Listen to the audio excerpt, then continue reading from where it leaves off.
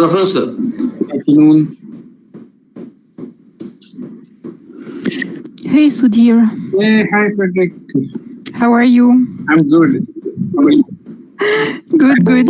I don't see you yet, but I can hear you. Thanks for being here. Thanks for inviting me. Everything going okay so far? Yeah, everything is going okay. We have had 2 days already, and pretty full days. Good. From Indian Standard Time, we meet at 2 in the afternoon, and it goes on till 9 at night. So it's pretty full, all right. Yeah, that's pretty cool, isn't it? But then, I guess it's already late evening for you in Singapore. Are you in Singapore?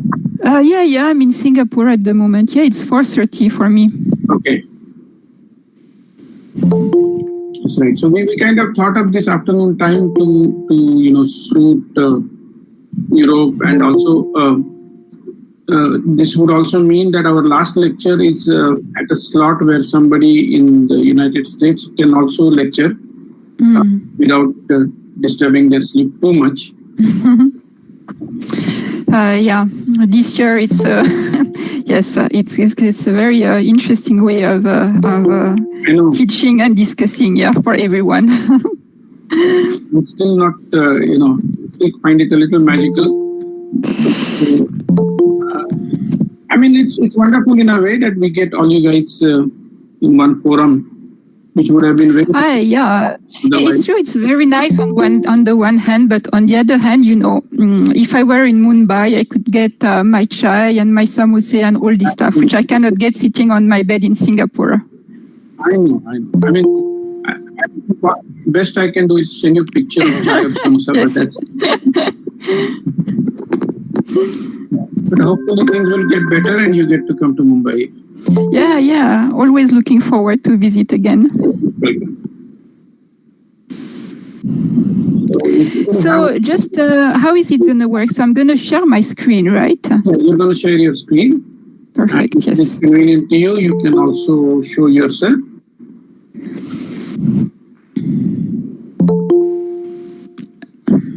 And I'm just going to sort of start with a very brief introduction, and then you take it from there.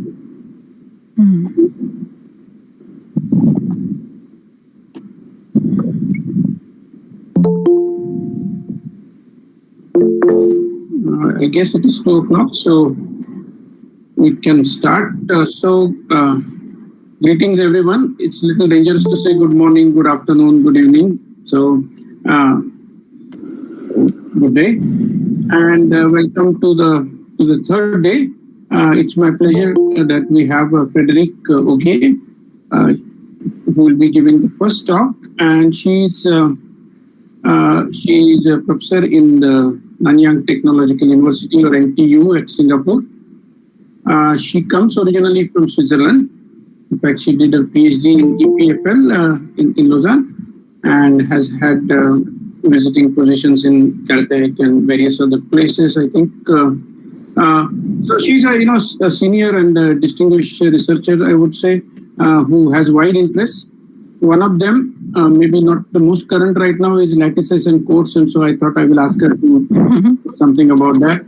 But she's also interested in coding over distributed storage systems, and she has promised to tell us that in her third lecture. So, without further ado, I invite you, Frederick, to please give your lecture. Okay, thank you very much.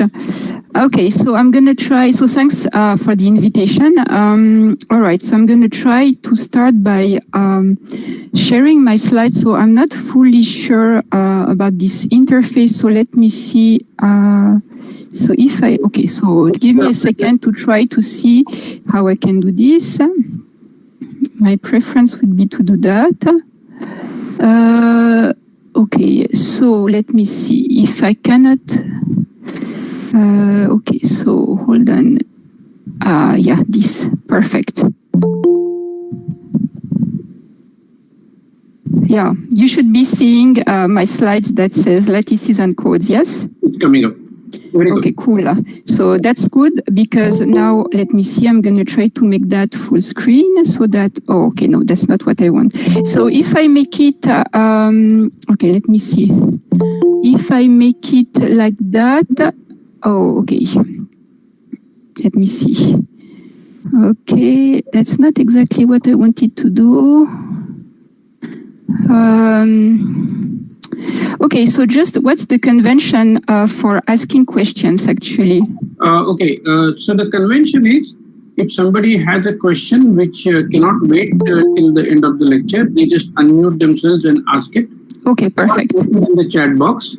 And in the end, of your talk, people can ask questions or type it in the chat box. If they do the latter, I will read it out to you. All right. Yeah. So actually, okay. So perfect. So because somehow now I put myself in full screen, so actually I don't get to see. Right. So if there is something pressing in the chat box. Okay. So if someone, then you can feel free to interrupt. Yeah. Then I will interrupt you. But okay. Mostly, we'll let you lecture. All right. Okay, so then let me get started with this lecture. So Sudhir asked me to talk about lattices and code. So this is what I'm going to do. But of course, I'm going to use the very biased viewpoint because, of course, we all have our ways of liking or understanding a topic. So my plan is actually these talks consist of 4 parts. A fairly elementary part, which I hope most people will understand, which describe the basic connection between lattices and codes.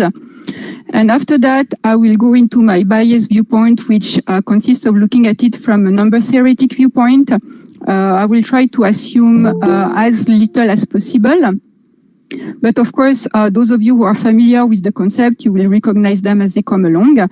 And I've decided towards the end to actually focus on one application, which is actually related to cryptography, because I've been told that it's also a part of this workshop to kind of give a view to some, let's say, open research topic. And so I decided to give one which I'm not myself so much active in, but which has attracted a lot of interest so that people can get a sense of what's going on in this area.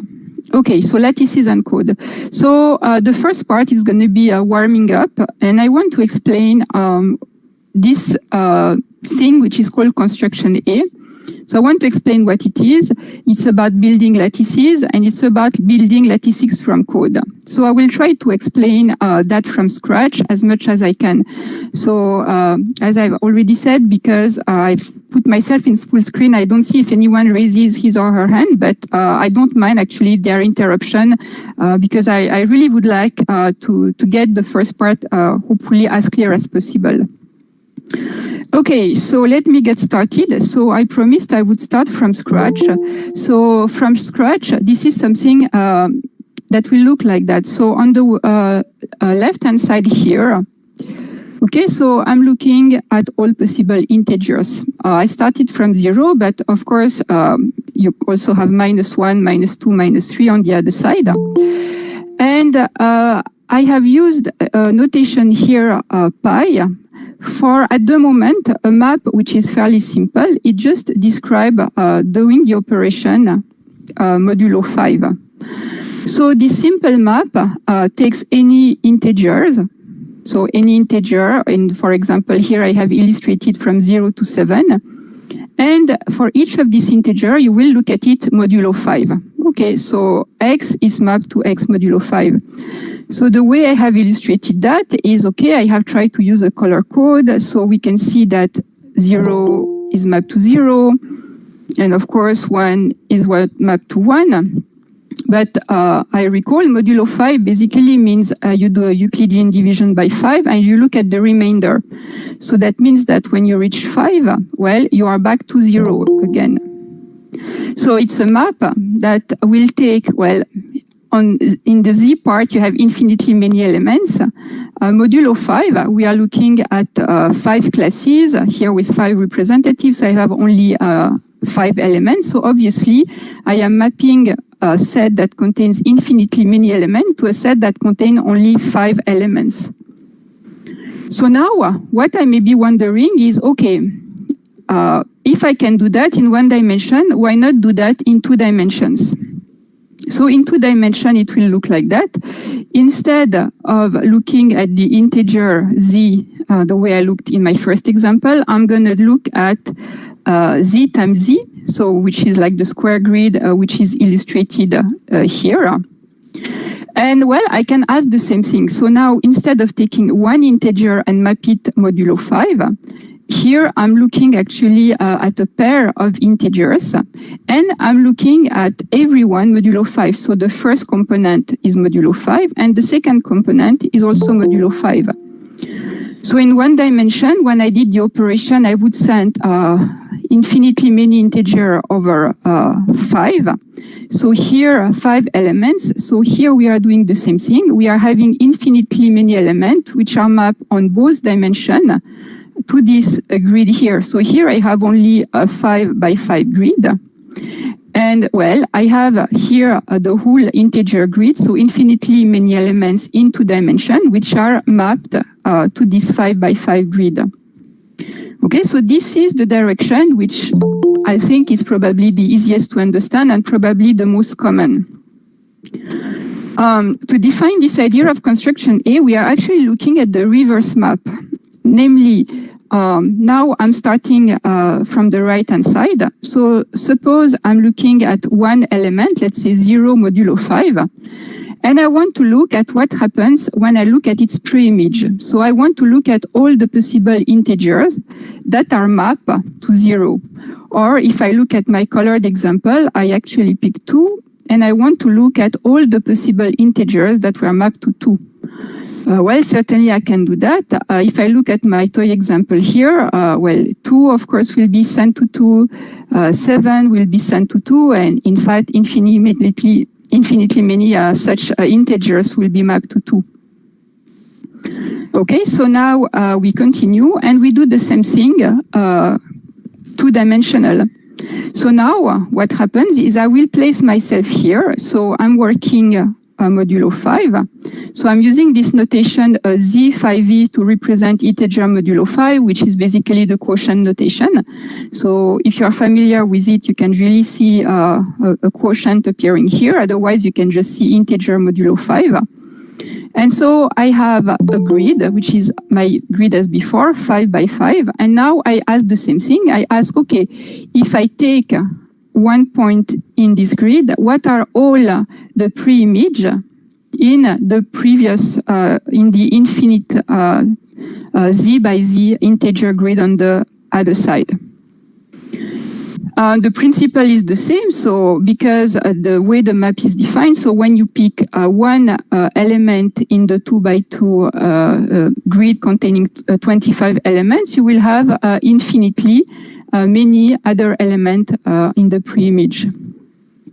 So this is the main idea that we will build on. So this very simple idea of saying I have something infinite, typically discrete integers, I'm reducing modulo, and then when I look at what's happening modulo, I want to take a subset of what's happening modulo and lift it back. Is going to be the underlying ideas that we will look in this whole talk. And so we are going to start with the most simple example, which I'm showing you here, and we will develop this example into more and more complicated scenarios.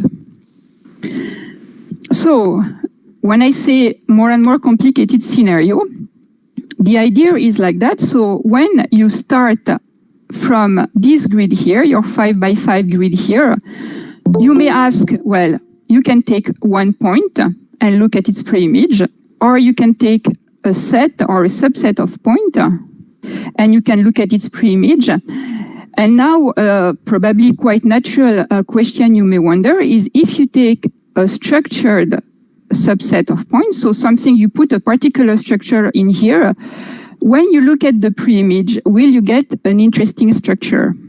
And so when we are, I mean, this is a workshop about codes and crypto. So if we think of that in terms of codes, a fairly natural question to ask is, okay, so here it's only two-dimensional, but this whole thing that I've been doing, you can, of course, imagine it in n-dimensional space. It's harder for me to draw it, but we can imagine it, and we can ask in general, if I take a structure subspace, namely C, a linear code, what will happen? So first of all, to be clear, let's see what we understand by a linear code. So by a linear code, I just mean a linear subspace.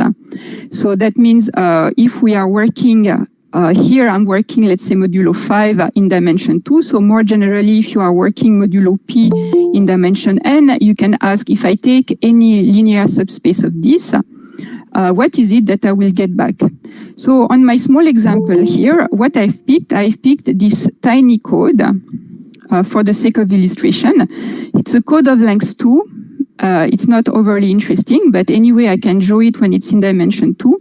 So it's generated by a single vector, which is given by 1, 2. So on my drawing, so this is going to be this vector. And you can, well, it's just a one-dimensional subspace, so we only have multiple of this vector, and because we are modulo 5, or this is the notation for a finite field with 5 elements, we have just 5 multiple of these guys, so that corresponds to 1, 2, 3, 4, 5, so the 5 blue point that I have represented on my grid. So now the question is, if I start with a code modulo P, so in Fp to the n, and now I ask, what is the pre-image? Will I get something interesting? And actually, the answer is yes. And in fact, the first observation, and if you pick a linear code, and you actually look at the pre-image of its linear code, well, you will get a lattice. In fact, it's more precise than that. It will say that if you take a subset and you look at its pre-image, the pre-image will be a lattice. It's a if and only if you actually started with a linear code. So I'll just recall what is a lattice. So the way you build a lattice is you place yourself. So for me, most of my lattices are Euclidean. I really visualize them in Rn, possibly Cn, but okay, like really like usual spaces. So if you are in Rn, I will take n vectors, which are linearly independent vectors. And a lattice will be defined with a basis. So I will take my n linearly independent vectors, and I will take n linear, all the linear combination of these vectors, but they will be integer linear combination. Okay, so that's, for me, that's my definition of lattice, at least in this context. I will present more abstract definition later, but the starting point, the concrete definition of a lattice is I just fix myself a basis, and then I look at integral linear combination of this basis vector, which will give me a bunch of points in R2 in my example. And so, in this particular example I have here, we can actually check that by hand, without any fancy anything, that you can just actually pick. We have explicitly what are our 1, 2, 3, 4, 5 points that represent our code in F5.2. Then we can really look at the pre-image of each of these different points and see what we get here, and we will see that we get some of these points that I have shown in this grid in blue, which are actually part of a lattice. Okay, my grid is fairly small, but hopefully we can see a little bit the lattice structure. And if we want, we can actually really make it explicit by saying what are actually the two basis vectors which are generating this lattice. Can I ask a question? Yes, of course. Okay. So this pi inverse of C would be living inside Zn or Zn, right? So the code will live in Fp to the n. Yes. Yeah, you define the map pi on Zn to Fp to the n, right? Correct. Modulo P. Correct. So you live inside Zn, so you don't really get real numbers in the inverse image.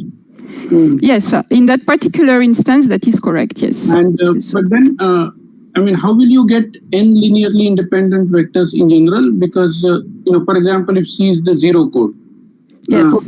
Then what do you get? So do you really? So, okay, so maybe I can be a bit more precise here. So my definition of a lattice is in general. So in general, when you define a lattice in Rn, not particularly using this construction, so you can just take your n linearly independent vector, and you can pick your vector to be anything, and you can actually define your lattice. But the lattice that I'm looking at is a particular case of lattice. Okay. So that means by lifting the basis, well, by lifting my code, I am getting a particular kind of lattice. I'm not claiming I'm getting all lattices like that. I'm not saying the same thing.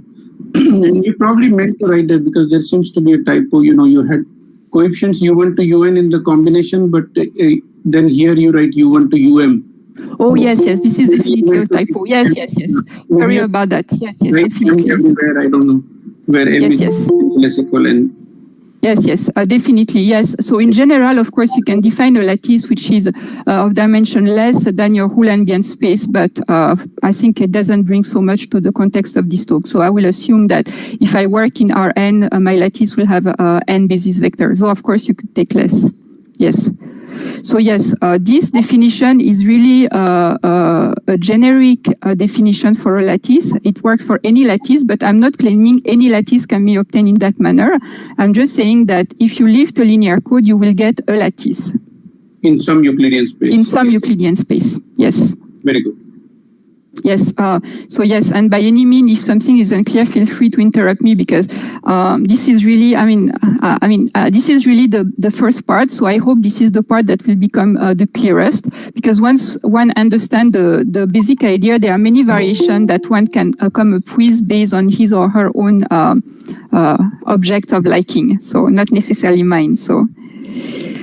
Okay, so this is, yes, and this is what people call construction A. So I'm not actually quite sure where this terminology is coming from. Usually people refer to the book by Conway and Sloan, which is called Sphere Lattices, Sphere Packings, Lattices and Groups. And in this book, they present a number of this construction A. The number of construction. You have construction A, construction B, I think till E or F, or I'm not too sure, but anyway. So this is construction A. There are many other connections between codes and lattices, but construction A is the one I have explained. So you start with a linear code of your liking. The alphabet at the moment is really FP, but I would like to make as a remark for if there are people among you who are working over ring, there is no particular, so here FP, okay, so I should say that FP for me means always P is a prime, so that means I'm really looking modulo P a prime, which is why I use the finite field notation. There is no particular problem if you want to not work modulo P a prime. What will happen is instead you will end up with some ring structure, and so for people who work with code over ring, this might be of interest, but that is really not my specialty. So I will really focus to the case where my code is actually linear code over a finite field. So if you have a linear code in FP2DN, and my notation was pi for the reduction modulo P component-wise, then the lattice that you get is said to have been obtained by construction A.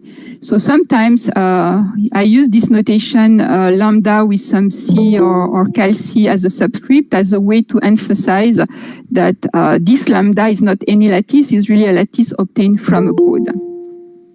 Okay, so that's the first, the basic connection.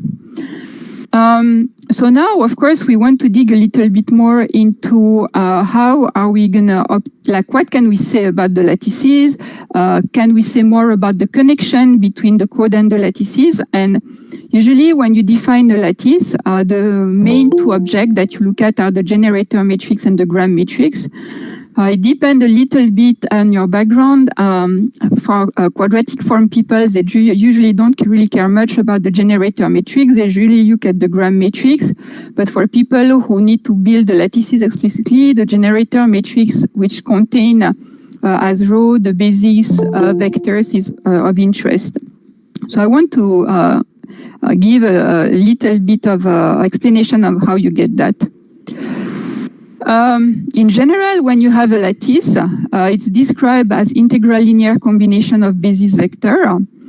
Okay, if you do this, that means you can write lattices as, okay, there are points, you have points in Rn, but those points are not any points, they are points which are obtained as linear integral combination. And yeah, sorry, I see my typo, that is the copy-paste effect, so I apologize for that. So you can write them as linear combination of your basis vector, and so you can gather your basis vector into a generator matrix. So this is the generator matrix. Actually, to be fair, one should really say a generator matrix because it's not unique. There are many ways you can define a generator matrix for your lattice.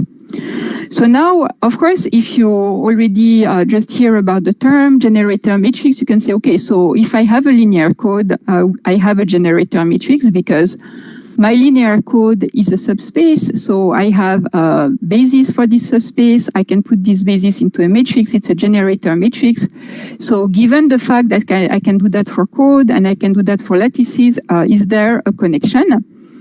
And the answer is yes, there is a connection. So here on the right-hand side, I have written a C to indicate that I may be looking at the generator matrix of a code.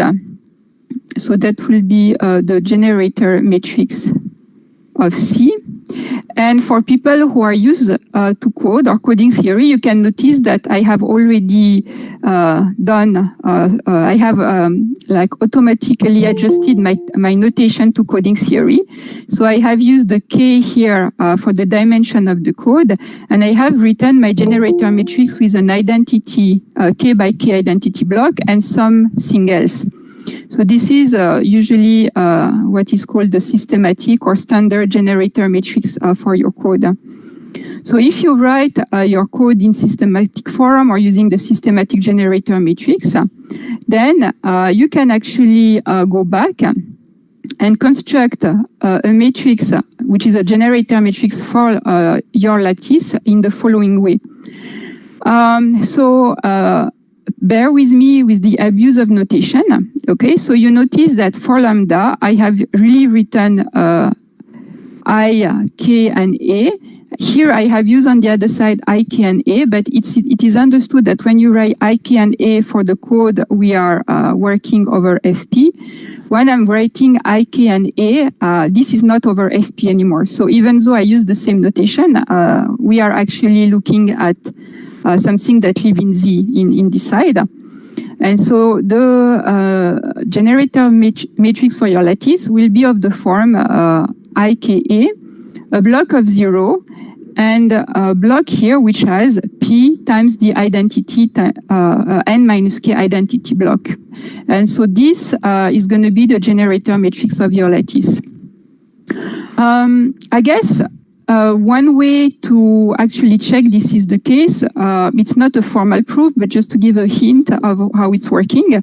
This is happening because, well, first of all, you can check that if you generate a basis vector in that manner, you want to make sure that it's actually really in the preimage of the code, which means that when you take a basis vector in here and you apply the pi map, you should be getting your lattice vector. So looking at it from this viewpoint, we can understand somehow the role of the P identity N minus K, because when you will look at this block modulo P, well, this will cancel out. So we can see why a lattice point generated in that manner, when you apply pi, will be mapped to a code word here. Then you still need an argument to argue that you actually got everything by doing that, the whole preimage. But it's interesting from a mathematical viewpoint, because you can see some form of I feel like saying dualities, or the term duality is a bit risky both for code and lattice, but we can see some kind of correspondence going on between what's happening with the code and what's happening with the lattice. And if you want to check what's going on with my particular example, of course, we can do that. We can check that the generator matrix of my code in my toy example was 1, 2. If I apply this recipe, this will give me for generator matrix on my example, the matrix 1, 2, 0, 5. And actually, you will say, oh, but in your example, you use 1, 2, 3, 1. And yes, of course, because what's happening is that it's just a change of basis between the two. So they are, of course, both valid choices of basis for my lattice. So this is the first, second, I would say, nice connection. So first nice connection is to a code you can attach a lattice. Second nice connection is to the generator matrix of your code. You can look at attach a generator matrix of your lattice. Okay, so then for the defining the lattice, a matrix that play an important role is actually the gram matrix. So what is the gram matrix? The gram matrix is, well, okay, I'm going to define it formally in that manner. So when you take any two lattice point, x and y, in your lattice, you can actually take their inner product. So this is a notation for their inner product, which basically is the standard Euclidean inner product. And so if you write every basis, every vector in your lattice as a function of the generator matrix, so you will get something that look like that. So this is your first vector. This is the transpose of your second vector. And you notice that in the middle appear a matrix that contain the inner product of the basis vector. So you get the inner product of the basis vector. And in particular, on the diagonal, you have the norms that appear. So this gram matrix basically correspond to a quadratic form, or which is here given by the natural one, namely the inner product. So for people who study things like classification of lattices, it's basically tied up to classification somehow of quadratic forms. So they really look at the gram matrix, not so much at the generator matrix. Yes, so of course we can illustrate this concept on my toy example. So for the toy example that I had, we can, for example, build a gram matrix. So I'm giving here, recalling what was the basis vector. So we can put this two basis vector in a generator matrix. Then we can multiply this generator matrix with its own transpose, and we will get a gram matrix that looks something like that. And same as for generator matrix, we say a gram matrix since it's not unique. It doesn't have to be unique. Okay, so where do we get from there? Well, we have our first building block. So, of course, there is much more to this than what I have here, but if we can make this first connection clear, it's really the first main building block to understand this connection between codes and lattices. So, given a linear code C, so which live again in Fp to the n, and pi the component-wise reduction modulo P. So I recall that the preimage of C, so P minus 1 of C is the lattice obtained by construction A. And I emphasize here the gram matrix, even though the generator matrix, so okay, so the generator matrix we saw is IK A 0 P I n minus K. So this is nice in terms of correspondence with the generator matrix of my linear code. But a gram matrix contains the inner product. So here I have done a kind of a fuzzy thing with my notation. Instead of just writing BI, BJ, I actually put a B of BI, BJ. And the reason why I'm doing that is because I already want to start emphasizing that the B that stands here is actually a symmetric bilinear form, and for now it's our classical inner product, so I could really as well write inner product of BI/BJ, but I'm already preparing to the idea that we may replace this B by something else later on. And so this slide is actually a kind of a nice summary of the concept I have explained so far. So namely, looking at things your code in FP to the n, looking at the pre-image, looking at the lattice that you get on the other side. So before I continue, maybe now is a good time to ask if anyone has any question on this part.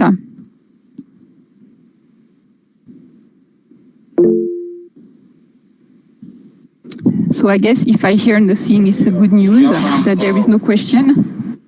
Ma'am, Sorry, what? you have defined generator matrices for lattices over, integers, right? So is this possible for lattices over Rn or Euclidean spaces? Yes, so this will give, so what will turn out to be the case is that in general, what you can do is that you can take quotient of a bunch of objects, and depending on the type of object that you build, you will get a pre-image that live in something and something else. So the answer is yes. The short answer to your question, and the long answer is that, so what I have explained here is the basic construction where, because you start with Z and you take a modulo P, then somehow you stick to integers. But what I will show, I think probably tomorrow, so in the second part today, I will start preparing the framework for that, is that if you replace Z by something else, and you replace modulo P also by something else, then you can really get lattices that live in more complicated pre-images.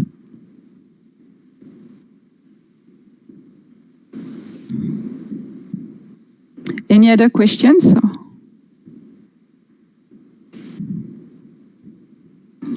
So I have a small question. Of course. I presume that the rank of the lattice over the integers and over the finite fields will always stay the same? Yes. Okay. The rank of the lattice will stay the same, but the dimension of the code may change. Oh, so the dimension might fall? So the dimension of the code, when you fix your code, you can pick any k-dimensional subspace of FP to the n. So the code itself, you can take whatever you want, but the lattice will get a full rank lattice. I see. Okay, thanks. Okay, so then, yes, so what you do when you understand that is you can do a lot of variation of construction A. So the one variation that I will look at is, again, biased on my own interest. So because I will be interested in looking at it from a little bit of algebraic number theory, so I will move to discussing lattices from number field. So what will happen in this part is I will discuss lattices from number field as a separate entity. I want to explain how, when you have a number field, you can get a lattice. And probably tomorrow, what I will do is I will show you how you can take lattices from number field and map them into construction A. When you do that, you can actually get, well, more varieties of lattices, of course. But for that, I first need to explain the basic idea of how you construct lattices from number field. So the way it works is that I have put in my title here a number field, but actually, same as I have written here, a quadratic field and cyclotomic field. I'm not really going to define so much these. In the sense that, okay, if you want me to do, I'll be happy to do, but I will more assume that, okay, either you know what these are, and then you will just see that what I'm explaining fit into this category, or you don't know. But if you don't know, I think maybe it's probably best that I just explain what are the objects themselves rather than try to fit them into the more general category of number field. So I hope this approach flies, but of course, for those of you who know number theory and you want to have more precise pointer at what are the tools that I'm using, I'll be happy to explain. But otherwise, since I'm trying to not assume particular knowledge, I will really try to explain things more from a vector space viewpoint than anything else. So my figure actually is like the first figure I put on my first slide. So the one I put was actually on my first slide. I had this lattice, which was actually coming from construction A. So this is actually an example of a lattice that you can obtain from a quadratic field, which I will explain how. So the idea is we'll go like that. So now I had a couple of questions earlier about moving out from Z. So the way I'm going to do this is I will consider the following two. I have written the non-committal term set here. So Q square root of 2 is, well, a number field, a quadratic number field. Then Z square root of 2 is actually a ring.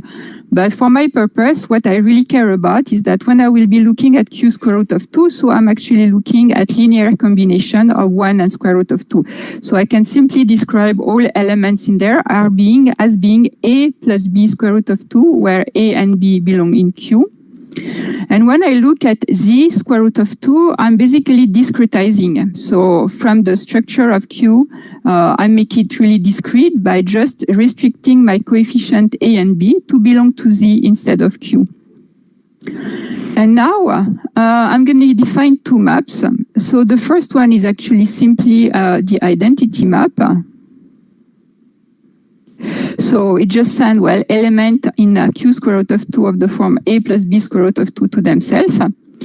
And the second map is actually a conjugation map. So it simply sent square root of 2 to minus square root of 2. And it's and so then when you extend it to every element in Q square root of 2, more generally, you go from A plus B square root of 2 to A minus B square root of 2. At this point, you may be wondering, why am I even defining these two maps? Well, the how is fairly easy to explain. These are the two maps I'm showing you here. The why is slightly more complicated. So the why is because we are actually trying to send Q square root of 2 into the real numbers. And the way we can do that is actually done. So actually, okay, maybe I should do that in two pieces. So first I will do simply in R, and then we will get the lattice in R2. So even if I want to simply embed Q square root of 2 into R, meaning I'm trying to find a meaningful injective map, which is actually called an embedding, it turns out that there are basically only two meaningful ways to do that. Getting an injective map from Q square root of 2 to R, probably there are more than two ways, but there are only two meaningful ways. By meaningful, I mean I can only get two maps which will respect the structure of Q square root of 2. Basically, I'm looking here at having a ring homomorphism, so with an embedding. So I'm just trying to get the property that are preserved. So I'm getting these two things. Now, these two maps, what I can do is I can actually now create a lattice out of that, which is why I kind of blurted here by already putting R2. So what I can do is I can actually create a lattice. Well, a lattice is something discrete. So instead of using Q square root of 2, I'm going to restrict to Z square root of 2. And I'm going to use this notation sigma Z square root of 2 to say that I'm going to take element of the form A plus B square root of 2 where A and B are integers. And I will embed, which is why somehow I use the notation sigma here, this into R2. So, and the way I'm going to do this is by specifying a basis. And the basis actually will rely on using these two maps that I have defined here. So what I will do is I will actually use the basis, if you wish, of Z square root of 2. I use the term basis, even though, yes, basis is still fair enough, even though I work over Z. So which is 1 and square root of 2. And I will take the first element and embed it in two manners, sigma 1 and sigma 2. And I will take the second element, square root of 2, and also embed it in two manners. So if I do that, well, sigma 1 of 1 and sigma 2 of 1. So either way, identity conjugation, I get the vector 1, 1. And when I do that on the second element, square root of 2, I'm going to get square root of 2 and its conjugate. So that will create a generator matrix for me, which is of this form. So this is my generator matrix. And therefore, I can compute the Gram matrix by multiplying the generator matrix so I do this product. So I multiply the generator matrix by its conjugate, and I obtain some matrix here, which is the Gram matrix of my lattice. As I said again, it's easier to explain how than really why. So the overall idea is you start with something which has a field structure, here a quadratic field structure, sec q square root of 2. And then what you really need inside is a z basis, which is here given by 1 square root of 2. Then you embed the z basis in two different ways, using the two embedding into R2. And when you do that, you get this generator matrix here that gives you the corresponding gram matrix. And if you were to plot what you get, you would actually see that you get the lattice, which is shown here. Okay, so now here again a little bit of terminology, but more this is more as a pointer so that you can use it if you're interested to know more. So the set z square root of 2, the stuff which is interesting with it is it actually has a z basis. That's what we really care about. So if you look at it and try to Google it out or find literature about it, people will speak of 3z module of rank 2, but basically it has a z basis which contains two elements, which is what we needed. And what you will also find in the literature is people typically will use terminology saying, yeah, you can endowed that with a positive definite symmetric bilinear form given by. So the reason why I have explained this at this point is that, okay, so if I look back here I have defined the product of these two matrices, it gives me a gram matrix. So now I want to somehow understand what this gram matrix gives us as information. So of course, in terms of the basis vector or the lattice point themselves, this is nothing very fancy. It is just an inner product as before. So because you do the inner product of this guy with this guy and you get this coefficient. But because I have done this whole thing assuming an algebraic structure behind, I want to relate to this algebraic structure. So it turns out that when I do this operation sigma 1, 1, sigma 2, 1, and let's say I do the inner product of these two vectors, what is it that I get? Well, I will get sigma 1, 1, sigma 1, 1, plus sigma 2, 1, sigma 2, 1. And because of the property of the map sigma 1 and sigma 2, I will get, this is actually sigma 1 plus sigma 2 of 1. And when you do this operation, so namely you take your two maps and you add them up, this is something which is known as a trace. So that means that when you actually do your computation, like your concrete computation of your vectors in R2, you actually, in terms of your underlying algebraic structure, compute a quantity which is called a trace. And so this is nice because it kind of ties up the concrete computation that you do with your lattice point in your two-dimensional Fourier space with the underlying structure that you have below. So if you want to study this thing from an abstract viewpoint, you can actually kind of abstract the fact that you actually have those lattice points and you do their inner product by saying that at the end of the day, when you look at your gram matrix, what you have is what sometimes people call a trace form. So you have a matrix which corresponds to the trace of your basis vector when you understand them as coming from your algebraic structure. And that is very convenient for a number of reasons, in particular because whenever you build lattices like that, you start with something which has inherently structure. So that means you can exploit the structure of your underlying field or ring to get something out of it. And once you can do that, you can, of course, do that in general whenever you have a number field.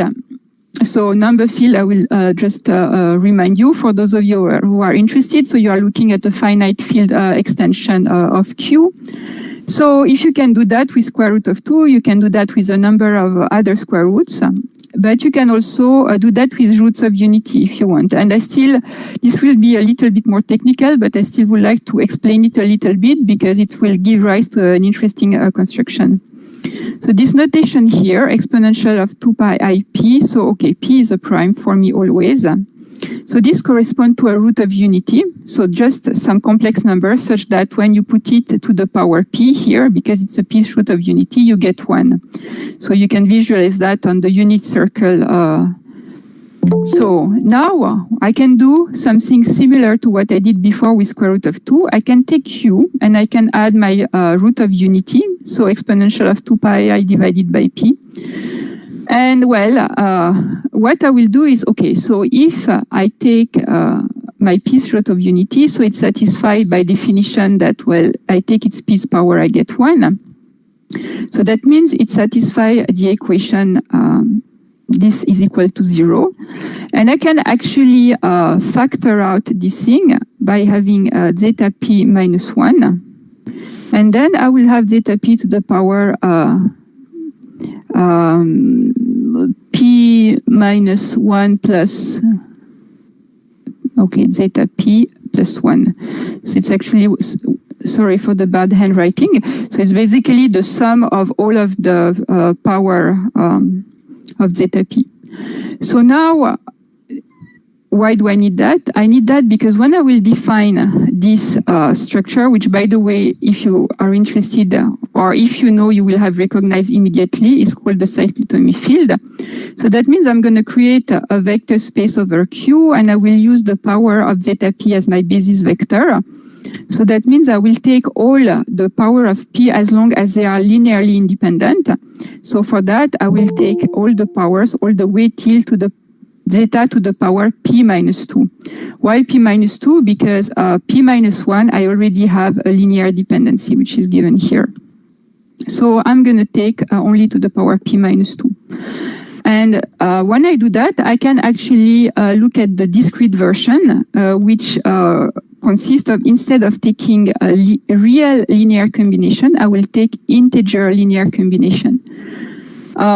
This is what people call a ring of integer. But this is not critical to the construction. What is really critical to the construction is the existence of a z-basis, which exists not only for ring of integers, but of course, ring of integers are very well studied in number theory. And what we want to do now is we want to mimic the construction we did with q square root of 2. So in order to do that, for q square root of 2, we needed to define two maps, sigma 1 and sigma 2. So here we will have to define the same maps. So there are also maps that define embedding of q of zeta p here. Yes, so I guess you noticed here that I've used a bit this notation that p or with the index or not, so zeta or zeta p. So zeta for short. So I need ways of embedding q zeta p. So I will define all my maps that will go from the identity to taking different power of my root of unity. And similarly as before, I can also look at what happened. When I take an element in general, I can use the sum of what we call the conjugate. So the sum of, so I can take my root of unity and I can apply sigma on it and do the sum of this conjugate. And that will give me an element which has a trace. And actually trace is very nice. It has lots of very nice property we can use. And at this point, what we will do here, we can already, from the moment we have this trace, we can already try to mimic what was done earlier. So here I'm introducing a slight variation. So when we were looking at q square root of 2, so square root of 2 is a real number. Here I have a complex root of unity, so I have a complex number. So I introduce a little bit of a twist when I will define the trace. So I will use the notation bar to consider the complex conjugate of an element. Oh, I should have a square bracket here. Okay, sorry about that. So now what I will do is I know that from my, out of trying to mimic my previous construction, that if I have a trace, I can use it to define my gram matrix. So I will do exactly that. But this time, instead of just using the trace, I will actually introduce the complex conjugation in there. And this is happening because my embedding are actually into complex. So these things here are actually embedding into complex numbers. So in order to get a lattice, so something that lives into a real, so I will actually use the complex conjugation that will ensure that I get proper norm on the diagonal and so on and so forth. So now this will give me my positive definite symmetric bilinear form, or in other words, what will appear in the gram matrix of my lattice. So we can see already, so I don't know what is your background, so I don't know if these are objects you're familiar with or not, but you can already see how the evolution from the very first construction where we were getting a gram matrix which was just multiplying or simple vector, to getting something more complicated using square root of 2, to getting something even more complicated using this cyclotomic construction. So, and to make it even further complicated, what I'm going to do is, instead of taking to build my lattice every element in my discrete set, which are linear combination of element of powers of ZP, I will actually consider multiple of these guys. So that means I will multiply by one particular element, which is 1 minus zeta p. So again, the how is easier explained than the why. So the how is just saying that when I'm binding a lattice, what I really care about is I really care about my z basis. So if I take multiple of this linear integral combination, I still get a z basis. So actually, this can give me a multiple of way of varying my lattice construction. Yeah, I can start from a basis. I can take multiple of these bases. So I have really many ways to do that. Of course, if you have experience with cyclotomic field, you will immediately recognize this guy here. It has really to do with a property of cyclotomic field. And this is the only prime that ramify, totally ramify, and so on and so forth.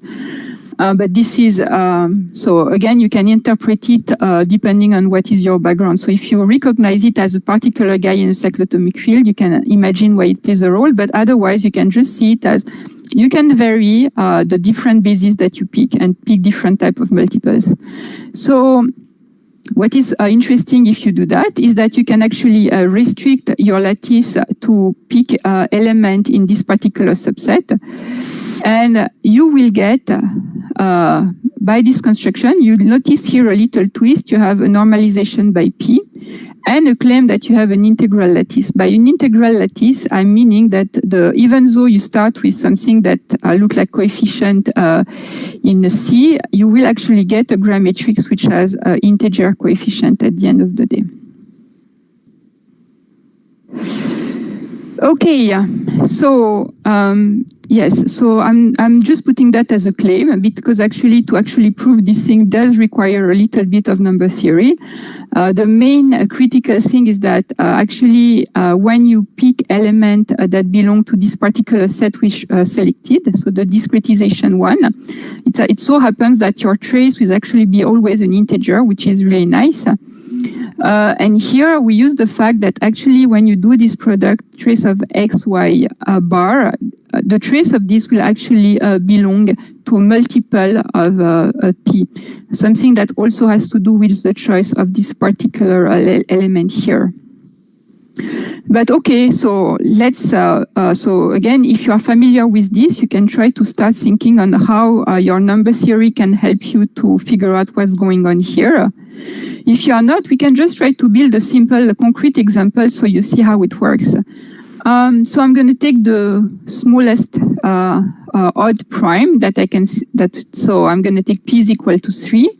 And okay, so I have to fix a third root of unity. So it's minus 1 plus I square root of 3 divided by 2. So to make it really concrete.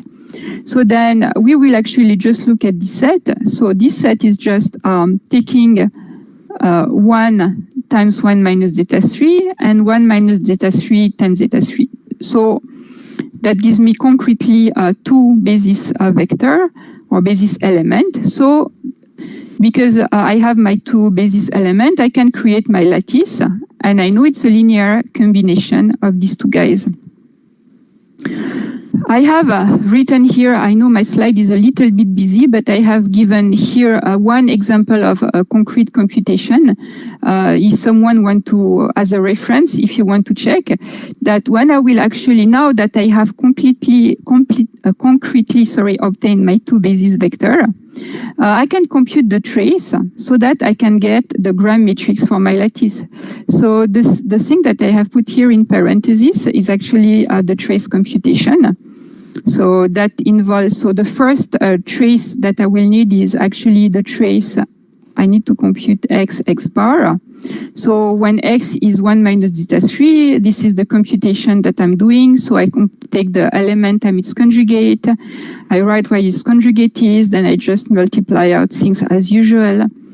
And then when I'm done with my computation, I actually just realize that I'm getting... so zeta 3 that simplifies, so I'm getting 3. So at the end, the trace of this will give me 6, which is put in this matrix here. And I said that actually my gram matrix is obtained by normalization, so I will actually normalize it by 1/3. And when I have done all these things, for people who are familiar with lattices, I get these very nice, well-known, simple lattices, which is called A2 and is the hexagonal lattice, which is displayed on this grid. Sorry, what is yes? What is? Y? Y. It's an element. So here, when I write here Y, you mean? Yeah, in the second bullet, second yes. line. Yes. Yes. So that means that when I define my trace form, it's a bilinear form. So I define it over a pair X and Y. Okay. So that means I can take X and Y. So they're in P. X and Y are in P. Yes, they are in P in that particular case. That's why it's divisible by P. Yes, yes. So of course you can also pick them in whatever you want. So you could, at first, you can do this construction and pick the two of them in here if you want. But for this particular thing to work so nicely, yes, it's because I restrict them here. Yeah. Okay. Then that's clear. Yeah. Okay. So now, okay. Actually, I think my timing is quite okay. So I see it's already 30, but we started with a few minutes late, so I don't feel so bad, and I don't have so many more things to say, so it's still quite okay. So what I have showed you in this slide is like the, if you wish, kind of abstract viewpoint, in the sense that what I'm telling you is, okay, you have this abstract object, which is P here. You can define a trace form on it, and this trace form give you to a gram matrix. So that's what most textbooks are telling you anyway, but I want to show you more concretely how you can do the computation if you want. So if you want to do and build explicitly your lattice, you will need your generator matrix. So now I'm going to show you the other side. So the other side is basically, so this is what we have done already. So we know it's the gram matrix. But the other side, if you want to compute things explicitly, what you have to do is as before. So you have to explicit your two maps, sigma 1 and sigma 2. You may notice the similarity. Oh, yes, it should be, let me see for a second. Yes, actually, okay. The second map should be the conjugation. Sorry about that. So you actually have to create your two maps, sigma 1, sigma 2. And then when you have your two map, you actually just need to create your lattice explicitly. So the way you do that explicitly is just you have your two basis element. Then you have the two embedding or your two lattice element. And that will give you your generator matrix. And so when you multiply it, here pay attention with the Hermitian conjugate, because we work over the complex, we actually get the gram matrix here. So in a sense, you can see it both ways, depending what you care about. So usually people will really not mention much of the generator matrix. They care about the gram matrix, because the gram matrix gives you the quadratic form.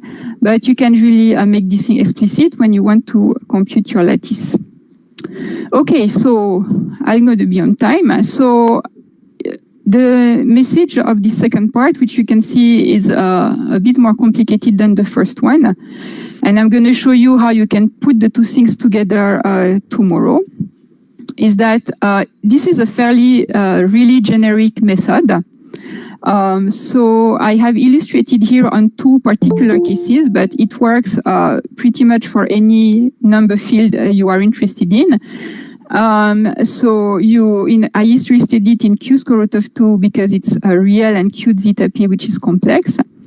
For any number field, you can actually define the embedding. So you will have n map. So all you have to do to construct what sometimes people call an algebraic lattice, you need Z basis. So the typical candidate is a ring of integer, like was illustrated for the case of z square root of 2. Or you can replace it by any what are called ideal or order of your ring of integer, which was illustrated by the case of 1 minus zeta 3 in the case of the cyclotomic field I picked. So you can pick any combination of the number field, any combination of integral basis in there, and you can obtain a lattice out of this. You can, if you need something concrete, like you are interested in doing the computation, or you need the actual lattice for example, coding purposes, you can really grade the generator matrix using the embedding. And once you have the generator matrix, you can also compute the gram matrix. But typically, when you try to understand what kind of lattice you have or the property you have, most people will care about the gram matrix, so they will not bother so much about figuring out the generator matrix. So in that case, you will use the bilinear form, which is the trace form, that will give you some hint about what kind of lattices you are obtaining. And yeah, I guess that fits pretty much what I wanted to say. So I guess I will ask if there are any questions at this point. Yeah, thank you. Thank you very much, Frederick. I think there is already something in the chat box. Sushil Kumar Azad wants to know what is the role of gram matrix in linear coding? The gram matrix in terms of? Sort of, I guess that's a general question. What is the role of gram matrix in linear coding? In linear coding, yes. So what's happening here is that, okay, so the overall interest that we have, okay, is construction A. So in construction A, what's happening is that you use a code and you map your code to your lattice lambda C, and the lattice lambda C is characterized, okay, characterized by the gram matrix. So it's not so much. So in a sense, it's a so when you so the gram matrix is obtained as the generator matrix. So it's obtained out of the generator matrix. So the direct connection you can see is between the linear code here and the generator matrix here. The generator matrix in turns will give you the gram matrix. So the connection is that usually if what you're interested in, so usually the direction that people use is that you want to construct a lattice out of your linear code. So the choice of your linear code is actually what defined your lattice on the other side. Mm-hmm. So, okay. So is it that the basis BIs that you choose are inverse? And then you take their inverse images in lambda C, and that is the basis for the lattice out of which you construct the gram matrix? Yes. So in the case of number field, so at the end of the day, in the case of your number field, what you do is, say you take a ring of integer, you use the integral basis. The integral basis, it's the embedding of the integral basis, which basically gives you the generator matrix. So then when you take the matrix of the embedding time itself or itself conjugate, you get a gram matrix, which is a trace form. So that gives you the gram matrix. So that if you wish, the trace form apply on your integral basis is at the end of the day what gives you the gram matrix. So one thing is, maybe this is a naive question, it's not clear to me. You showed us how you can get to a lattice from a code. Yes. Now, if you're given a lattice, is there a natural way you can always get a linear code? Say, for example, this ring of integers or an ideal in the ring of integers in a number field. Yes, so this is something that I will actually tell you tomorrow, because in a sense, the missing part at this point, if you want to apply this construction A on the lattices, is you need the quotient part, right? So what we need to do tomorrow is you need to take your lattice out of a number field, then you need to actually find the quotient by something suitable that will give you a finite field. Mm-hmm. Sure. Uh, Excuse me, I have a question, ma'am. Yes. Actually, I want to ask you that the construction that you are making from linear code to a lattice Yes. under a map pi. There are some parameters in the linear codes, whether Yes. they are changing to in the lattice or not. Yes. The answer is yes, yes, of course. And I will say again a bit more of that tomorrow. So Okay. that's the actual interesting thing is that you can push the understanding. So far, all I have shown you is just in terms of generator matrix, that the generator Right, right. matrix of the code appear in the lattice. But actually, you have deeper connection. So I will show you tomorrow. So deeper connection involves a duality or how the dimension of the code influence the volume of the lattice, which is actually very important because the volume is some form of an invariant of your lattice. So yes, Right. there are deeper connection. Yes. Right. And also, I means some shortest vector problem that is in the lattice. So how does it affect some Yes, parameters? that will come tomorrow as well. Okay. I will show you that indeed, actually, that's actually one of the, so that's good. You are doing advertisement for my talk tomorrow. That's actually one of the current interest in this topic. So actually, it turns out that in lattice-based crypto, one of the hard problem considered is the shortest vector problem. But actually, I will show you tomorrow how you can use this construction A to, like I showed you the connection between what is called the short integer solution problem and the shortest vector problem in lattices which are obtained through construction A. Yes, ma'am. That would be very interesting for me. Okay, so then you have to come back tomorrow. Yeah, sure. Sure, will be there. Thank you, ma'am. This is Bipin. Welcome. Any other questions or comments?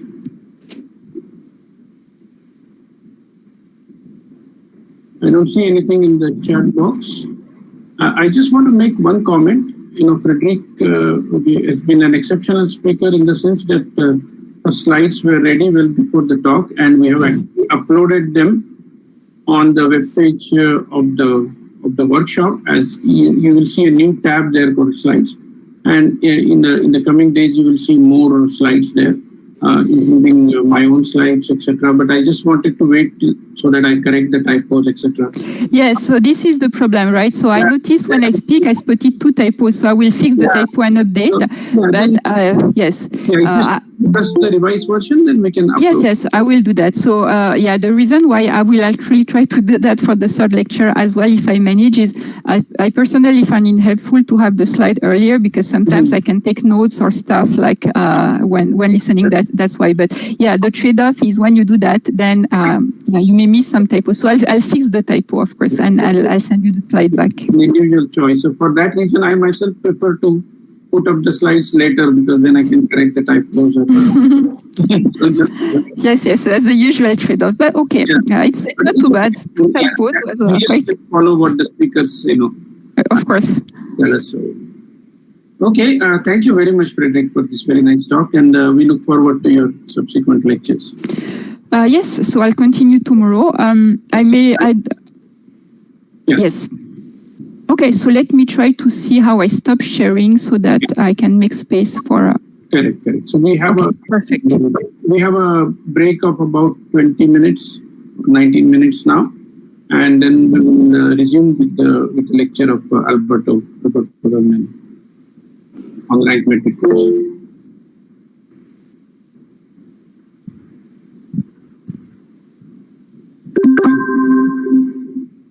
Thank you.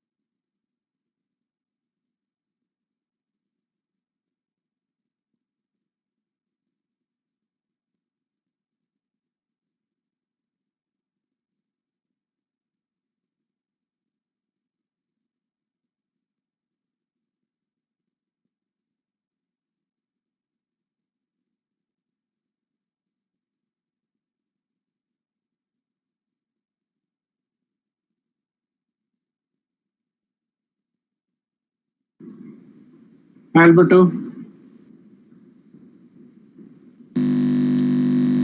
Hi. So that you're ready with your. Hi. Sorry. I guess you were talking to me because I was not No, listening. no, that's fine. In fact, I took a small break myself. So Yeah, here I am. okay, good to see you. Good to see you. Nice school. So is the video okay? Yeah, the video looks okay. Maybe there is.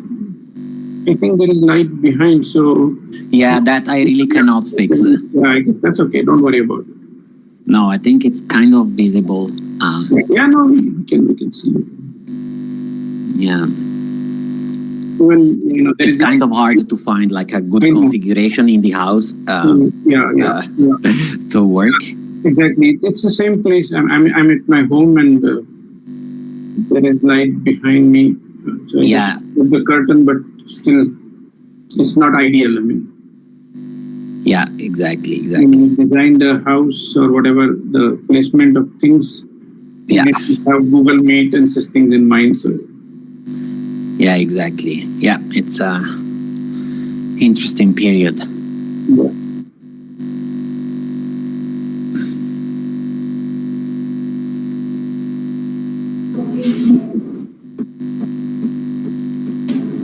How is pandemic situation, Alberto, there?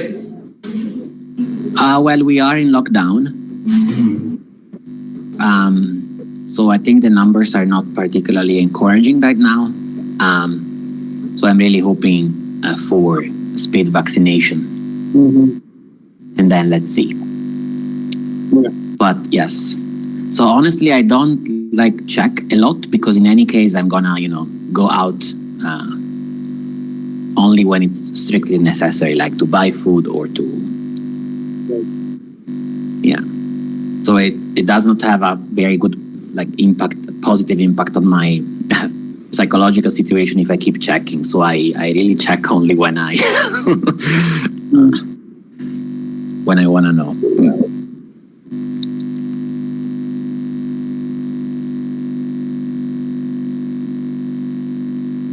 You know Frederick? I don't know if she's still there, but Who? Frederick Ogier, who the previous speaker. Mm-hmm.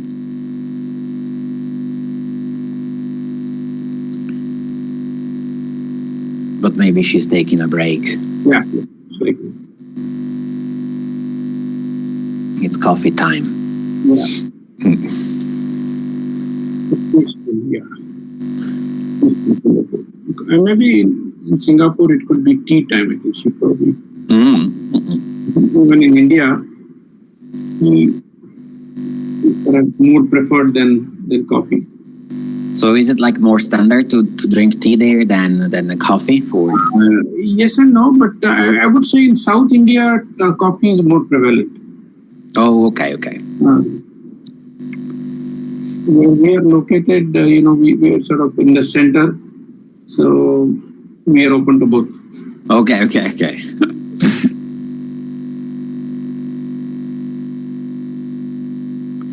So, is it true that my audio is disturbed?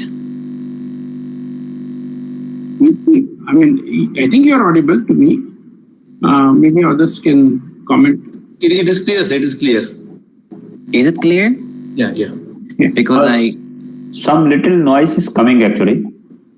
Okay. Yeah. So, what about now? No, it is still coming. Still coming.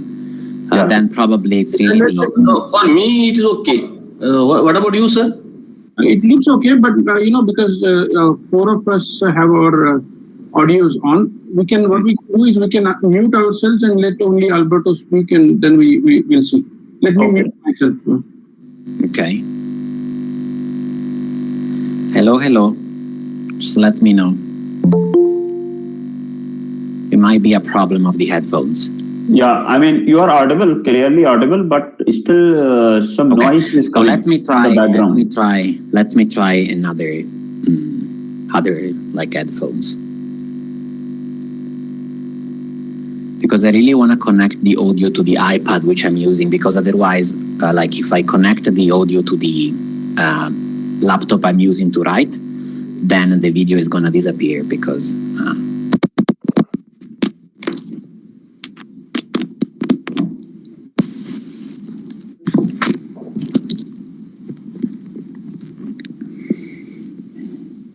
So what about now? Yeah, now it is perfect. There Much is no better? noise. Yeah, no noise is coming now. It's all right.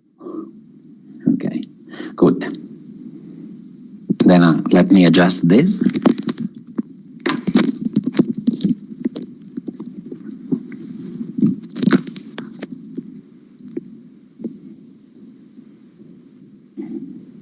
Okay, still good?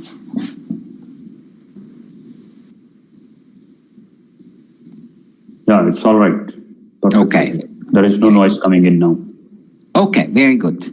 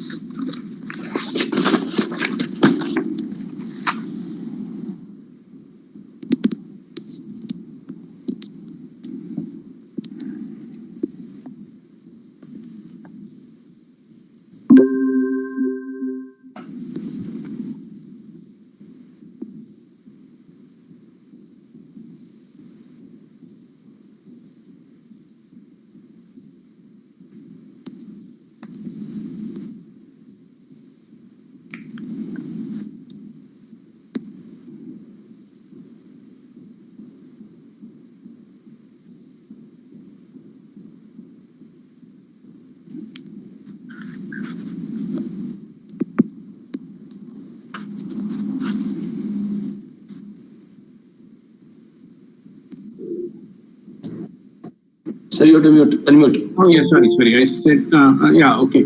It's by my watch, it's up. We have about 1 more minute. So I was just saying that today, when it's time, Alberto can just begin, not have a formal introduction, etc. Yeah. It's a second talk. Okay, so I just wait 1 minute or two and then I start, right? Yeah.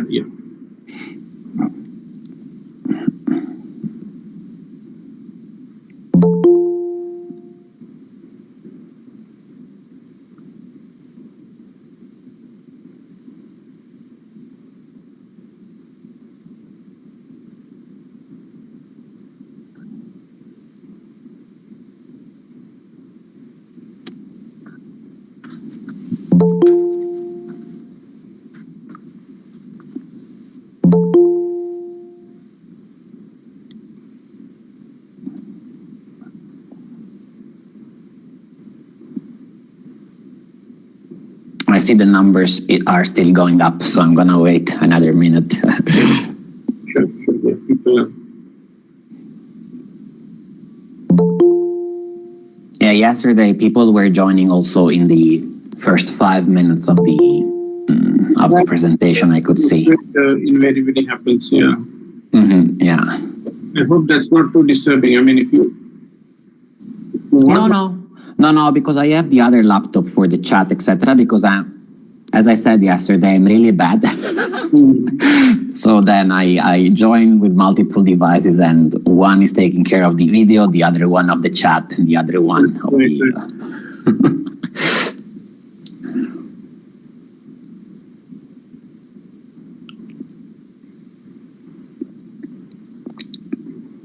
But okay, I guess we can start. Well, welcome back to the rank metric codes lectures. So this is a series of 3 lectures, as I said yesterday. The first one was yesterday, and it was mainly for motivation. So yesterday I explained why rank metric codes are relevant and kind of what was the main reason for introducing them in the information theory literature.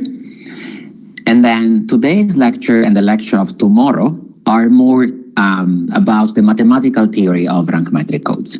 So you actually don't need to know what I said yesterday in order to understand what I'm going to say today. And the idea of these 2 lectures is really to give you an introduction to the theory of rank metric codes without assuming any prior knowledge. Okay, so I'm really starting from the basics, the definition of rank metric codes, their parameters, and then we will move on from there. Okay? So if you already know a little bit about rank metric codes, you might get bored. Very sorry, but I prefer, since this is a graduate school also attended by master's students, I really prefer not to lose anybody. That's also the spirit a little bit of this lecture, really starting from zero and then build the theory a little bit. Okay, so I'm gonna start with the first section. So I'm gonna write sections in light blue.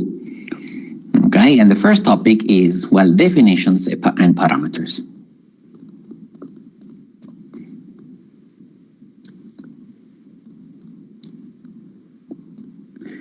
So as I said yesterday, I'm going to use the tablet and I'm going to write on it because, well, I see this also in the coding theory course I teach at TUE. This forces me not to go too fast. Okay, so I have slides essentially on the side, but then I prefer to use the tablet. Okay, so throughout these lectures, Q is going to be a prime power. And FQ is the finite field with Q element.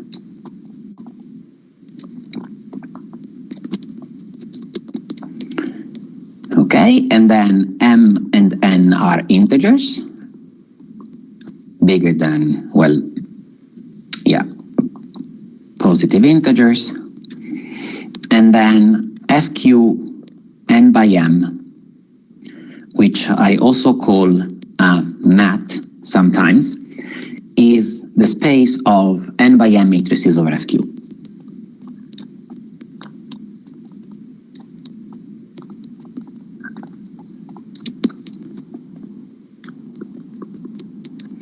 These are the objects and numbers I'm going to need.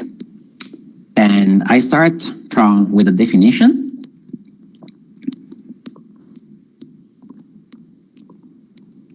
Which we have seen already yesterday. Okay, the definition of rank metric code. So this is the main object we care about today and tomorrow, well, in my lectures at least. So a rank metric code,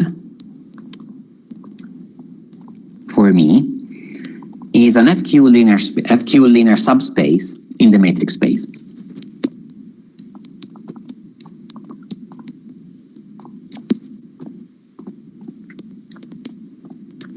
C in FQ N by M. Okay, and then I use these smaller or equal symbols to emphasize the linear structure. Okay, so by this I mean really a subspace, not just a subset.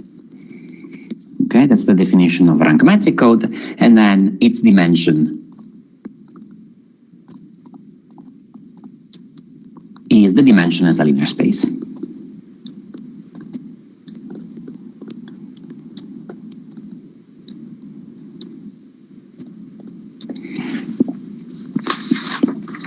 Okay.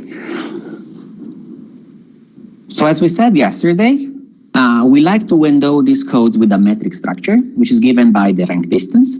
And yesterday I explained to you a little bit how, well, what was the main motivation for introducing the rank metric, which was essentially solving the problem of error amplification in communication network.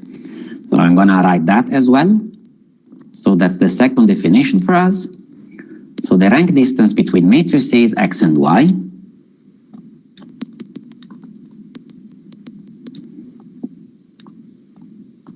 between X and Y in FQ N by M is just, so drk X Y equal the rank of the difference, x minus y. That's the notion of rank distance. Okay? And then this key parameter of an error correcting code that we also discussed yesterday, another definition. That's how most lectures in mathematics start, with a series of definition. So the minimum rank distance of a rank metric code. So the minimum rank, which I'm gonna omit sometime, distance of C. So I'm gonna define it for non-zero. C is drk C. That's the minimum of the pairwise distances between distinct code words in the code. So drk xy. Hello? So that rank distance definition is not clear. Please, can you repeat it now once again? The rank distance? Definition, sir. That's not clear. This one? Yes, sir. That above. So the rank distance between two matrices, which I denote by drk x comma y, is the rank of the difference of the two matrices. So these are two matrices of the same size, n by m, with entries in fq. Then you compute their differences, which is also a matrix, and then you compute the rank. And that's the rank distance between x and y. Yes, sir. Clear. Thank you, sir. Okay, good.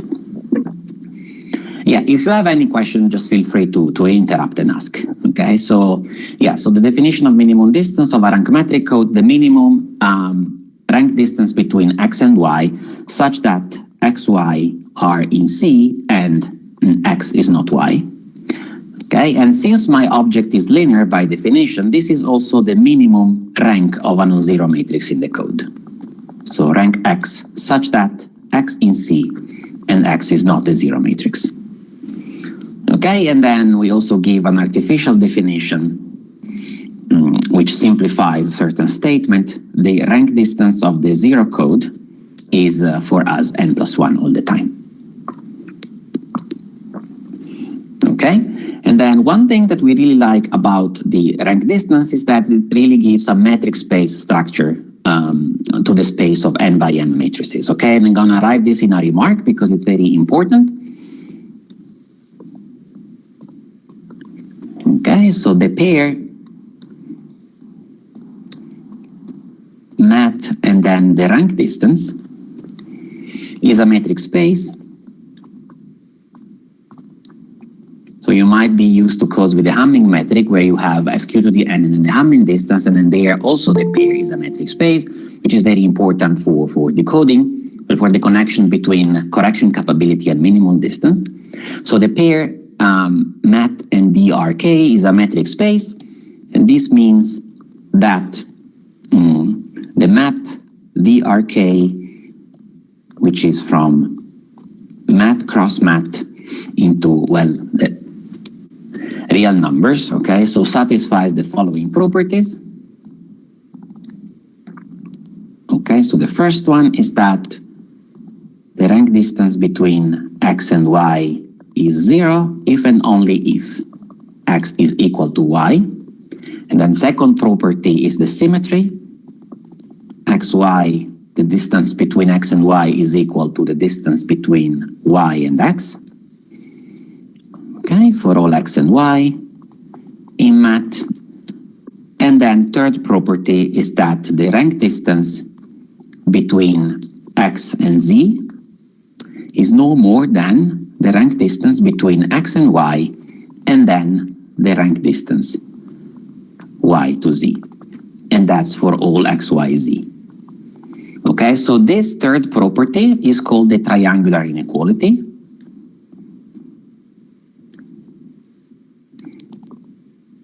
Triangular inequality, and the reason is that, well, you can draw a little picture of it. Okay, so you have your matrix X, and then your matrix Z, and then your matrix Y here. And then, well, this property tells you that, this property tells you that going from x to z doesn't take longer than going from x to y and then from y to z. Okay, so it really has a geometric interpretation. Okay, so there is a simple way to prove the triangular inequality, which also gives me the chance to introduce the notion of a column space of a matrix, which I'm gonna need later. Okay, so to prove this, so let us prove the triangular inequality. So to prove this, so we first observe that whenever I take matrices A and B in math,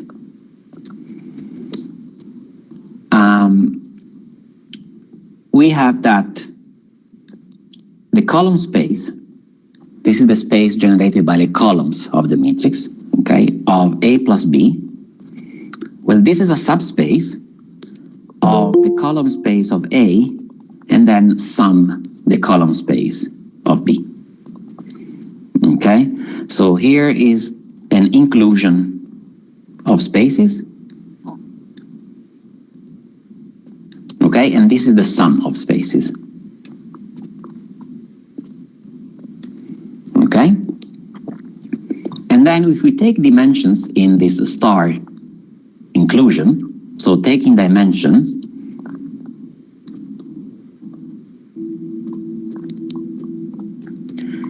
in star gives us the following, so that the rank of A plus B is no more than the rank of A plus the rank of B, and then you have minus the dimension of the column space of A intersected the column space of B, which is of course smaller than the rank of A plus the rank of B. Okay, and now it's very easy to get a triangular inequality because you just, sorry, I cannot scroll anymore. Okay, so now I can scroll. Okay, so now we put A equal x minus y and B equal to y minus z. So this inequality that I proved works for every A and B, so I can specialize to the x, y, and z that I had in the statement of the triangular inequality, and if you just do the passages, you get exactly the inequality that I wanted. Okay, so now we put that and we get, so I get the triangular inequality. Okay, so if you have any questions about this, just ask. Okay, so before moving on, we see an example to make sure that we are all on the same page. So in my example, I take Q equal M equal N, 2. Okay, all of them in 2. So this is going to be a binary rank metric code. Okay, and then I take C in FQ, sorry, that's going to be F2. 2 by 2, so that's the code generated by 2 matrices, 0, 1, 1, 1, and 1, 1, 1, 0. Okay, and then of course, the dimension of this object is 2. Okay, because the 2 matrices I gave you are linearly independent. Okay, and then it's also easy to list all the code words. So never forget the 0 matrix. The object is a linear space, right? And then 1, 1, 1, 0, and then 0, 1, 1, 1. Okay, so these are all the matrices in my code, and then you can check that the smallest rank of a non-zero matrix is 2. So these matrices are all invertible, and then there is the 0 matrix, okay? So in particular, we have that the rank distance, the minimum rank distance of this object is 2.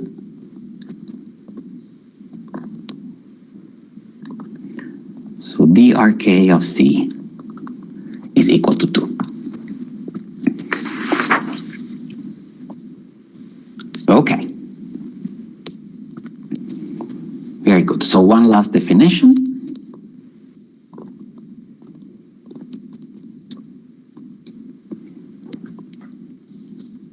Yeah, so to catch up, rank metric codes are linear spaces of matrices, okay? And the reason why they started to be studied so much in the information theory literature was explained already yesterday. And so we can regard rank metric codes as mathematical object, and then people care about their structural properties, okay? So, and then they attach parameters to them. The minimum distance is an example of it, okay? So the one we already computed in this example, but there are many others. A very important one is the rank distribution, which I'm going to define now. But there are many more, like the generalized weights or the covering radius, and they all have different applications or different reasons for being investigated. Okay, so the next one is the rank distribution of the code. Okay, so for C, a rank metric code in math and an integer, I in n. Okay, I write WRKI of C for the number of matrices in my code such that the rank of x, the number of x, such that the rank of x is precisely I. So this is the number of matrices in my code whose rank is precisely I. And then the tuple W0 RKC and then up to WN RKC. So this tuple is the rank distribution of C. So it just remembers how many matrices of a given rank there are in the code.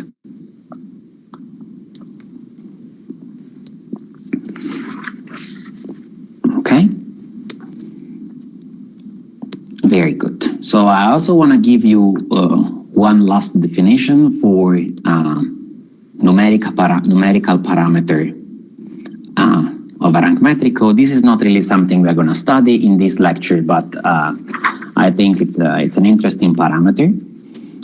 So I also want to give you some definitions in case you are interested and you want to look them up and maybe read a few papers. Okay, and that's the definition of covering radius. So for an integer r in n and a matrix x in math, okay, so we let b, rk, r, and then x. So this is the set of all the matrices y in math, such that the rank distance between y and x is no more than r. So this is the ball, the so-called ball of radius r centered at x.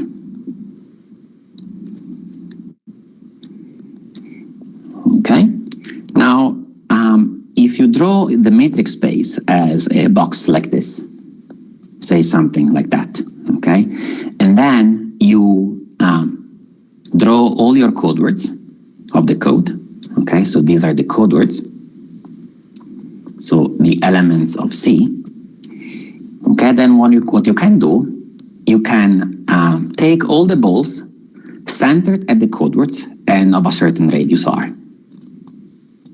Okay, so you center the compacts at the code words and then you open and take all the balls. Okay. So now if this radius is large enough, at some point, you're going to cover the entire space, the entire matrix space. Okay, so we care about the minimum such R, which is called the covering radius of the code. Okay, so for large R, so the balls of radius R centered at the code word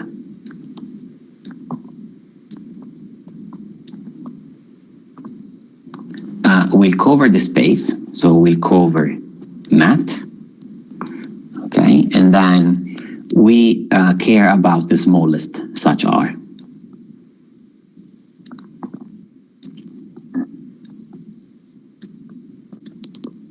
Okay, and that's called the covering radius. So then the covering radius of C in math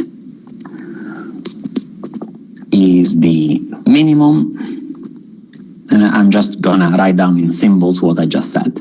Okay, so the minimum are such that if you take all the code words in C and then the balls of radius R centered at the code words and take the union of them, that's equal to math.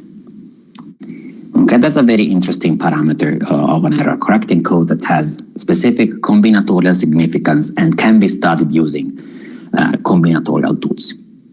Okay, so that's it for the definition of rank metric codes and their main parameters. So now we're going to move on to the most important class of error correcting codes in the rank metric, which are MRD codes. So that's the section 2 of the lecture. Okay, so MRD codes, that's how they are called. Okay, so this stands for, I write it like that, maximum rank distance code.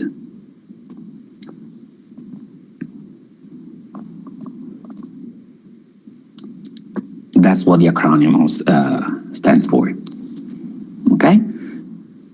So, and we start with the theorem, okay, by the Sart,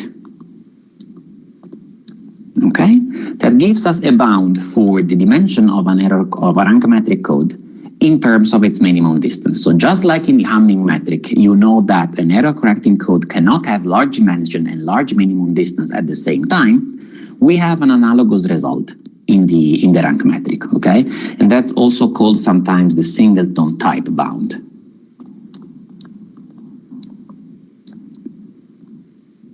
Okay? And that's the statement. So let's see in math. And then what you have is that the dimension of C is no more than m times n minus the rank distance of C plus 1. Okay, so remember that in our assumptions, m is always at least n, okay? Otherwise, I would need to state this bound differently if it was the other way around. Okay, so the minimum, so the dimension of a rank metric code is always upper bounded by this quantity. Okay, so let's see the proof of this. Because it's very short, but also very interesting. Okay, so this is true by definition if C is the zero code.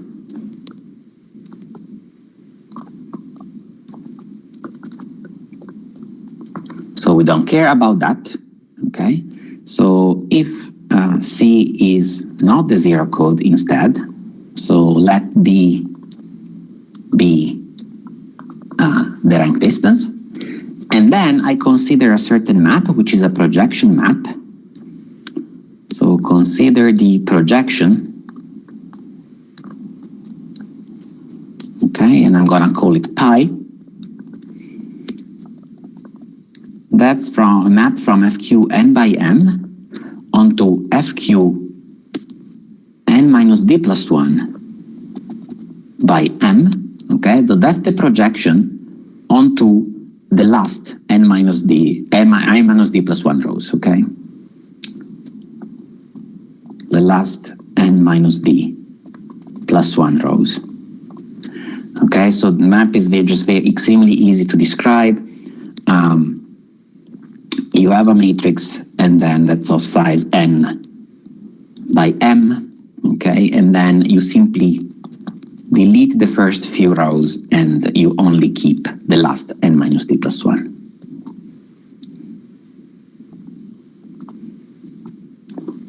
Okay, it's really that easy. Okay, and then what I claim is that the restriction of this projection map to my code is injective. Okay, which immediately gives us then the bound. Okay, because this space has exactly the dimension I like. Okay, so I claim that so the restriction of pi to C is injective.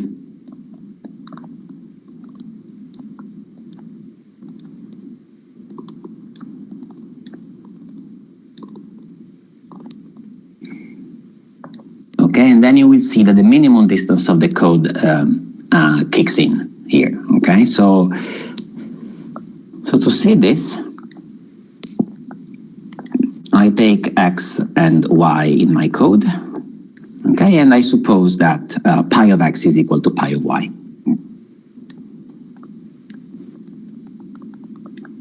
Is equal to pi of y. Okay, but then the last, but really by definition of the map pi, this means that the last n minus d plus 1 rows of x and y are the same. Okay, so then the last n minus d plus 1 rows of x and y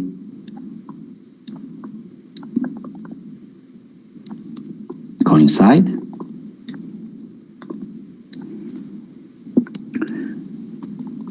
But then the rank distance between x and y, which is by definition, remember, the rank of x minus y, well, that's no more than n minus d plus 1, okay? Because these two matrices coincide on the last n minus d plus 1 rows, which is equal to d minus 1, okay? But we know that the minimum rank distance of the code is d, okay? So larger than d minus 1, okay? So since the rk of c is equal to d, we must have that x is equal to y, okay? Which is precisely injectivity. So we took two matrices, we assumed that they were mapped to the same thing, okay? And then we concluded that those two matrices were actually the same matrix. That's precisely injectivity, okay? So any questions about the proof? Okay, good. So now that we have this nice singleton type bound by the Sart, we can define what MRD codes are, okay? And they are those codes attaining the singleton type bound with equality. This is by far the most studied class of codes in the rank metric. So definition, a code C in MAT is MRD if it attains the previous bound with equality.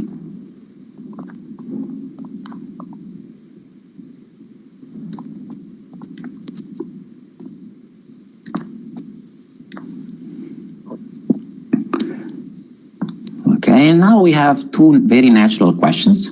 So as I said, so remember, why are they so important and so relevant? Okay, so we have a bound here, which is the singleton type bound that tells us that if a code has a certain minimum distance, well, its dimension cannot exceed this quantity, okay? But then remember that the dimension of a code reflects the channel capacity, okay? And the minimum rank distance reflects the correction capability of the code. Okay, so these are the codes that for the given correction capability, they have the largest possible dimension. So they're optimal in some sense. Okay, but then of course it's not enough to define objects to make sure that they actually exist. Okay, so there are two very natural questions when you give such an important definition. So the first one is about existence. So do MRD codes actually exist? Okay, how can I construct them in practice? And the second question, the second natural question is what are their properties if they exist? Okay, so these are kind of the two questions we're going to explore. So one is existence, and then two, properties of MRD codes. So suppose that I have an MRD code, what can I say about it? Okay, apart from the fact that it meets the singleton type bound with equality. Can I say something more about it? Okay, the answer to this question is yes. Okay, so there are MRD codes enjoy many properties of algebraic and combinatorial flavor. So there is really something for every taste. Okay, well, we already saw an example actually of an MRD code. Okay, so that's the code from the previous example. Okay, so remark. So the code in the previous example was the MRD.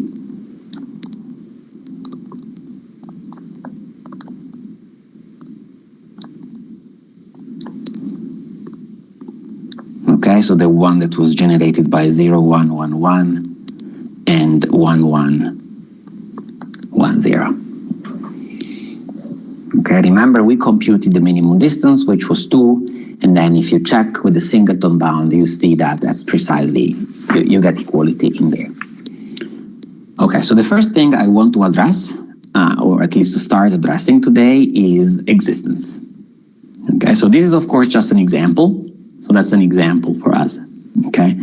But it turns out that MRD codes exist, they do exist, and they actually exist for all the parameters that are compatible with the singleton type bound we just saw. Okay, but in order to prove the existence, I want to pass through the so-called vector rank metric codes, or rank metric codes that are linear over the field extension fq to the m. So this is because they are very interesting on their own and very well studied. Okay, so that's an important chapter in the theory of rank metric codes. So I think it's very important to mention them at least and to see what their properties are. But then they kind of give us, through the construction of the certain Gabi tooling, a natural way of obtaining MRD codes in the sense of matrices rather than vectors, as I said. Okay, so this is going to be the third part of these lectures, vector rank metric codes.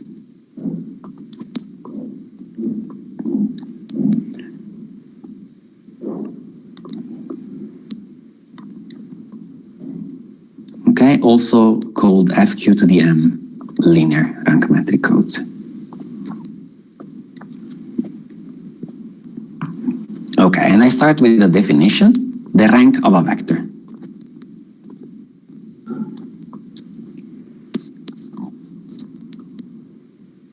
So the rank of a vector. So now careful.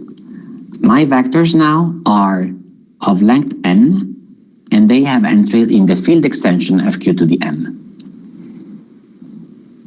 Okay? So our matrices, the matrices we consider so far, they were of size n by m, and they had entries in fq. So now I have vectors of length n, but with entries from the field extension fq to the m. Okay, and then I define the rank of such a vector as rank of v. So that's the dimension over fq of the linear space generated by the entries of the vector v1, vn.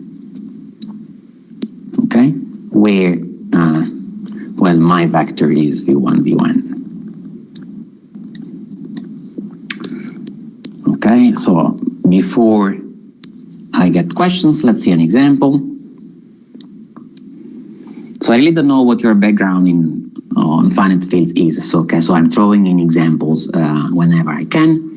So let f8 be, well, that's f2 to the 3, f2 alpha, and then I take as primitive element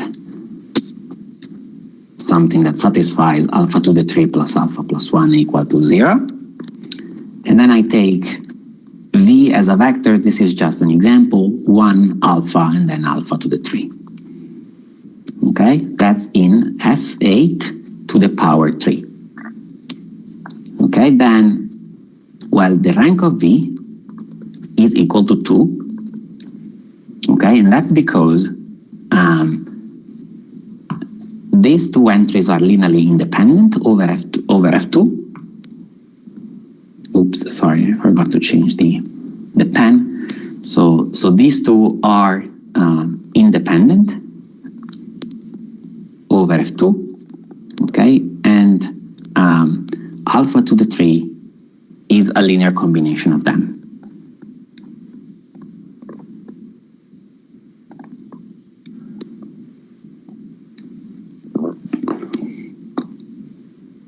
Okay, so I hope this is clear.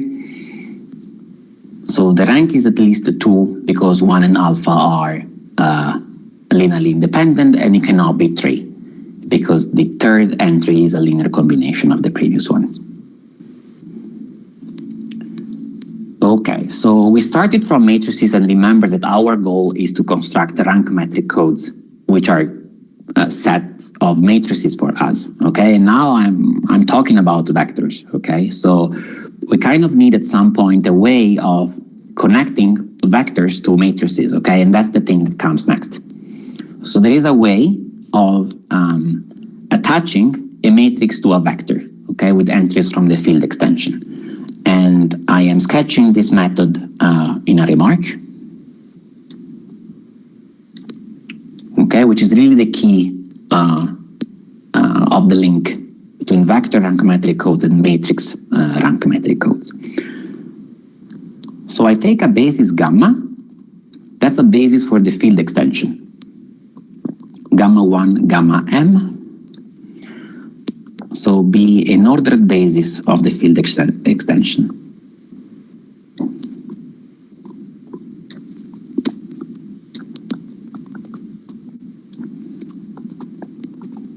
Okay, so FQ to the M is a linear space, okay, over the small field, and that's gamma. It's a basis for the extension. So we can associate to a vector a matrix, okay, which depends on the choice of the basis. So we can associate to V in FQMN a matrix which I denote gamma V to save notation, okay, and that's a matrix n by m. Okay, and this matrix is defined via the following identity.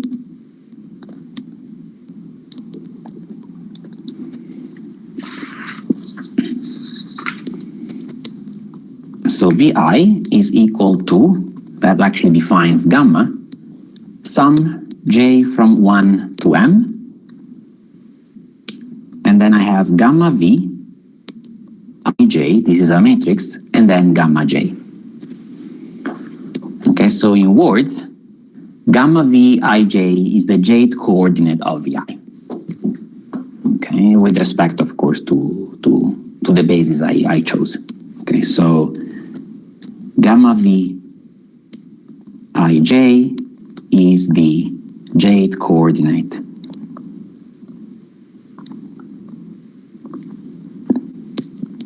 of Vi with respect to gamma. Okay, and then the recipe to oh, sorry, there's a typo there. So the recipe to construct this matrix gamma from V, well, you first transpose V, and then you expand the entries over the basis. Okay, so transpose V and then expand.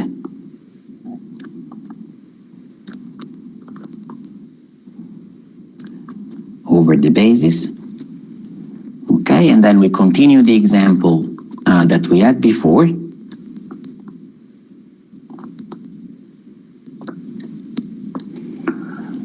Okay, so I take as basis gamma equal 1 alpha and then alpha squared. That's a basis for the field extension. And then what I have is that, so I take my V1, V2, and V3 from before. So that's equal to 1 alpha and then alpha to the 3. Okay, and then I expand this over the basis. And I get, so I write the basis there, 1 alpha and then alpha squared. I got 1, 0, 0, 0, 1, 0, and then 1, 1, 0. Okay, you see it's not difficult, and then gamma of V is precisely this matrix that I got. Okay? And it lives in FQ 3 by 3. Okay, remember this is n and this is n. So they are the same in this example, but that's just an example. Okay, so your matrices are going to be horizontal in general.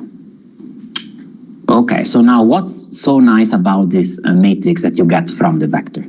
Okay, so there is a nice relationship between the rank of the vector and the rank of the associated matrix, okay, which does not depend actually on the choice of the basis you choose for associating the vector. Okay, so that's a very important proposition for us,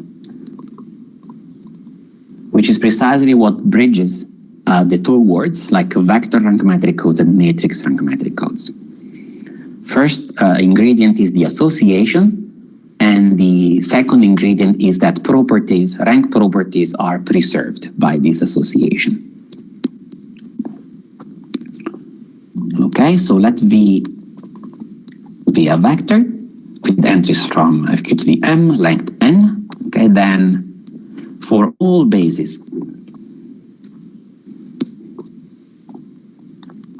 gamma of the field extension, we have that the rank of V, remember this is the dimension of the span of the entries of V, well that's precisely the rank of the associated matrix with respect to the basis gamma. Okay, so these are two different ranks, okay?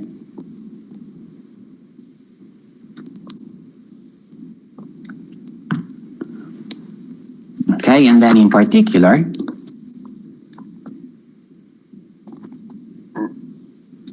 so I can view the basis as a rank-preserving FQ linear map.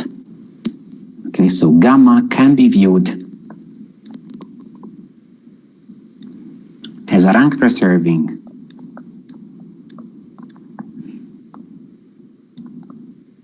FQ linear map.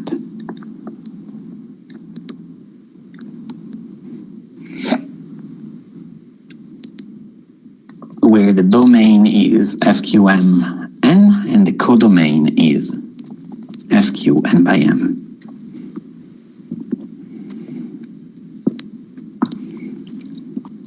Okay, and now there is an immediate corollary to this, okay, which is precisely what will allow us to essentially study vector rank metric codes and then get matrix rank metric codes for free. Yeah.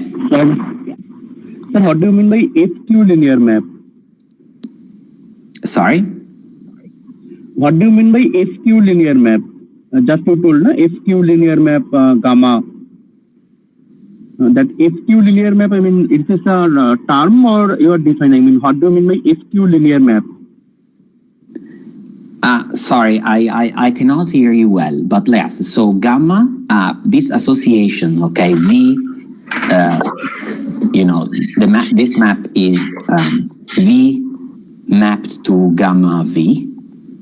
Mm-hmm. Okay, so this is rank preserving by the proposition. So rank of V is equal to the rank of gamma of V, and then that's FQ linear. You can check it's FQ linear. Okay, just apply the definition and you will see that it's FQ linear. Okay, so yes, so I can really see this gamma, this basis gamma, as a map that takes me from the vector word, vectors with entries from the field extension, into the matrix word. Okay, and yeah, this map has these properties. I hope this answers the question. Yeah. Okay, good. Thanks. Yeah, okay, so, and then this property has an immediate corollary, which is precisely what we're going to need for constructing, in the end, MRD codes in the matrix word. Okay, so then I'm going to state this. So suppose that I have an FQ to the M linear object, so K subspace FQMN. So it's an FQ to the M linear space.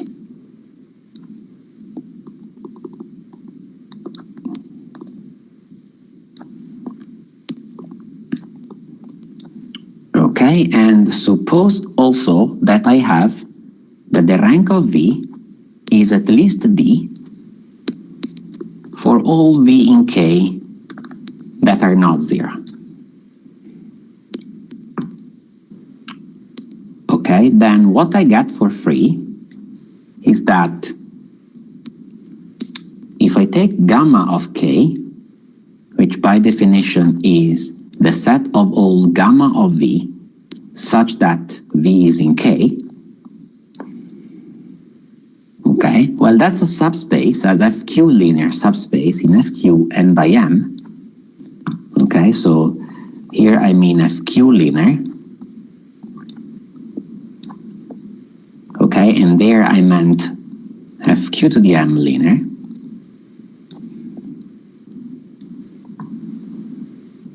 Well, that's a rank metric code.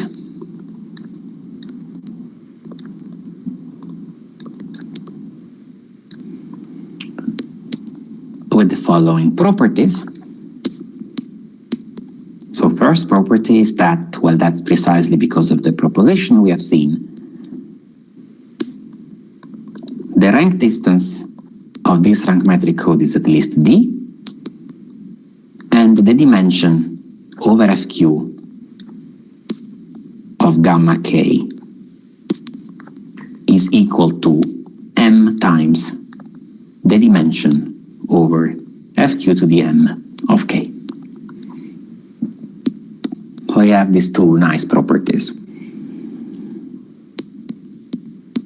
Okay, so this corollary gives me a way of obtaining an FQ linear space of matrices with rank distance lower bounded by d, starting from an FQ to m linear space of vectors, where each non-zero vectors has rank in the sense of vectors, of course, at least d. Okay, so this is going to be the key for constructing our matrix rank metric code from a vector rank metric code. Okay, and then these objects are called vector or FQ to the m linear rank metric code. So a set k, as in the corollary,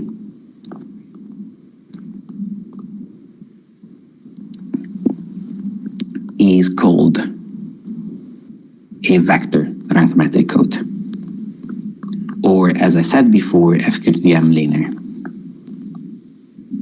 rank metric code.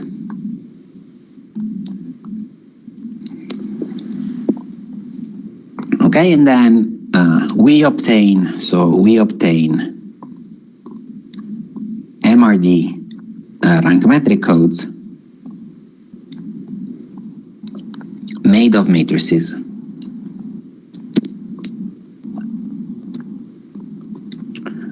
via vector rank metric codes.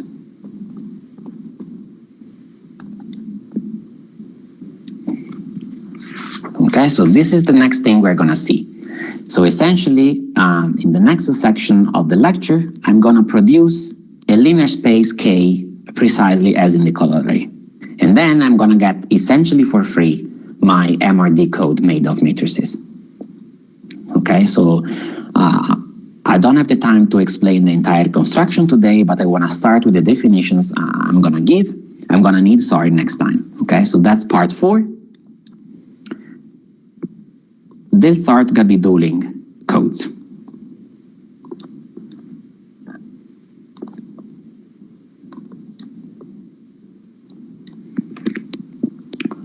Okay, so these codes were independently discovered by Delsart and Gabi-Dooling in like very different periods.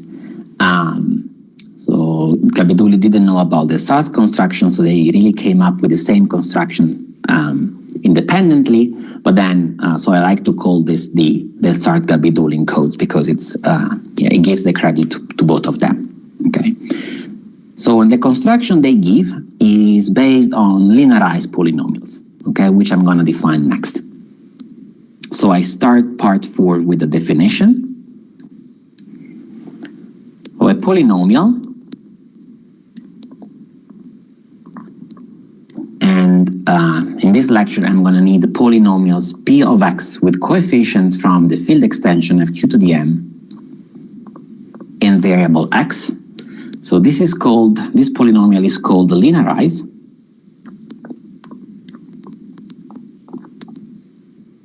Linearized if it is of the following form. If it is of the form, so p of x equal to, so I have alpha 0 x, and then I have alpha 1 x to the q, and then I have alpha 2 x to the q squared, etc., plus up to alpha s x q to the s. Okay, with all the alpha i's in the field extension fq to the m. Okay, I from 0 to s. Okay, and then I'm going to define what the linearized degree of this polynomial is.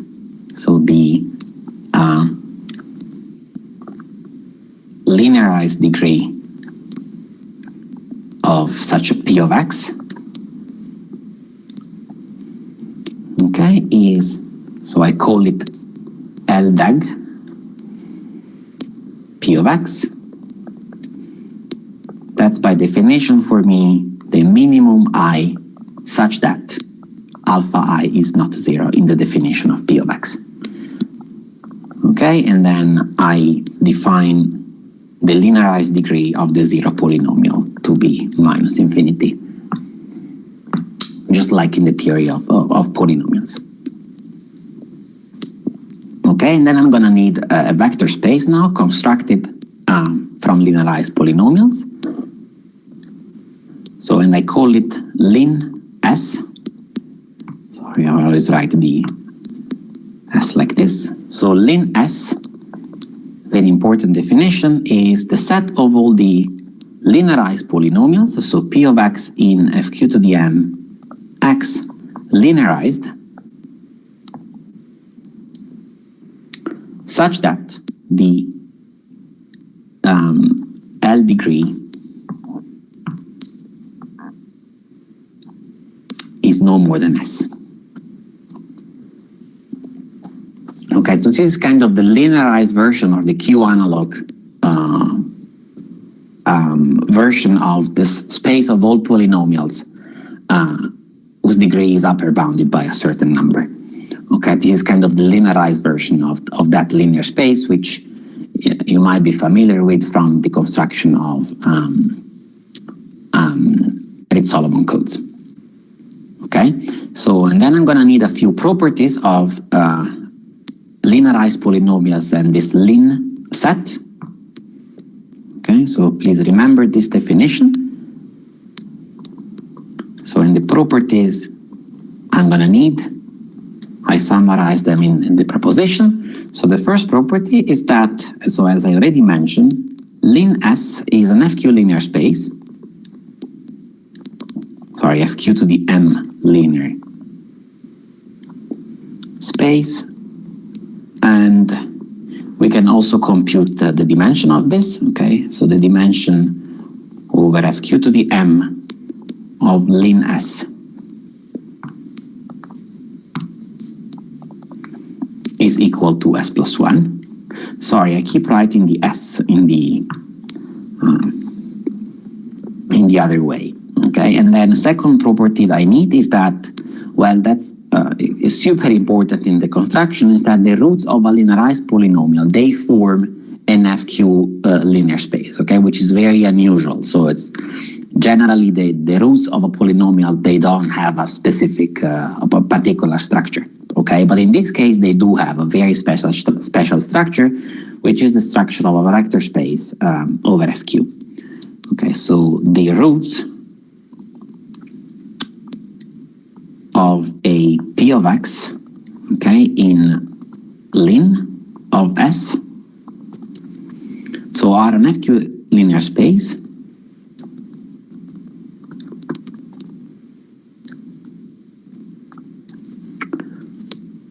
okay, which I'm gonna denote by V, P of X. Okay, that's a subspace of FQ to the M. So I see FQ to the M as a vector space over FQ. Okay, and then I also know a bound on the dimension of this linear space. So if P of X is not the zero polynomial, then I have that the dimension over FQ, of course, of this VP of X is no more than the linearized degree of my polynomial.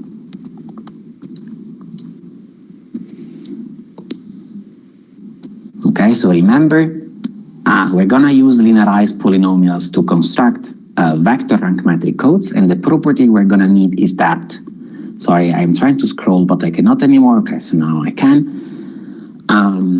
That the collection of linearized polynomials of linearized degree upper bounded by S is an FQ to the M linear space, and we know what the dimension is. It's S plus 1, okay? And then another remarkable fact is that the roots of any linearized polynomials in lin S, they form an FQ linear space, and if the polynomial was not the zero polynomial, then we also know that the dimension of this linear space is no more than the linearized degree of the polynomial I started with.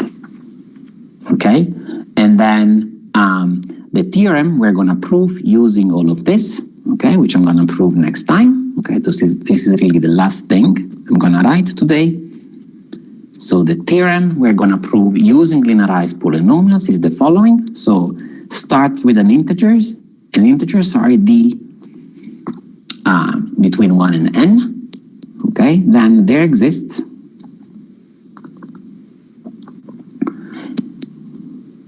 in FQ to the M linear space K, subspace of FQ to the M to the power n, where the rank of any non-zero vector is at least d,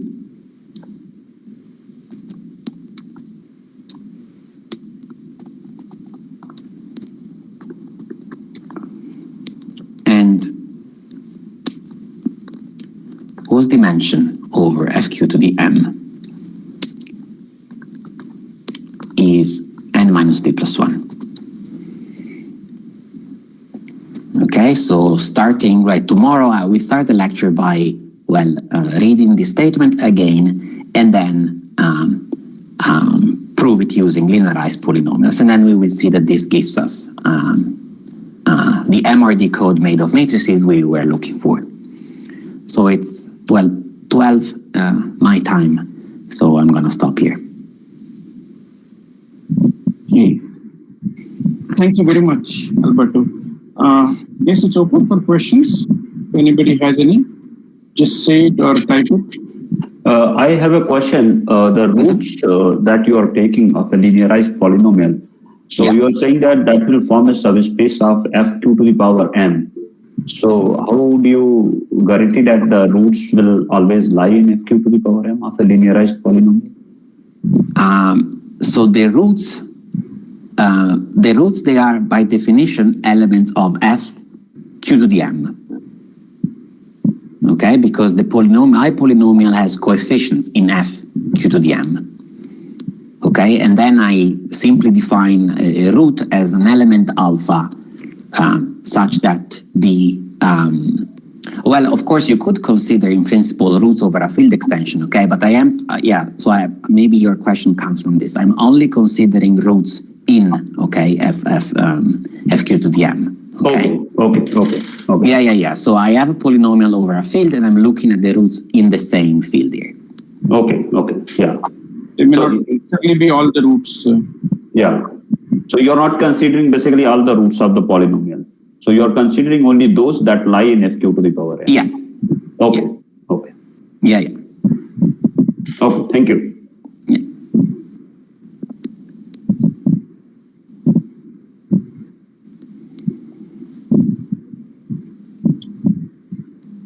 Okay, I see compliments for you. Nice compliments. I think you can probably see them yourself.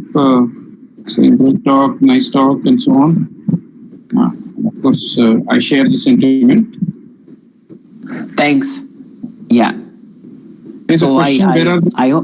yeah. Sorry. Please. Yeah. I have a small question. What is the motivation to take rank as a measure for me? I mean, Oh, yeah. So the reason why we like rankometric codes is in the lecture of yesterday. Okay, so the reason why we like the rankometric is because it's essentially it measures how wrong things go with error amplification in network communications. Okay, so we saw an example yesterday from the slides where when we considered an adversary acting on a network, and then we could see that because the intermediate nodes in the network were recombining the messages, well, if the adversary touches just one edge, the error is going to be propagated by the network well until the very end, and it's going to become larger and larger and larger in terms of values of the edges that are kind of wrong. Okay, but then that was really the idea of Silva co-differentiation, is to instead use the rank metric as a measure for this, and then according to this metric, essentially, things don't go as wrong as it seems. Okay, so according to the rank metric, rather than the Hamming metric, errors still propagate, but they do not amplify anymore. So that's the main reason for talking about rank metric codes, or at least the reason that the people who proposed them for network communication had in mind. So I will share the slides of the presentation from yesterday. And if you have questions about those, you just feel free to contact me. okay, sir. Thank you. I hope this answers a little bit the question. I will need to go through the presentation again, but yeah. So why we have what is the notion for defining the rank of a zero space to be n+1, like while defining the minimum rank? Yeah. So this is not like there is not a deep reason for that. It's just that some statements get a little bit simpler. For example, the singleton bound that I stated at some point. Well, if you define the rank distance of the zero code to be n+1, that statement is true for the singleton bound. Okay, so you just plug that in. So there is no deep reason for that. It's more that many statements, you don't have to say, oh, if the code is not zero, then I have this. So you can just statement for every code, including the zero code, and the formula is correct. Okay, thank you, sir. So it's more an artificial trick so that you don't have to distinguish the case zero or non-zero. You only have to distinguish it in the proof, but not in the statement. So the statement gets a little bit more compact and yeah. Okay, thank you, sir. No worries.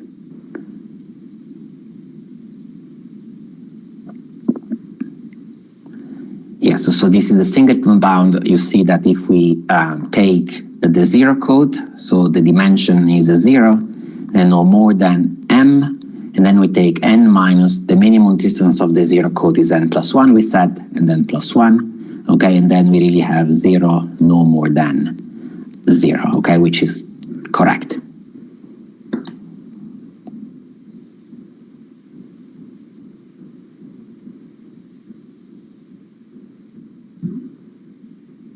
This trick is used by some coding theorists.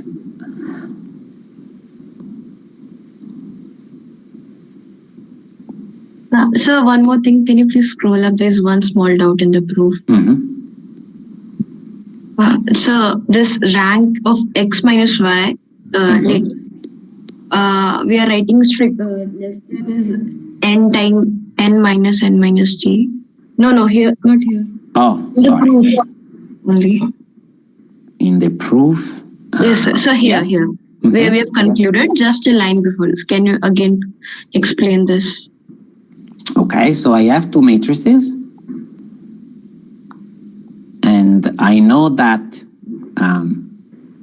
these two matrices, they coincide, so they're really the same. Okay, so this part is actually equal to this. Okay, so that's n minus d+1. Okay, so these two matrices they really coincide in this region. Okay, so now when you take sorry, I need a little bit more space. Okay, when you take the difference of these two matrices, what you get is, well, a matrix, okay, that has a bunch of zeros there, right? Because these two parts are exactly the same. Okay, so when you subtract one matrix from another, you get all zeros there.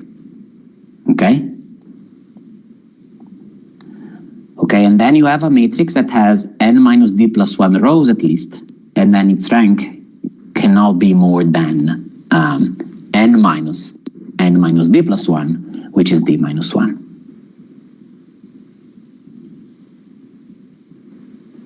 Which is what I wrote there. Yeah. Okay, sir.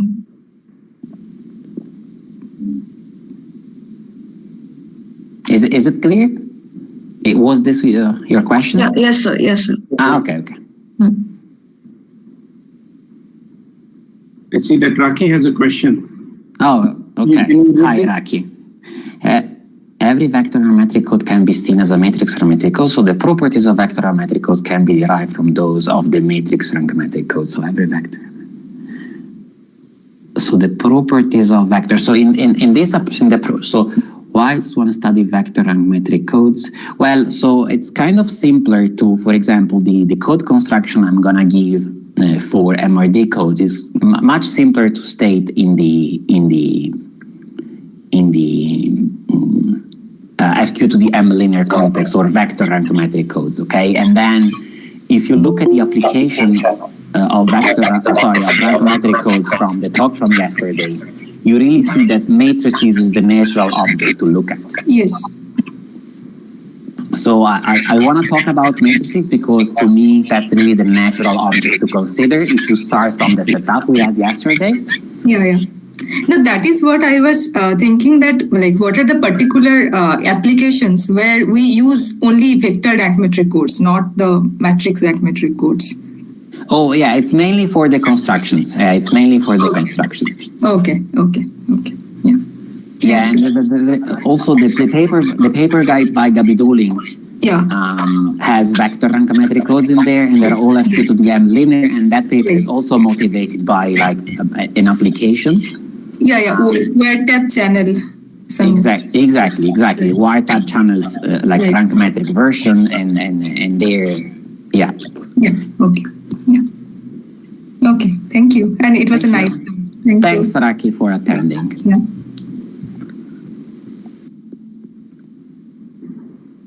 Okay, are there more questions? Oh, today more questions than yesterday. Yeah.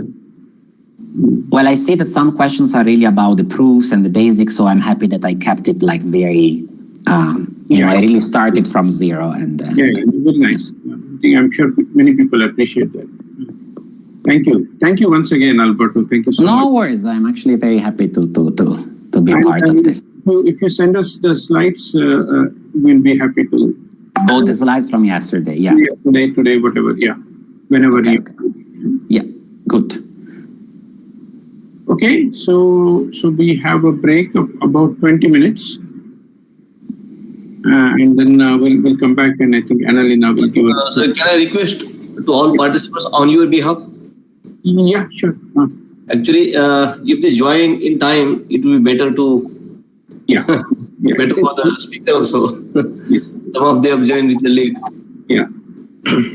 Then you get these notifications or something. Yeah. So maybe speaker get disturbed. That's the only thing. Okay. Yeah. All right.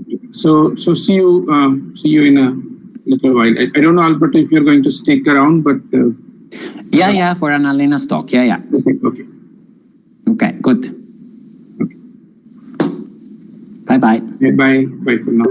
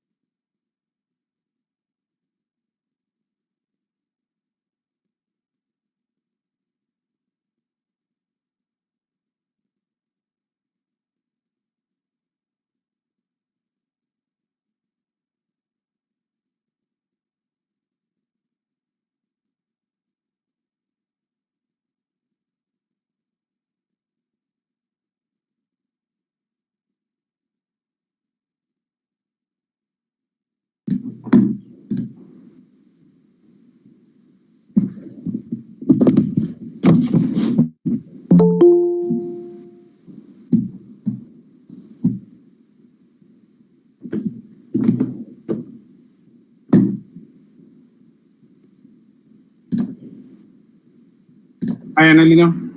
Hello. How are you all doing? See you. Hi, guys. I'm doing well.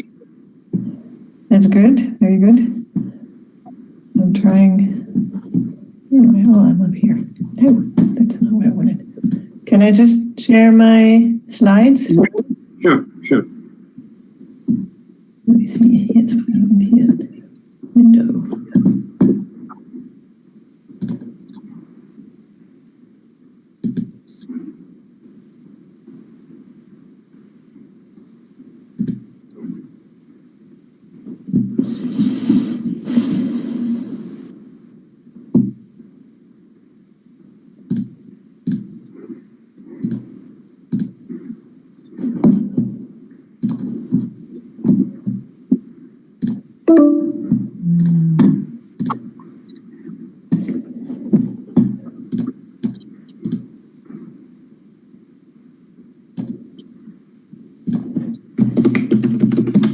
Apparently, I haven't shared anything on Google Meet yet, so I have to change it in my security features that I'm allowed to do so.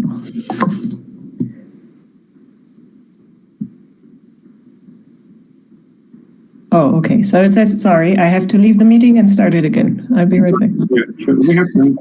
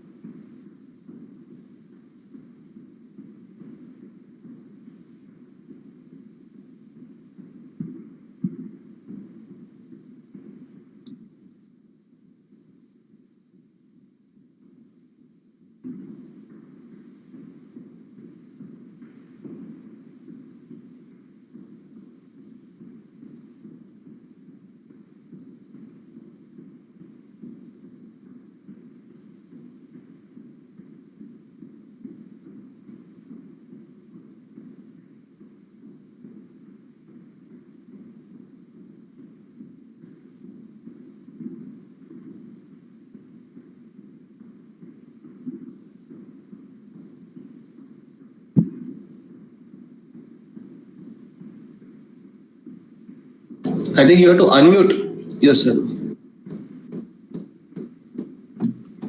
Thank you. That's right. Can you see my slides now? Yes. Perfect. Good. Cool.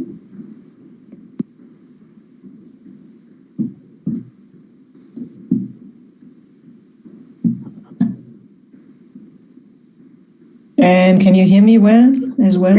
Yeah, yeah.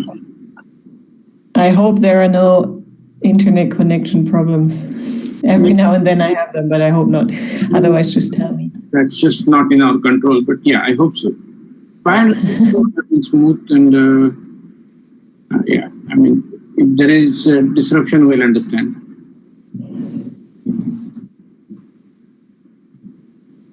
But then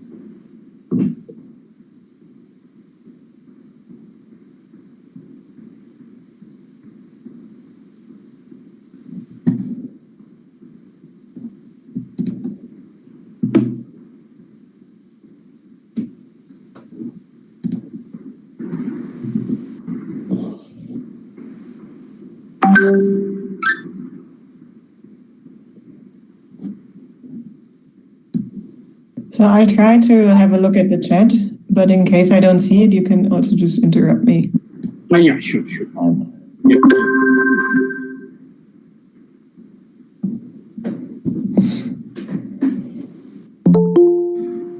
Okay, I think so. I will just say a few words of introduction, and then you can begin. So by the way, congratulations.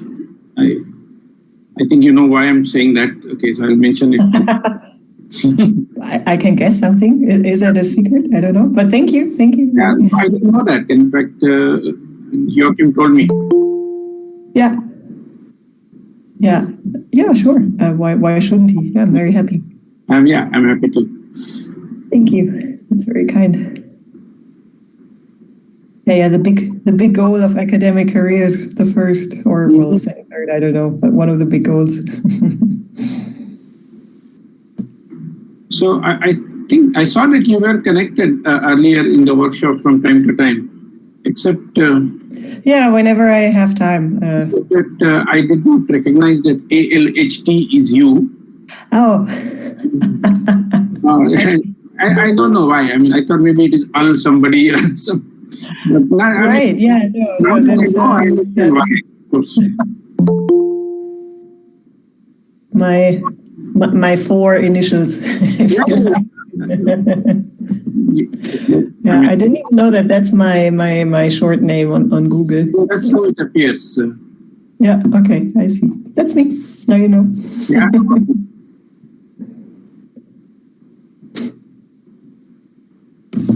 Oh, one more thing, I have to get an emergency tissue just in case.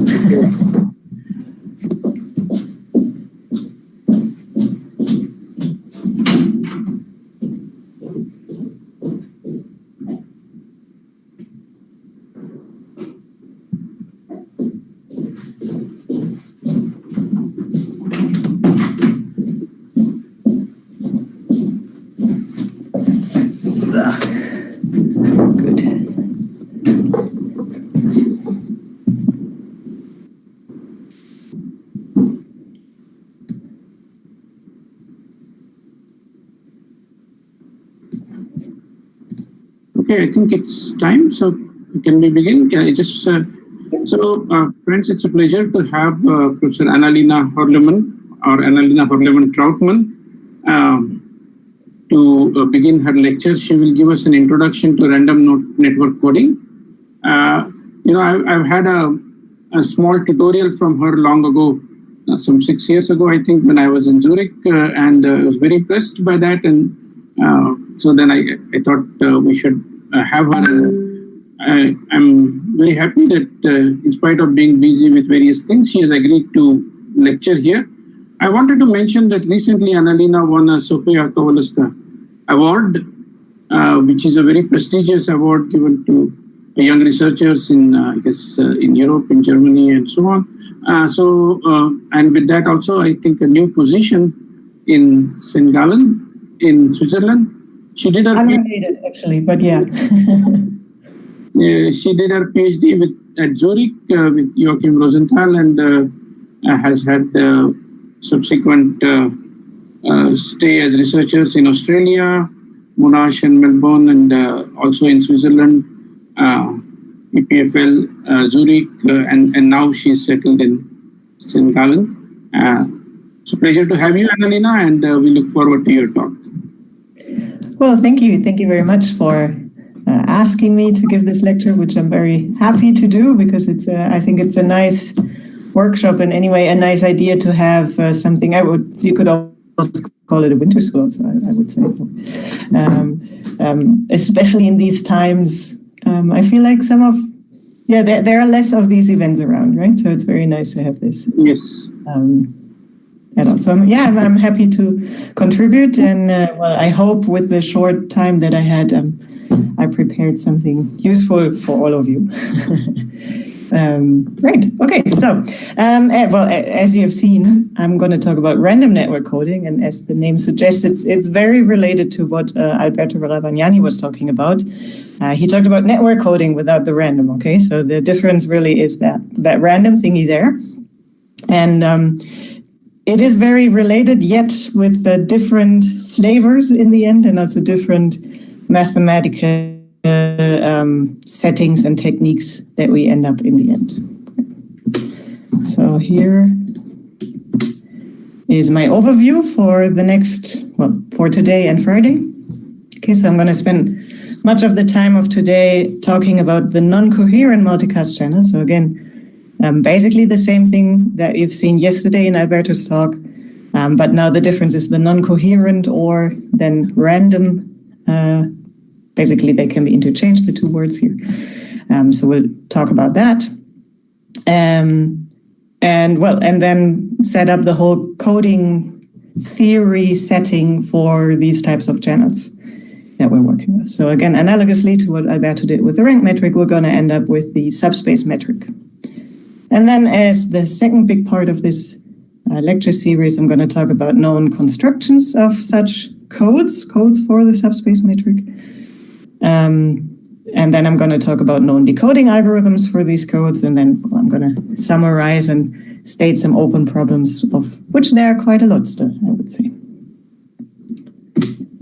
All right, so just as an easy start, let's go back to classical coding and see what we already know, and then have like a parallel development of subspace coding or random network coding from there. So in classical coding theory, well, we want to have a message. In this case, email can be any other type of data. Of course, we want to send a message from a source to a receiver. Okay, and we have what we call a simple channel. We're encoding our data as binary or FQ array vectors. And over this channel, errors can happen.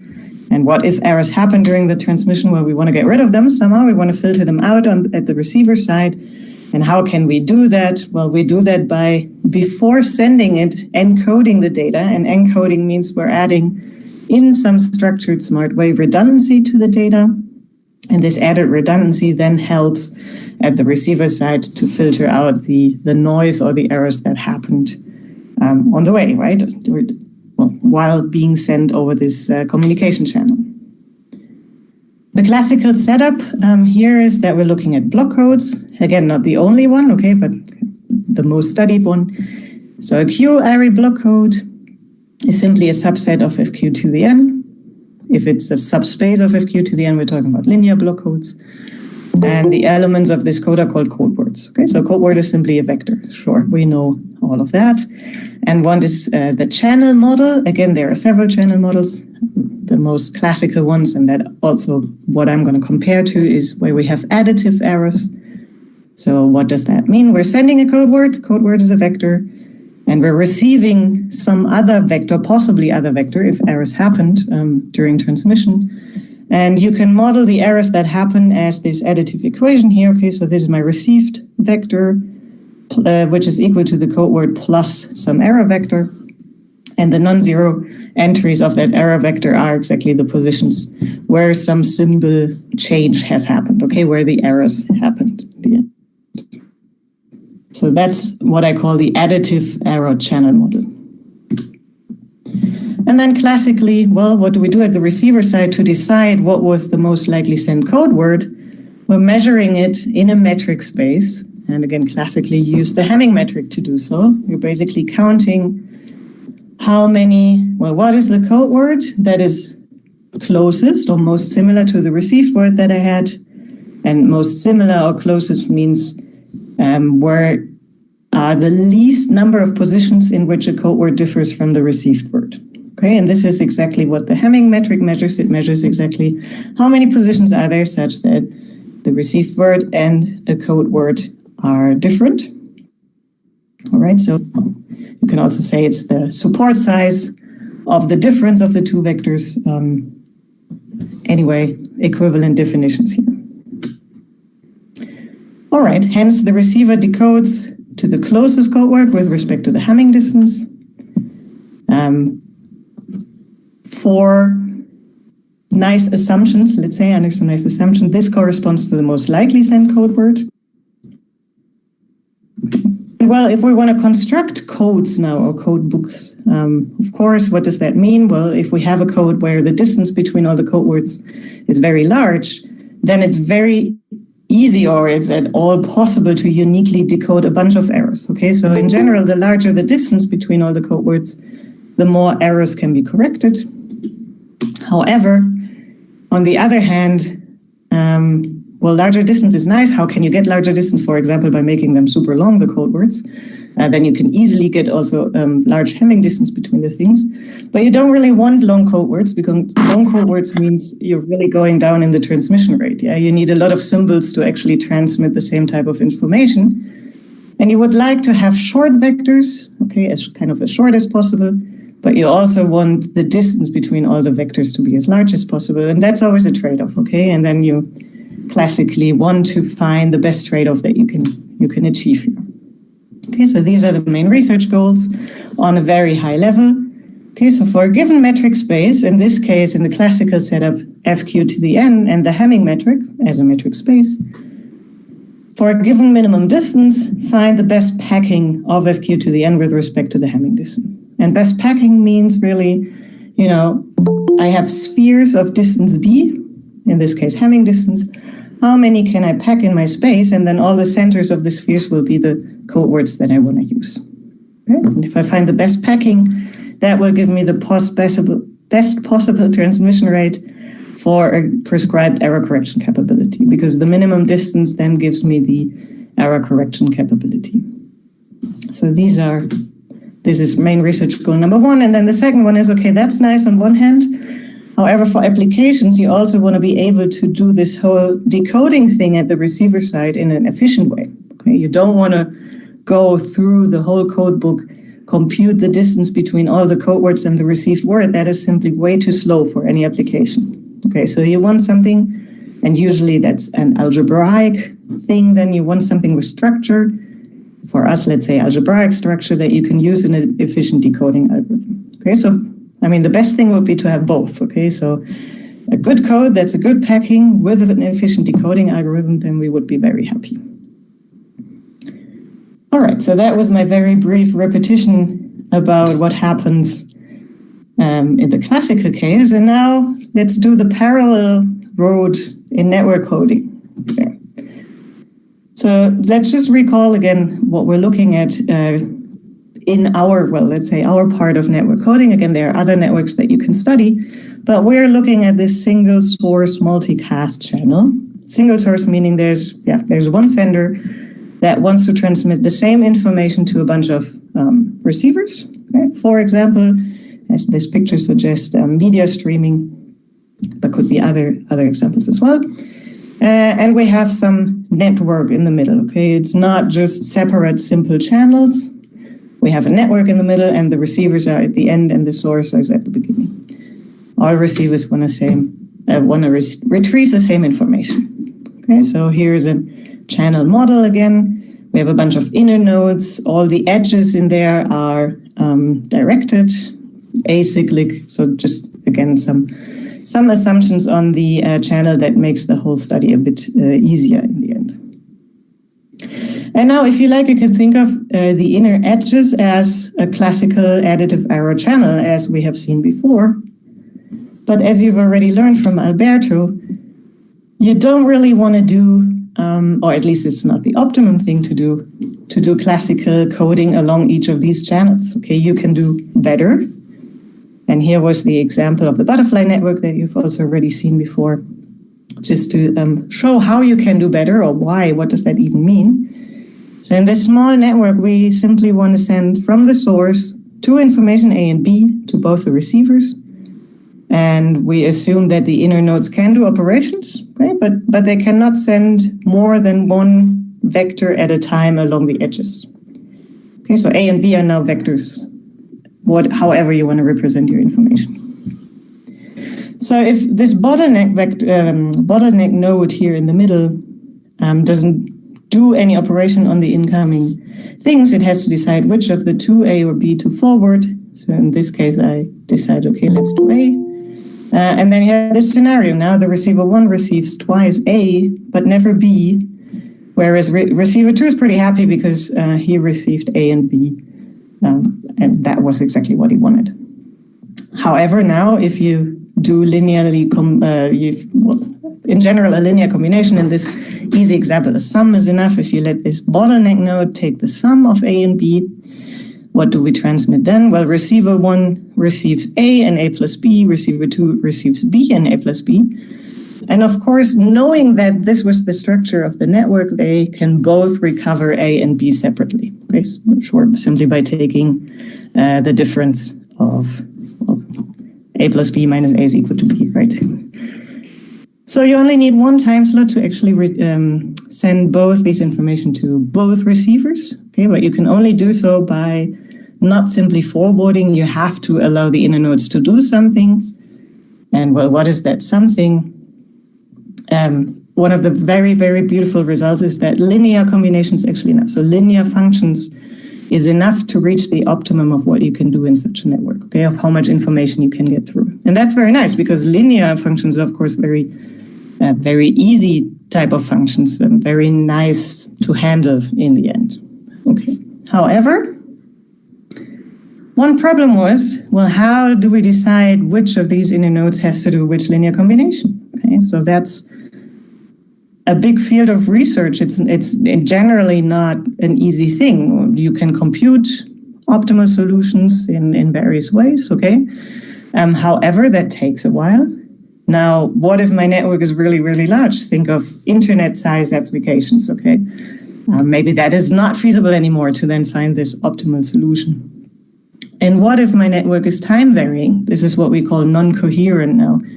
So for example, because users can join and leave the network, okay? So again, a very applied thing. If you think of peer-to-peer file sharing networks, I can join as long as I want to use it, then I'm logging off and the whole network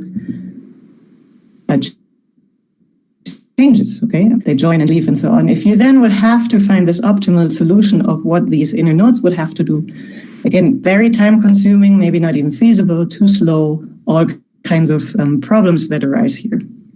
Okay, so then one of the very typical ideas that I would say engineers, or at least information theorists, try is what happens if we do things randomly, okay? Usually things work nicely with randomly, okay? So what if we just tell each inner node to take a random linear combination of all their incoming information? Well, and it turns out that's actually quite a good idea. Remember that the result that we saw in Alberto's talk already was it's sufficient that we look at linear combinations at the inner nodes. And now the next really, really pretty result in this regard is even random linear combinations will do the job. Okay, so one can reach the optimal throughput or information transmission in a single source multicast network with random linear combinations at the inner nodes. And again, you need, provided that the field size is large. Again, where does this idea of the field size come in? Basically, if you remember Alberto's slides from yesterday, every receiver gets, so you can represent these vectors that you send along the edges as one matrix, okay, just stack them row-wise. And the receiver gets a bunch of matrices, a bunch of vectors, he writes them in a matrix, and he can then say, okay, for sure there was a square matrix that represents what all the inner nodes were doing, okay, all these linear combinations. Because linear combinations all after each other, they're still a linear map, so that you can represent it by a matrix, and then again, under some, making things beautiful assumption, we can assume it's square. And now the question is, well, how do you get the optimum? The optimum is there if all these transfer matrices for all the receivers are full rank. And now we said they're all random, okay? We said all the inner combinations, these linear combinations are random combinations. That means these transfer matrices are random matrices. Well, and that's a well-known question and result that by high probability for large field size, a random matrix is full rank. That's basically the idea of the proof, if you like. So very beautiful. We can stick to linear combinations, and even more, we can actually use random linear combinations. And we will get the optimum. Now, of course, we still have problems, right? We're not done yet. So one problem was, as in the rank metric setting, errors propagate. Okay, that was independent of what type of linear combinations you use, just depended on that you're using linear combinations. Okay, so here was a little bit the picture. If we have an error happening in that orange edge there, and then all the other inner nodes afterwards take a linear combination involving that E, that error vector E, it will involve all these vectors along the orange edges. Okay? So that one error can spread to, very large amount of vectors. Okay, and anything where this E is involved in a linear combination will then be erroneous. So that was one problem. And now we have an extra problem. The receiver does not know the random operations that the inner nodes did because they're random, right? So, no one can know what they were per usage. Every time they're chosen randomly. So you kind of have to make sure to handle that problem, let's say, one way or the other.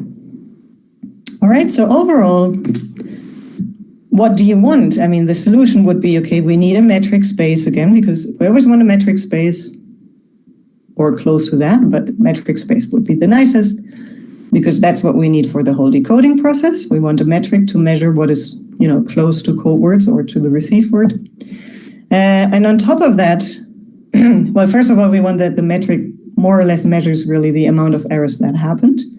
Again, as we've seen, the Hamming metric doesn't do that for us. The rank metric was already much better. And on top of that, we want that the points are invariant under linear combination. Points meaning the space that we're in, the points, and that will be our code words. Like in the classical case, we're working in FQ to the n, so the points in FQ to the n would be vectors. Those are the code words. Now we're looking at some other metric space.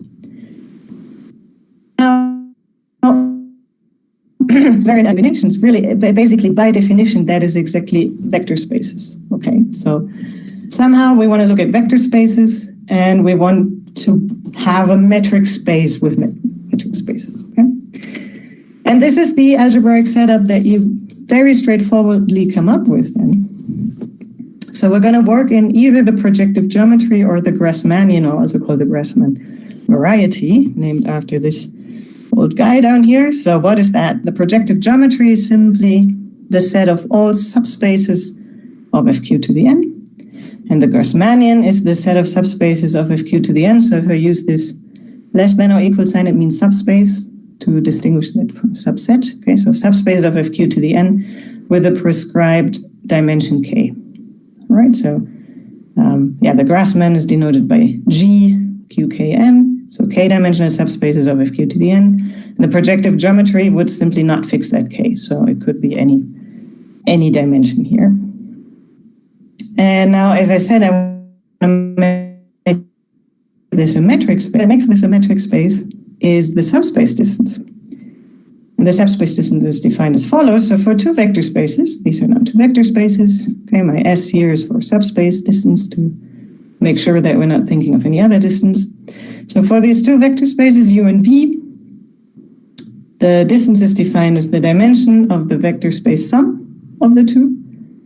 So the space spanned by all elements of both, that's this plus here, minus the dimension of the intersection of the two vector spaces.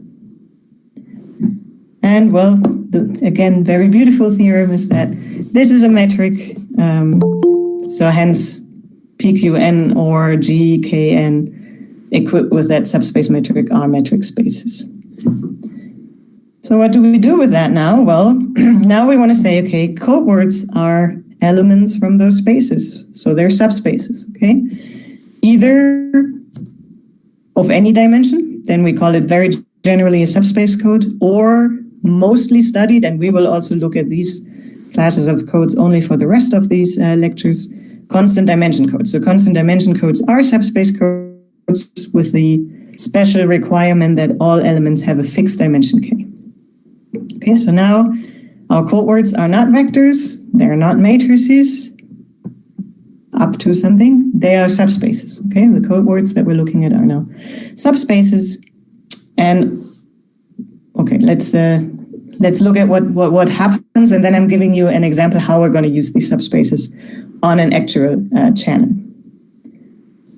But let's first think about the types of errors that happen. So remember that I said all these inner edges, they are basically normal classical additive error channels. Okay, so if we have some symbol errors along any of these edges, you can represent that as, the vector that you send plus some error vector E. However, then things propagate and so on. So the types of errors that you see at the end are, okay, maybe I should go one step back. The subspaces that we send, the subspaces, of course, that's kind of hard to say. How do we send it through the network? We're actually going to send a basis of a subspace. Okay? You're taking any subspace, any vector space has the basis. So we're taking a basis. This is a bunch of vectors. We're sending each of these vectors along the edges, outgoing edges of the source. And hence the receiver also gets a bunch of vectors and can again use them as a basis and generate the vector space spanned by these. So if these vectors now have symbol errors that propagated, possibly amplified, doesn't really matter, along the network, what does the receiver really see as errors compared to the code words that he knows? Well, we call them dimension errors, right? So in the classical channel, we're talking about symbol errors. Now we're talking about dimension errors. So what are the things that can happen? Remember, you're sending a basis of a vector space. You're receiving some basis of possibly a different vector space. Okay, so the two things that we distinguish here are a decrease in dimension of code word and an increase in dimension of code word. And there's not really unique naming for that. I opted for that I call decrease in dimension a deletion and an increase in dimension and insertion. Okay, so what does that really mean? If you write down your basis as, for example, rows in a matrix again, a deletion really means, okay, I'm losing a dimension, so I lost one of my generator rows. Okay, my generator matrix is now smaller than the one that was sent. Insertion is kind of the opposite. You're receiving some vector that is linearly independent to anything that was sent, so that was in the code word vector space. Okay, so you're receiving actually an extra row in the received generator matrix, if you like, this way. Okay, so this is really one of the crucial things here. The type of errors that the receiver observes are dimension errors. That's the very big difference. And just to think about how do these symbol errors really relate to these dimension errors. So it's possible that one symbol error might result in either no dimension error, one dimension error, or two dimension errors. And I will show that in the example on the next slide. If you have no dimension error, okay, you're just basically lucky. I mean, that more or less means something happened that was wrong on the way, but it just doesn't happen for whatever the receiver sees. So for example, it could be that you're sending out A and B, like in the butterfly network, and by some chance, the error that happened to A turned it into B, okay? Then B is not wrong. If the receiver still also receives A, he's happy, so that could possibly happen. We don't care because that's just fine. It's just as if no errors have happened. And the one-dimensional or two-dimensional errors, these are really the things that we think about. One-dimensional error can really mean, okay, the error that happened to one of the vectors either made it such that the dimension goes down or that the dimension goes up, as I explained, or it can even be both at once, okay, that it changes one of the basis vectors into another linearly independent vector that was not in the basis before. That would be the two at once. And as I said, I hope this will become clearer when we see an example with numbers. Just a side note here, a deletion, so a decrease in dimension, can also happen due to a non-invertible random transfer matrix, okay? We did say by high probability, these transfer matrices that correspond to the operations of the inner nodes in the network, they will be invertible by high probability, but that doesn't mean by probability 1. So of course, every now and then one of these might not be invertible, and then you will automatically have a decrease in dimension, okay? Really, for example, by chance, it could be that your random linear operations just, in the extreme case, you would say they could be 0, all of them, yeah?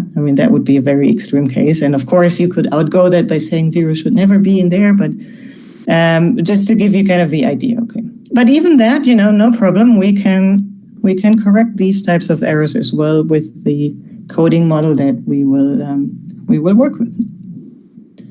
So let's look at these, one more definition before we look at these at the examples. So as in the classical case, the minimum distance is a very important feature of a code. So if we have a subspace code, the minimum distance of the code is defined as the minimum subspace distance of all pairs that are not equal, okay? So it's really what you think it should be. And that is a very important number because it gives us the error correction capability. Again, as in the classical case, if you have a code of Hamming minimum distance D, you know that you can uniquely correct any D-1 over 2 errors. And it's basically the same here, just that here you have to be careful again, what are the type of errors that we're looking at there, these dimension errors. And that's, in the end, it's exactly the same thing though. If you have a subspace code of minimum distance D, you can exactly correct uniquely up to D-1 over 2 insertions and deletions. Okay, so mathematically formulated is we can correct any combination of delta deletions and epsilon insertions as long as the sum of the two is at most D-1 half. Okay, and this is then the error correction capability for these types of errors that we've seen. So now the promised example. Let's have a look. What do these guys look like? Of course, that's a very toy example. And my code has only 2 code words here. Okay, we're in the Grassmann G224. So again, that means 2-dimensional subspaces of F2 to the 4. Okay, and I'm writing the generator matrices in row form of these elements. Okay, so this is row space or row span, if you like. All right, so this is the 2-dimensional subspace generated by the first and the second unit vector in F2 to the 4. And this is the row space, the vector space generated by, well, this vector and this vector down here. So very small code, but anyway, I hope we're seeing what happens now. So let's just assume that this is, we call this U and this guy is V. And we're looking at what is the subspace distance between these two guys. By definition, it was exactly that, the dimension of the sum of the two minus the dimension of the intersection. You can rewrite that, sometimes one might be easier than the other, so that's a very general, same equivalent formulation. So the dimension of the first plus the dimension of the second minus twice the dimension of the intersection. All right, simply comes from the formula here that the dimension of the vector space sum is exactly the dimension of the two separate ones minus once the dimension of the intersection. And again, you can also rewrite it this way. It's twice the rank of, writing the basis of the first one and the second one in one matrix, and then minus the dimension of the first one minus the dimension of the second one. It's all just linear algebra. So in this case, if you want to use this last one, that's usually the nicest to write down on a slide, I find. So of course, you can easily see, well, this is full rank by this diagonal form. Okay, so this is certainly 2 times the rank of that is 8. And then, well, the dimension of U is 2, the dimension of V is 2, so minus 4. So overall, you get 4. All right, so the minimum distance is 4. By the previous slide, what does that mean? 4 minus 1 over 2 is 1.5, so we can uniquely correct any one error. Okay, so let's have a look at an example. Back to the butterfly network. So let's say we're sending this guy here, the first one. Okay, so we're sending one basis vector along one edge. We're sending the other basis vector along the other edge. The butterfly network does what it does here. The bottleneck always takes the sum of the two incoming. Okay, and everybody else just forwards. And then these are the two elements that the upper receiver gets. These are the two elements that the lower receiver gets. And what does that mean? Well, they are certainly different vectors than the ones that were sent, but they generate exactly the same vector space. Okay, so if no errors happen along the way, both receivers simply get a basis and possibly a different basis of the same vector space. And of course, you can then say, how do you identify that it's the same vector space? Bring it into reduced row echelon form, for example. Any specified unique form of a basis that you wish. But most people go with reduced row echelon form. So this is kind of what happens in the network. Now, what if errors happen? So let's assume, okay, here we have an error. Let's say this additive error happens, so that simply makes this 1000 all zero vector. So receiver 1 now receives these two guys. Receiver 2 receives the same as before. So receiver 2 still gets everything correctly. Receiver 1 now, however, is not entirely happy because he receives only a one-dimensional vector space now. So he can right away say, well, for sure, there's a problem here. Can I now decode? Can I now say which one is the closest of the two code words? And then I'm going to say that was probably the one that was sent. So let's see, in this case, if we think about the subspace distance again, it's the dimension of the code word, which is 2, plus the dimension of the received word, which is 1, so we're at 3, minus twice the dimension of the intersection. So what's the intersection here? Well, the intersection is exactly that guy as a vector space, because it's certainly in here. Yeah, the third guy in here is exactly 1, 1, 0, and then the all 0 vectors always in a vector space, of course. So it's 3 minus twice the dimension of the intersection, which is 2, so the distance is 1. Okay? And the idea is really here, that's a deletion. Okay, you start with a 2-dimensional thing, and you end up with a 1-dimensional subspace of that thing. That means exactly 1 deletion, 1 dimension decrease. Okay, so that's the idea here. And then, of course, you can also compute the subspace distance with the other code word, which again, it's 2 plus 1 minus twice the dimension of the intersection. The intersection in this case is only the 0 vector. So here you get that it's 3 minus 0. So the distance to this guy is 3. So of course, this is much closer to the first code word than to the second, and you would decode to this first code word. Another error that could happen is the following one. So let's assume this edge was corrupted, and this 1000 was turned into 1001. Okay, that goes down here, was added to the second unit vector here and forwarded here and here, and also that last one is also in here. So anyway, so what receiver 1 receives is now this, receiver 2 receives this. Same game as before, just that we now have 2-dimensional subspaces again that we receive, but with errors. So receiver 1 can again compute the distance to code word 1, which is now 2 plus 2, because 2 is now the dimension of the received word, so that's 4, minus twice the dimension of the intersection, and the intersection is now exactly 0, 1, 0, 0. Okay. I hope you can see that. Well, 0, 1, 0, 0 is certainly in here, and the sum of the two is also 0, 1, 0, 0. So the distance between this received word and this guy is 2. And if you do the same with these two, there's no intersection. So the distance between these two is 4 again. So we would again decode to the right guy, and you could do the same with the second receiver as well. And this is now an example of having a deletion plus an insertion. So as I said before, one simple error can result in either 1-dimension error, which was the example before, or 2-dimension errors, which is the example now. Because this guy somehow made the first unit vector get lost completely. Okay, that would kind of be a deletion again.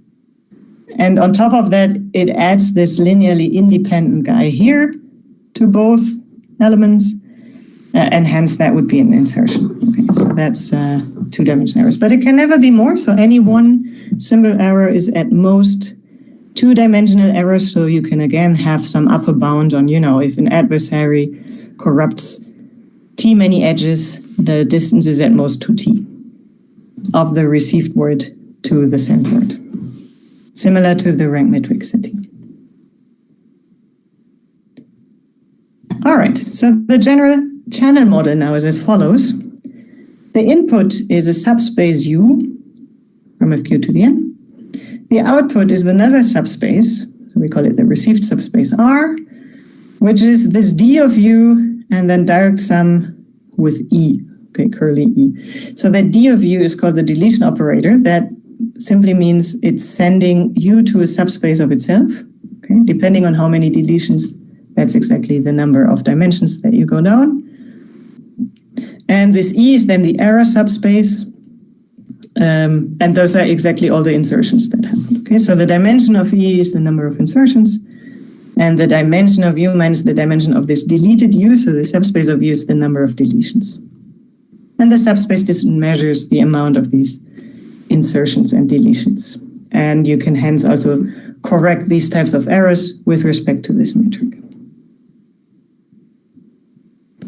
And now the main research goals are very analogous to before, it's just that we're in a different metric space now, but everything else stays exactly the same. So for a given Grassmannian or more general projective geometry, but as I said, for simplicity or even practical applications, we like to stay with constant dimension code, so we're staying in the Grassmannian. So for a given Grassmannian, so ambient space and a minimum distance of the code, find the best packing in this metric space with respect to the subspace distance. And again, the best packing will give us the best possible transmission rate for prescribed error correction capability with respect to these new types of errors that we've seen. And again, we want to find efficient decoding algorithms, if possible, together with good code constructions, because otherwise the whole system doesn't make any sense from an application point of view. We do want to have fast communication, meaning we really need to be able to do this decoding process efficiently at the end. All right, so are there any questions at this point? Because that was the introduction to the channel model.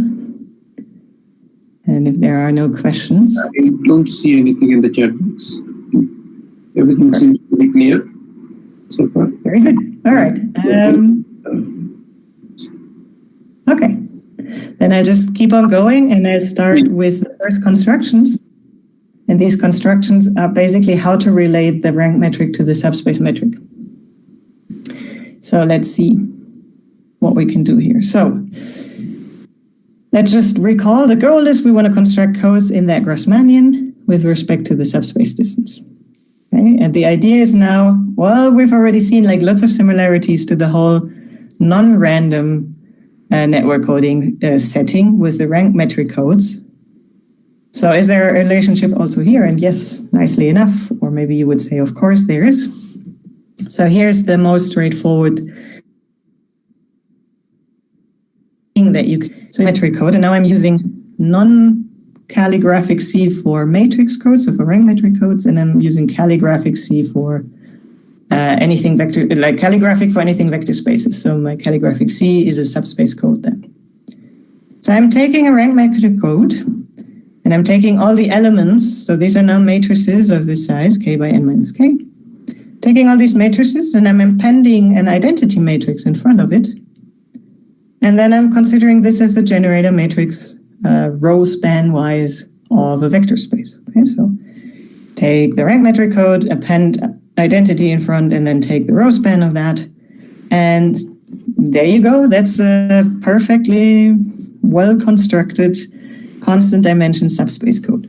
Like it is constant dimension because of this identity here, so that for sure will always give you a full rank matrix, and hence a k-dimensional element. And of course, I mean the length just by construction, because I said the rank metric code should be of size n minus k, and I'm adding k columns in front of it. The whole length is n.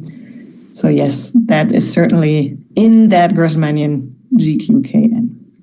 And this operation is called lifting, so we call the resulting code the lifted rank metric code. And now again, beautiful result is that the minimum subspace distance of a lifted rank metric code is exactly twice the minimum rank distance of the actual rank metric code.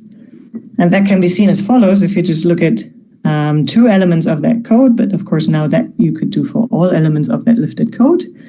All right, so U and V are now elements of the rank metric code, and both are lifted. So what's the subspace distance of these two? Again, you can rewrite it in this form or write it in this form.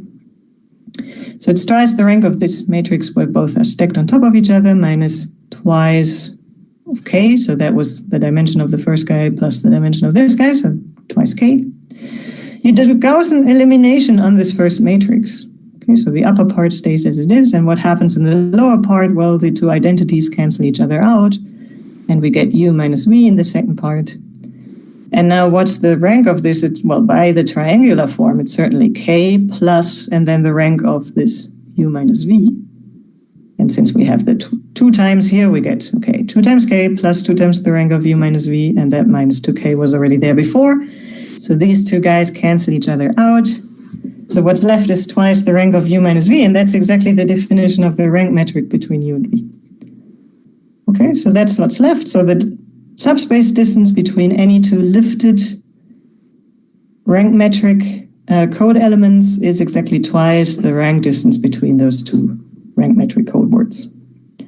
So very nice. And since we already know that they exist, although you will learn about how we can actually construct them tomorrow, but we already know that MRD codes exist, we can take these MRD codes and lift them and know exactly how many elements they have for a given minimum distance and N and K and everything. Okay.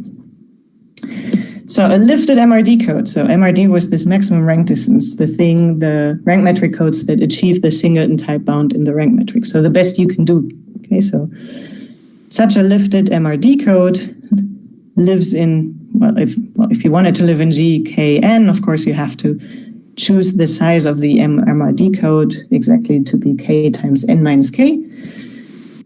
And you want it to be minimum subspace distance 2D, meaning the actual rank metric code, so the MRD code has to have minimum distance D. Then you know, okay, the size of this rank metric code is exactly that. And then, of course, the size of the lifted rank metric code is exactly the same. There is nothing that you add or that you lose by just appending an identity and looking at the row span. All right, so I mean, that by itself is nice. We have a construction, okay, but we don't really know how nice it is, okay? So can we have an estimate on how good that is? Is that close to optimal? We know that without that appended identity matrix, they're optimal in the rank metric case, okay? But what about our subspace case now? And we can do exactly the same again as in the Hamming metric or in the rank metric. We can construct a singleton type bound. Okay, in the Hamming metric, singleton bound was puncturing a code, really. In the rank metric, basically the same. We just have to be a bit more careful with counting what happens with the rank. Okay, and here it's a bit, I would say, a bit more tricky of an operation what this puncturing could be for a subspace code, but the idea is exactly the same. So the result is any constant dimension code in this Grassmann, GQKN, with minimum subspace distance 2D. So I can just assume 2D because in the Grassmann it's always even. Let me just go back to the first slide here. Okay, for constant dimension codes, you always have this 2K minus 2 times the dimension of the intersection, so you always have an even number. So that's not even a restriction at all. So any such code can have cardinality at most that. So what is that? If you haven't seen that before, that's the Q binomial coefficient. Okay, the Q is important down here. That is exactly the number of subspaces of this dimension in an ambient space of FQ to that dimension. Okay, so I mean, usually you would see the definition is N over KQ. Okay, and then it's exactly this formula. If you get rid of all the D plus 1 here, minus D plus 1. All right, so that's a well-known thing. If you haven't seen it, I mean, it's easy to learn about that. So that's the Gaussian Q coefficient, Q-ary Gaussian coefficient. And it's well known that this is the formula for that. And let's just have a look what happens if we look at the asymptotic case, if n goes to infinity. If n goes to infinity, basically, these guys, well, they cancel each other out if you take the quotient here and don't care about these smaller guys here. All right, so then you have the product k minus d many times, k minus d plus 1 many times of q to the n over q to the k, q to the k. And that is basically exactly this. Okay, so this is for n to infinity, you get this q to the n minus k times q minus d plus 1. And now just have a look up here. Hey, that's exactly the same. How nice. Okay, so what does that mean asymptotically? So for n going to infinity, for the length of the vectors that we're actually sending, we're optimal with this construction. Okay? Well, and then you could say, and some theoretical computer scientists did that, said, we're fine. We like asymptotical optimality, and, you know, what do we care more? However, for real applications, you're not in the asymptotic regime, okay? For real applications, that is a non-asymptotic question, and there is still quite a big gap. We actually have a bound on the gap, and you can argue about if that's a lot or not. But there is quite a lot of space in there where you can fit in more code words if you fix some parameters. If you're not looking at infinitely long code words. And maybe just another side remark. Thinking of this, that it's optimal if you let n go through to infinity. If you're just thinking of this lifting construction, what does that actually do? It takes a rank metric code, of some length, and then it just appends, basically, if you're thinking of long n, a very small identity in front. And the longer your n gets, the less important this identity in the front becomes. Okay, so more or less it shows you, if your n gets super, super long, that rank metric code is the only thing that really matters. And that added identity in the front gets less and less important. So that also kind of gives you an intuitive idea of why we're saying asymptotically we're happy with the lifted rank metric codes, and they're as optimal as it gets. Okay, I mean, as good as it gets, meaning optimal. Maybe another side comment here, if you think of that, actually we're just sending rank metric codes with that identity in the front. You could also think of this identity just as a header packet, if you like, that basically catches what the random inner linear combinations were. Okay, basically you could really say this is a setting where we send a rank metric code and we're doing everything in the rank metric. However, because we don't know what the random linear combinations of the inner network are, we have to send this extra header that will actually catch what these inner nodes do, because that identity will then be exactly this transfer matrix of the paths to that receiver then, that is looking at whatever is received. All right, so just a bunch of more ideas of how you can look at the same thing. However, in the non-asymptotic regime, we can do better than lifted rank metric codes, and then we can also do mathematically really different things than what we would do in the rank metric. So that maybe just because I think it's kind of interesting to see the singleton type bound, how do we do that? How do we actually get to that in the subspace setting? So this is the proof of the singleton type bound.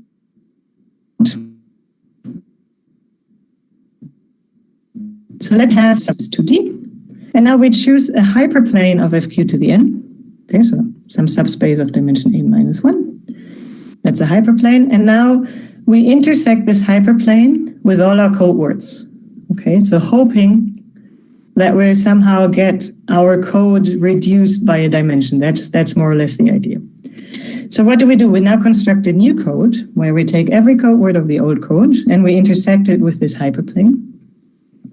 If the result has dimension k minus 1, that's exactly what we want, then we keep this intersection of the code word with the hyperplane as the new code word of the code that we want to construct. If that didn't happen, so if that code word is completely in that hyperplane, the dimension doesn't go down, then we just cut off one dimension arbitrarily. Okay, so we simply choose a subspace of this k-dimensional code word of dimension 1 less. Okay, and that will be in the new code. So the new code that we constructed has only elements of dimension k minus 1. They are all inside the hyperplane of dimension n minus 1. So we can find a new representation of length n minus 1. Okay, so we cut off a dimension k, so kind of row-wise. Now we're also cutting off one of the n, so we're making n minus 1. Because we know everything now lives in a hyperplane of dimension n minus 1, we can do that. And what else do we know? It's the same number of code words from before. Because we've only taken, we've intersected everything with that hyperplane or just erased one of the dimensions. If we assume that the subspace distance was not trivial before, so it was not 2, okay, so d was greater than 1, then by the definition of the subspace distance, you know that everything afterwards, if we just increase the dimension by 1, still needs to have something that doesn't intersect. If I take any two code words of this new code, I know that in the original code, they intersected in at most dimension k minus 2, let's say. And then actually k minus d, oh, I have to write it down exactly. But k minus, yeah, I think so, k minus d. So knowing now that, okay, we only took out one dimension means they cannot be the same thing. Okay, they still have to differ in at least one dimension. And now you do that exactly d minus 1 many times. That's exactly as many times you can do that to make sure that you don't have this, that two subspaces in the old code can now be one subspace in the new code. And you know that if you do that exactly d minus 1 times, if you started with a 2d minus 1 code, then you still have a code that has as many elements as before, as the one that you started with. However, every time that you did that, you cut off one of the dimension and one of the length. Oh, now I swapped the order. I hope that doesn't matter for you. So n was decreased by d minus 1, k was decreased by d minus 1, and you're still saying, okay, now we don't know anything more about the distance, but we know they're all distinct for sure. So now we're just counting how many elements this Grassmannian has of these shortened parameters. And this is exactly that query Gaussian coefficient that we have. All right, so that's exactly the proof in kind of brief overview-ish type. All right, so that was this singleton type of bound. Let's just go back here. That's exactly an upper bound. Exactly, I mean, that is definitely an upper bound. And for the asymptotic regime, we get to this formula, which is exactly the size of the lifted rank metric codes. All right, but maybe just for the last 5 minutes, let's see how we can do a bit better. So let's just not think of really the rank metric code and then an identity. What is the next generalization idea how we can do better? So the next idea is, well, we don't have to use this identity. If we're thinking of subspaces now, the identity gives us the row-reduced echelon form kind of prescribed, okay? All the elements that we now have row-reduced echelon form with identity in the first k columns and then something behind. But of course, I mean, we can, if we think of subspaces, we can take all reduced row echelon forms and fill them with something. Okay, how can we do that now in a structured way? Well, you can do that, for example, as follows. So first of all, you can choose all the different forms, like the reduced row echelon forms, and you can do that in such a way that you know, if I take only this form where, you know, I have my pivots, my leading ones in columns 1, 2, 3, 4, 5, 6, and so on, and I'm taking another one where I have the leading ones in these other columns, then for sure, the intersection of any two elements of this form will never be larger than whatever I want for my subspace distance, and you can already prescribe something on the subspace distance from these forms, and inside a given reduced row echelon form, so a cell if you like to think of it that way, there you can use rank metric ideas again. Okay, and then, well, we'll get to something a little bit more difficult than just normal rank metric codes, but actually something called Ferris diagram codes. All right, so let's see where do they come up. So here's an example. Here's another row-reduced echelon form where I don't have the identity block in the first k, in this case, 3 columns. Okay, so it's actually, I mean, this is kind of the thing that breaks it up here, that column. So that's, of course, a proper subspace. And now what's the idea here of these Ferris diagrams? So the Ferris diagram is really like what I colored yellow here. So these are the things that you're free to choose, okay? If you're constructing subspaces where you say this has to be the prescribed row echelon form, all the zeros to the left of the leading ones and really on top of the leading ones, they're fixed, right? So there's nothing to do about them. Only the yellow part is kind of free to choose if you want to end up with that row-reduced echelon form. And this is called a Ferris diagram dots. And then we call it a Ferris tableau form if you simply keep the numbers. Okay, that's exactly the yellow part from above. And if you replace the shape of it by dots, then you get to a Ferris diagram. And now what you can do, let me just go quickly through the main ideas here. What you can do is you can construct rank metric codes that have only non-zeros in this prescribed Ferris diagram. And you can do that for any Ferris diagram. And then, of course, you can lift it again, and then you get to a more general idea, which, well, I have 1 more minute. I guess I can get to the main result here. But there are very nice results already about these Ferris diagram rank metric codes, but there are also still a bunch of open questions there. So it's a very nice area of mathematical research for random network coding, I find. So for example, here is a Ferris diagram rank metric code where we say, okay, we want the Ferris diagram is prescribed as this. So we have these square matrices where only like this, hook of the 3 upper and the 3 rightmost entries are allowed to be non-zero. But then you can still, have the normal rank metric on these types of matrices. Okay, so this one fits this Ferris diagram, and it has minimum rank distance 2, it has dimension 2, so it's actually a linear subspace of this matrix space and so on. So just to give you an idea, and if you do that, well, you can take such a Ferris diagram rank metric code, you can lift it again, make it subspaces in GQN, and then you can join a bunch of them to actually get a larger constant dimension code than the lifted MRD construction would be by itself. All right, and we'll do more details on that and then other constructions next lecture on Friday. And also then look at decoding, how decoding translates to the rank metric setting for these codes, and for other codes, it might be a completely different thing. So thank you for now, and there's time for questions if you like. Thank you so much, Annalena, for this beautiful talk. So let's see. Right, there is a question in the chat box. Can you, would you like to read, or should I read it out? Let me have a, where is my chat? I don't guess the lifting lab is subjective, for this is known when a subspace code comes from an MRD code. A lifted subspace code has particular property. Let me think. So it goes one way to the other. So if you have if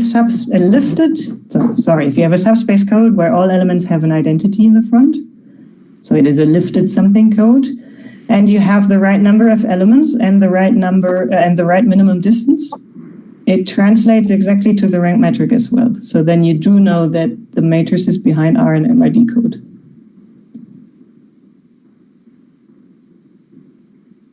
Was it? So it is. You don't necessarily have to be sure that it's a linear code, though. That really depends more. So I guess, the way Alberto has defined MRD codes, he said they are always linear. That is not necessarily true then. No, that is not necessarily true. They don't have to be linear subspaces.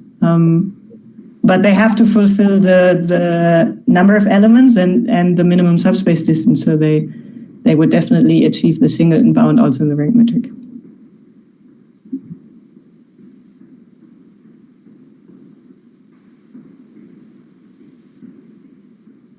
Maybe Alberto near rank metric code. Sorry, I didn't quite understand you. I said maybe Alberto only looked at linear rank metric codes.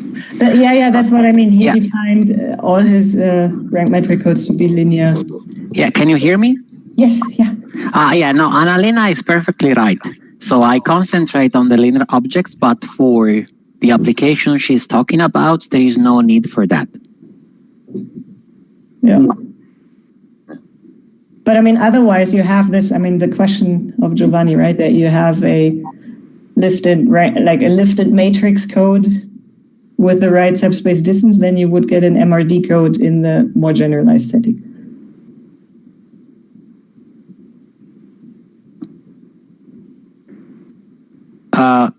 Yeah, so MRD codes. Sorry, then I don't really understand the question here. Yeah, maybe Giovanni can speak and clarify himself. Yes, can you hear me? Yes, yeah. Yes, because I know that if you have a MRD code, you can always translate this object in a subspace code, no? But if I have a subspace code in the Grassmannian, for example, and this code has the right size, can I understand if it is a subspace code that comes from a MRD code? Yes, exactly. If it has that all the subspaces that you have in your subspace code have this form, identity, and then something, and it has the right cardinality, then yes. Okay. Because the thing, I mean, this, maybe I just go back in the slides. I mean, this thing that translates the subspace distance into the rank distance, that's really equalities. That goes both ways, basically, if you want to. So yes, then yes, but I mean, then you really have to have the subspace code that already has this form identity something, and then the something would be an MRD code if all the parameters are exactly the right thing. And also another question I have. So I know that the Ferrer diagram are linked to a class of polynomials, the Schur polynomials, and that you exploit this the Schur polynomials linked to, for example, a Ferrer diagram, and also the link between. So the link between the subspace code and the Schur polynomials linked to a Ferrer diagram. I haven't, and I also don't know if anyone has. I've actually had a look at it, at Schur polynomials. I didn't have the right idea what to do with them that could be interesting from a coding perspective. But I did find the question a few years back already very interesting. I just didn't find anything, but that might definitely be worth looking into again.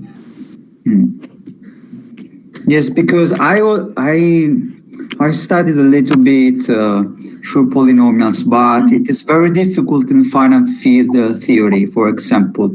Yeah, and exactly. maybe I also found lots of results for characteristic zero where you can do lots of nice things, and then if you try to translate that to FQ, everything just becomes trivial. But yeah, I mean, maybe I don't know of any results, and I'm like 90% confident that I know most of the interesting results. So there might be room there for things you could do. Okay, thank you. Yeah, thank you.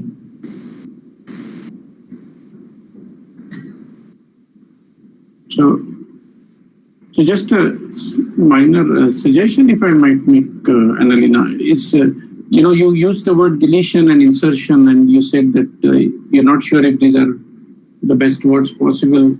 And of course, you know that deletion, insertion are also used in the context of Ferrer's diagram and the RSK correspondence, etc.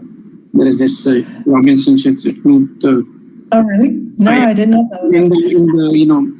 In the setting of Young diagrams and so on. It's a very well known. Okay. Just thinking that. I guess I came more the other way around, because people started calling it erasures, what I call it deletions, and erasures are so well known in coding theory for other things that Okay, so, but I mean, is it in the end the same if you think about Ferrer's diagrams or Young tableaus? Doesn't matter. No, it's different. It's a way of, it's a way of relating, say, for example, pairs of Young tableau to matrices or monomials and things like that. But what I was thinking, maybe dissension and ascension could be potential words for you.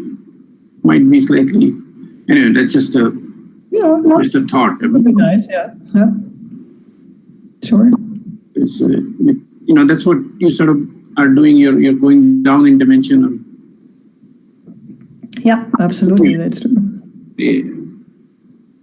Anyway, what's in a name and so on and so forth. But yeah, exactly. I guess in the end, you just have to define what you're using it for, and then people should understand.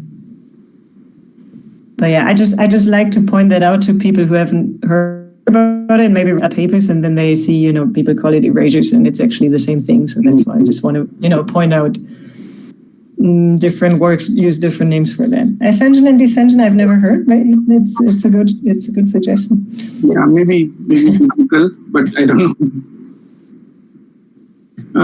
That would kind of make sense if you think about the lattice, the subspace lattice, because you're really going down and up. Yeah, you could do that. Yeah.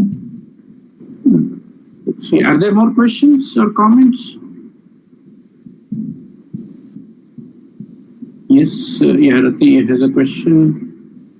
Would you please explain the note again, stating deletion can also occur by non-invertible random transfer matrix? Sure. Yeah. Let me maybe go to my butterfly network. Maybe we can see something here. No errors. Right. So here you could see the transfer matrix. What the inner nodes are actually doing is really these 2 by 2 square matrix, the first 2 columns of what the receiver gets. Okay. So that would be, that would be the transfer matrix for R1, and this down here would be another transfer matrix for R2, for example.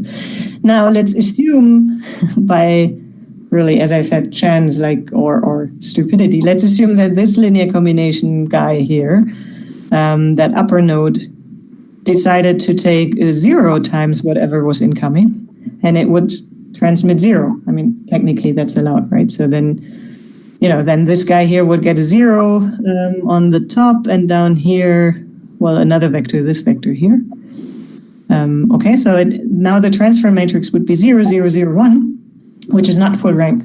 Okay, and it would correspond to a deletion in the receiver, because now the receiver has exactly like in the other setting, a 0 vector in the upper row and then a non-zero vector in the lower row. So it received only a subspace of what was sent. And in this time, not due to some error happening on the channel, but actually, like on the edge channel, but actually in what the node was doing. And now, of course, I mean, saying it's a zero linear transformation, that's of course a bit extreme, but I guess it kind of just shows what I mean. So of course, by chance, it could also be that this transfer matrix is 0, 1, 0, 1. That's also rank 1 only. Okay, so that would also not be invertible, and you would also only receive something. Well, I guess you have to bring it into reduced echelon form first, but you know what I mean? It can be something, of course, of lower rank where there's no 0 row in there, but it could just be that by chance these linear combinations that happened somehow lose the full rank property. Did that answer it? Or otherwise, I can try again. Yeah, well, she says thank you. Perfect. Let's see. Are there more questions, comments?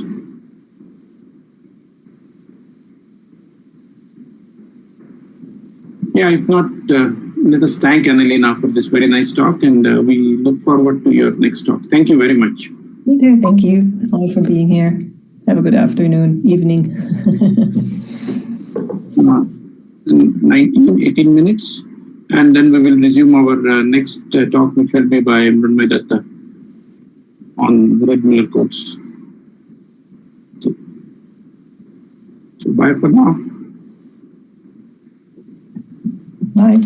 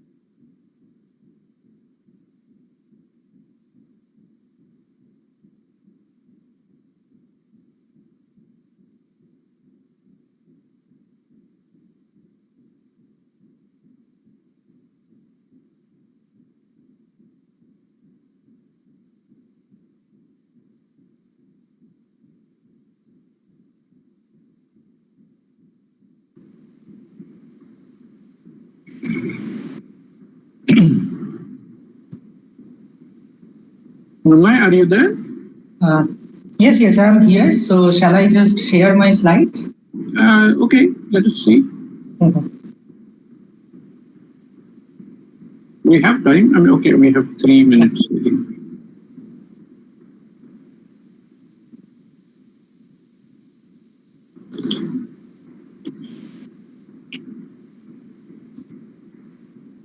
Okay, very nice.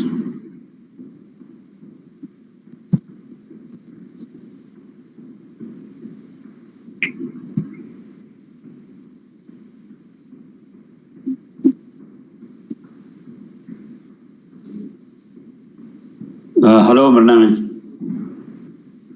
Hello. How are you? How are you? I'm good. How are you? Yeah, I'm good too. Okay. So, how is life in Hyderabad? Good. Okay. Staying in campus. It's a very nice campus actually. So enjoying the Hyderabadi biryani. Yeah. Yes and no. I mean, I find it very spicy. Okay. I see. But were you able to go out and have it? Yeah, actually, when we came here to Hyderabad, then we were staying outside campus for 1 month. Okay. And then we had a lot of opportunity to have this food. Yeah.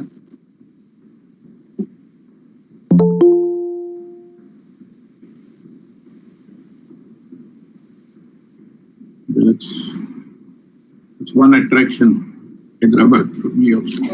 Yeah.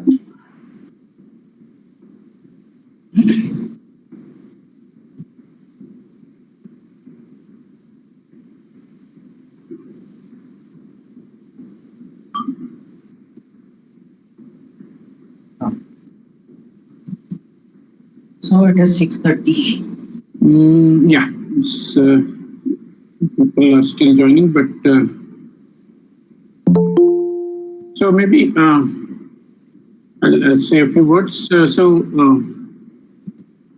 it's a pleasure to have Dr. Mrunmayee Datta give this lecture, and we will be giving one more.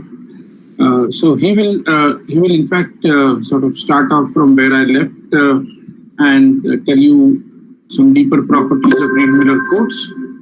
Namely, he will talk about generalized Hamming weights, and in fact, this is a piece of work where he is himself involved. Mrunmayee did his PhD from IIT Bombay, I think in the year 2016, and has done a postdoctoral fellowship in Denmark, in Technical University of Denmark for 2 years, and then another postdoc in Norway at the Arctic University of Norway. And then now he's an assistant professor at IIT Hyderabad. He's already written many beautiful papers, and I'm happy that he has agreed to be a speaker for this workshop and tell us about the generalized Hamming weights of Reed-Muller codes. Mrunmayee, please. Okay, thank you for the introduction and thank you for giving me this opportunity to talk in this workshop. I see many familiar faces and it is very nice to see all of you, Professor Trygve Johnson, Peter Billen. So very nice seeing you all, and of course Sartaj and Arun Kumar Patil, who said that he will not be able to come today. But okay, so generalized Hamming weights of Reed-Muller codes. So ideally, we are trying to talk about two different topics. One is generalized Hamming weights, and another is Reed-Muller codes. Ideally, one could go on speak about these two topics independently in a given lecture, but since the time is limited, I will focus on the collective topic, which is generalized Hamming weights of Reed-Muller codes. So let us first talk about the notion of generalized Hamming weights. So I will develop it in a way that will be useful for our particular problem. So first, as always, FQ is a finite field with Q elements, where Q is a prime power and N is a positive integer. And suppose that D is a linear subspace of FQ to the power N. So FQ to the power N is a vector space, of course, and D is a subspace. So I define the support of the subspace D to be the set of all coordinate positions. So I in box N. So box N is usually 1, 2, up till n. So these are all the coordinate positions such that there exists at least one vector, at least one code word in D, which I have denoted by C, such that Ci is not equal to 0. And for a given code word C in q to the power n, if I want to call it a code word, then the support of the code word C is set of all coordinates such that Ci is not equal to 0. So it is clear from these two definitions that I could actually write the support of D as union of the support of all the code words. And if I look at it for a couple of minutes, then it is clear that if I fix a basis BD of D, then it is enough to consider this union of supports where I consider the C's in this basis. So fix a basis, we take the support of all the elements in the basis and take their union. And now from a high school level De Morgan's law or things like that, so I could write it as n minus the intersection of Z of C. I'm quickly going to tell you what is Z of C. This is not a usual notation that is used. So Z of C has C varies in the basis. So Z of C is just the complement of support of C. So now support of D, to understand the support of D, it is important or it is equivalent to understand where all the, so if you fix a basis, so where all the basis elements vanish. So the set of all coordinates where all the basis elements vanish. So this is what we are going to keep in mind. So we have defined the support of a subspace, and then if I just take the cardinality of the support of the subspace D, what I get is denoted by WHD, and it is called the support weight of the subspace D. So just to clarify that this is a set and this is a number. So what we have discussed can be summarized as follows: that the weight WH of D, which is the support weight of D, by our equation 1, which I have written in the previous slide, is n minus the intersection of all the common zeros of basis elements of D. So now we are going to use this actually when we will try to compute the generalized Hamming weights of granular codes. But let us first define what is generalized Hamming weights. So suppose that C is an NK code. So N is the length and K is the dimension of the code over FQ. So I have put a Q in the subscript. So now for R less than or equal to the dimension of the code, we define the Rth generalized Hamming weight or the Rth higher weight of C, which is denoted by DRC, as the minimum of the support weight of all R-dimensional linear subspaces of C. So this is called the generalized Rth generalized Hamming weight of C. So by using our previous discussion that we have done, so the problem of determination of DRC is same as computing the minimum of n minus cardinality of this intersection that I have mentioned quite a few times already. And now if I just want to take this n out of this thing, then it will be just n minus maximum of cardinality of this intersection. So common zeros of the basis elements. Okay, so now let us summarize. So what we have done is that we have said that the problem of determination of the Rth generalized Hamming weights of a code C is equivalent to determining the maximum number of common zero coordinates of a given basis of D. Okay, so of a R-dimensional subspace, and now an R-dimensional subspace is always given by R linearly independent elements. So we could as well say that this is equivalent to determining the maximum of these intersections. So intersection of Z of Ci's, where Ci's, C1, C2, Cr are elements of C and they are linearly independent. So I do not want to say too much about the generalized Hamming weights more generally, but here are a couple of results that are generally very useful. So first of all, Professor Sudhir Ghorpade in his talk, he has told us about the minimum distance of code C. And it so happens that if I put R equal to 1, then the first higher weight is actually equal to the minimum distance of C. There are two very interesting results which are called monotonicity of higher weights and duality of higher weights of a given code. So the monotonicity says that so DRC is a strictly monotonically increasing function of R. So namely D1C is bigger than or equal to 1, and it is strictly less than D2C, strictly less than D3C, etc. DKC is less than or equal to N.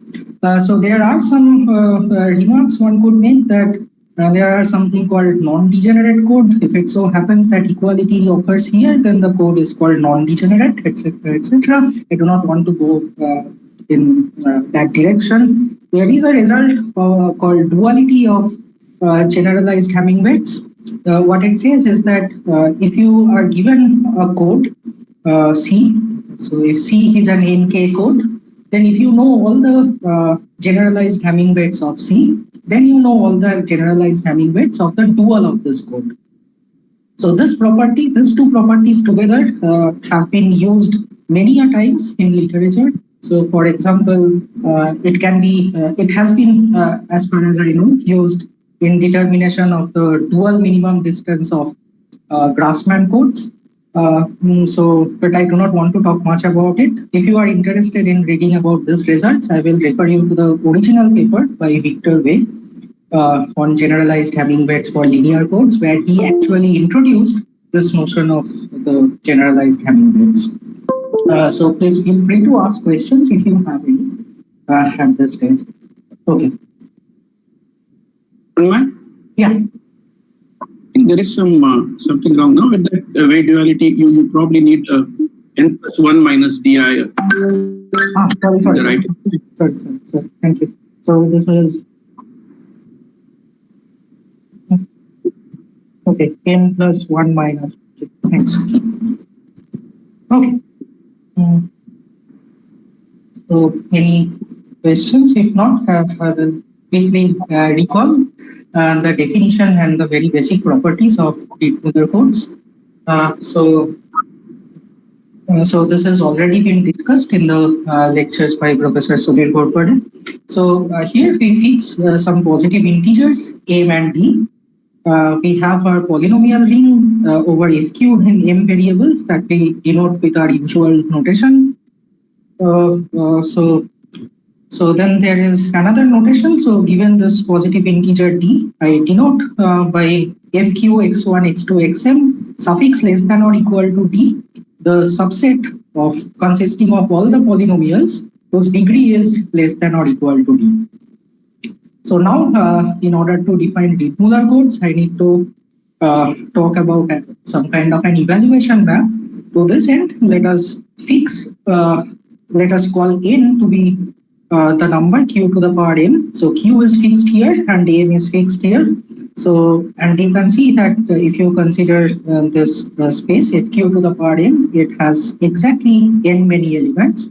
So what I do is that I fix an ordering of all the elements in fq to the power m, and I stick to this ordering. So I call the elements as if p1, p2, pn.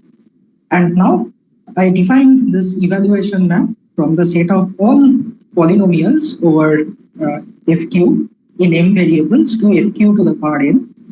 What I do is that I associate to a function, to a polynomial f, a string of numbers in fq. So f of p1, f of p2, f of pn.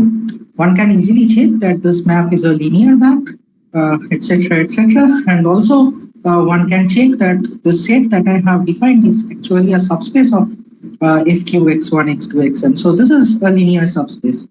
So if I restrict my evaluation map to this set, then what we are going to get as an image is called the Reed-Muller code. Of course, as I mentioned, that this is a linear subspace and this is a linear transformation. So we know that the image of a linear subspace under linear transformation is a linear subspace, and it is a linear subspace of fq to the power n. So this is a priori a code of length n. So the dimension formula was mentioned by Professor Sudhir Gopal, so I do not actually recall that formula here. So our basic objective in this lecture is going to determine all the generalized Hamming weights of the Reed-Muller code RMDM. So I'm going to fix this notation. Recall that if you listen to Professor Gopal's lecture, he used a notation like RM M mu. So first of all, so I have interchanged his mu with D, and I have also kind of permuted these two coordinates, but it is okay. So basic objective, I want to compute all the generalized Hamming weights of this Reed-Muller codes.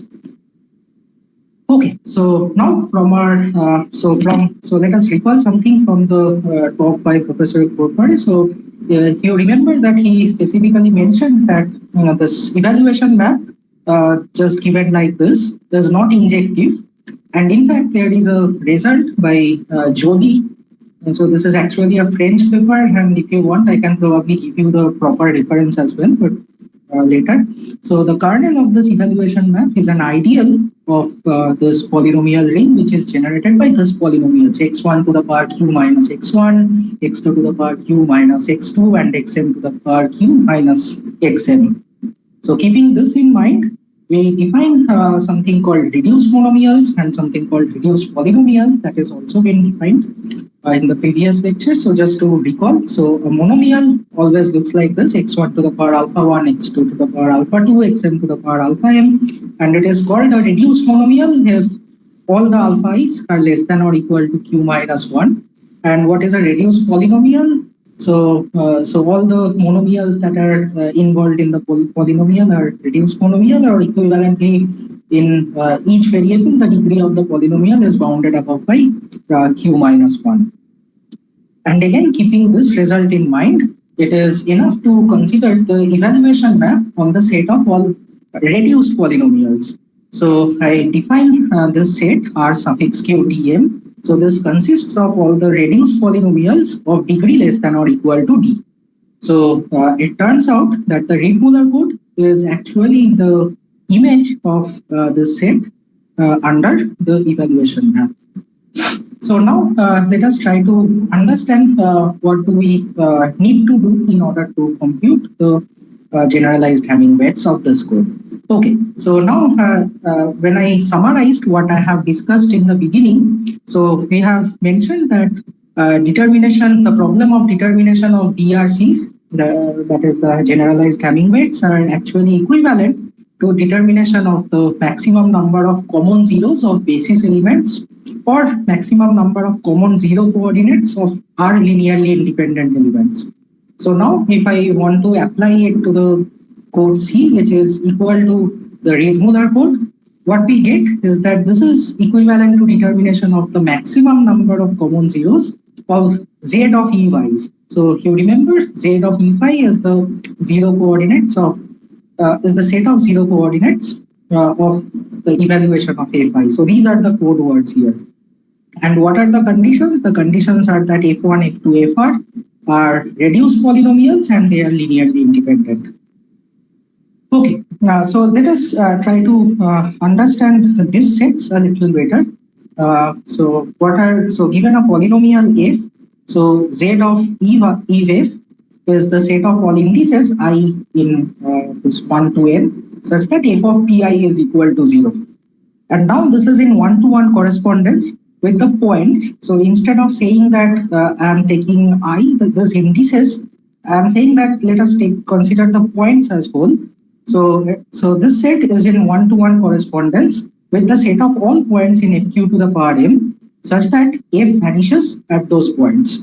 So in algebraic geometry, this has so we have a very concrete notation for this. So we write z of f to denote this set of all p in fq to the power m, such that f of p is equal to 0. And another notation is that if I have R polynomials or any number of polynomials, I will write z of f1, f2, fr to denote the intersection of z of fi's, where I varies from 1 to r. So what I want to do is that I want to compute the maximum possible number of points in this kind of intersections. So this is what I have summarized here. So so we want to understand the determination of the generalized Hamming weights of the Reed-Muller codes, and I have now translated this problem in a problem of algebra, or if you like, algebraic geometry. We want to determine the maximum number of possible solutions of this system of polynomials f1, f2, fr, such that f1, f2, fr are reduced and they are linearly independent. Now we are going to, we will be needed to memorize this set in the slides to come, and to make make life simpler, let us write ERDM to be the cardinal, to be this number, this maximum that we have here. So from our discussion, what we get is that the Rth generalized Hamming weight is given by q to the power m minus ERADM. So we will focus on this problem of computing ERADM, and now we know that if we can do this, then we can actually compute this quantity. Okay. So this is the basic idea, this is the basic structure of what we are going to follow. So we have taken a problem in the world of error correcting codes. We have converted this to a problem in algebra or algebraic geometry if you would like. And next we are going to convert this problem or at least pass on to a problem in a subject called extremal combinatorics. And then we would need to develop several notions. So in order to do this, so this will be done by the theory of monomial ideals, affine Hilbert functions, which I'm going to talk about in just a while. So of course, when I talk about the theory of monomial ideals, affine Hilbert functions, I will only give you the necessary definitions and relevant results without proof, because it will take a lot of time otherwise. And if you are interested in these topics, I will refer you to this very nice book by Cox Little Ocia. It is called Ideals, Varieties, and Algorithms. So now let us focus on this topic. So any questions at this stage?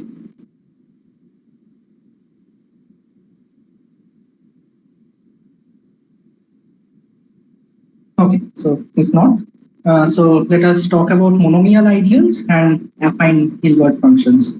So we have already defined monomials. So a monomial looks like x1 to the power alpha 1, x2 to the power alpha 2, xn to the power alpha m, where alpha, so I will always denote this kind of a monomial by this notation x to the power alpha. So where alpha is an m tuple, and so where are the entries? So these entries lie in n to the power n, where n is a set of all natural numbers, including 0. What is a monomial ideal? A monomial ideal is something which is generated by some monomials. So if I want to concentrate on tuples, so an ideal is going to be a monomial ideal if it is generated by some x to the power alpha, where alpha belongs to a subset A of n to the power n. Okay, so I do not know as of now whether this A is finite or infinite. But if you want to read about it, if you go to the book by Cox Little Ocia, you will see that there is a lemma called Dixon's lemma, which ensures that such an ideal is always generated by finitely many monomials.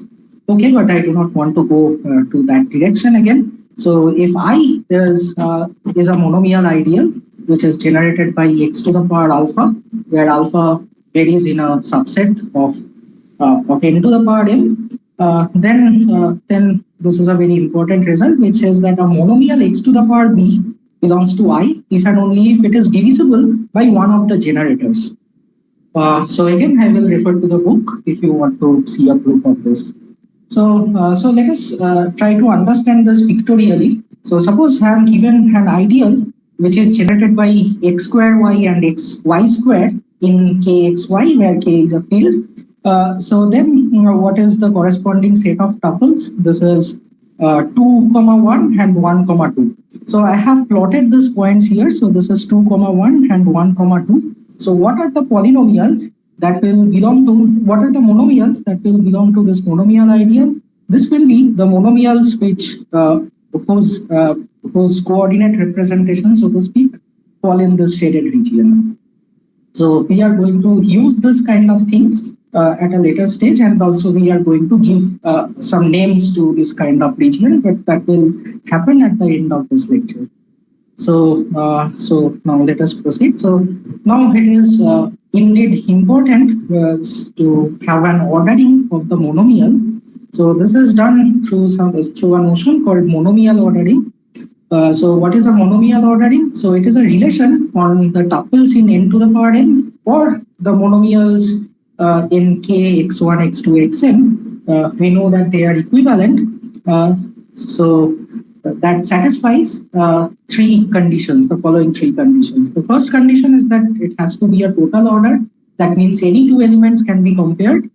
Second, if alpha and beta are elements of n to the power m and gamma is also an element of n to the power n, such that alpha is bigger than beta with respect to this relation, then alpha plus gamma is bigger than beta plus gamma. And in the world of monomials, it is represented in the following way, that x to the power alpha times x to the power gamma is bigger than x to the power beta times x to the power gamma. And the third property is that it has to be a well ordering, namely if you take any subset, any non-empty subset, A of n to the power m, it must have a smallest element under this order or this relation. So if we have a relation on n to the power n which satisfies all these three conditions, then it is called a monomial ordering. So let us see a couple of examples which are also going to be very useful. So first we have something called lexicographic order. So if you take two tuples, two m tuples, n tuples, alpha and beta, so we say that alpha is bigger than beta in lexicographic order if the leftmost non-zero entry of alpha minus beta is positive. For example, if I take n equal to 3, then 1, 2, 0 is bigger in lexicographic order than 0, 3, 4. After all, if I want to construct this difference, compute this difference, this will turn out to be 1, minus 1, minus 4. So the first non-zero entry is positive. And if I want to translate whatever I have said here to the world of monomials, it turns out that x1, x2 squared is bigger than in lexicographic order than x2 cubed, x3 to the power 4. One of the very interesting example is the following. This tuple 1, 0, 0, 0, 0 is bigger than 0, 1, 0, 0, etc. And again in the world of monomials, so x1 is bigger than x2, x2 is bigger than x3, etc. So this was, so one can check easily that this is a monomial order. Another example is called a graded lexicographic order. This is also going to be an example of a special kind of monomial order, which is called a graded order, which we will introduce later in this lecture. So suppose that, so in order to define this graded lexicographic order, it is clear that I have to define some kind of a grading of the elements or the monomials. So, so in the world of monomials, an obvious grading is to take the degree of the monomials, and in the corresponding world of m tuples, what I can do is that I can take an element alpha, which is an m tuple. I will define modulus of alpha to be the sum of all alpha i's. So here is the definition. So alpha is said to be bigger than beta in graded lexicographic order if either the degree, I mean the modulus of alpha is bigger than modulus of beta, then we do not care. We will declare that okay, alpha is bigger than beta in graded lexicographic order.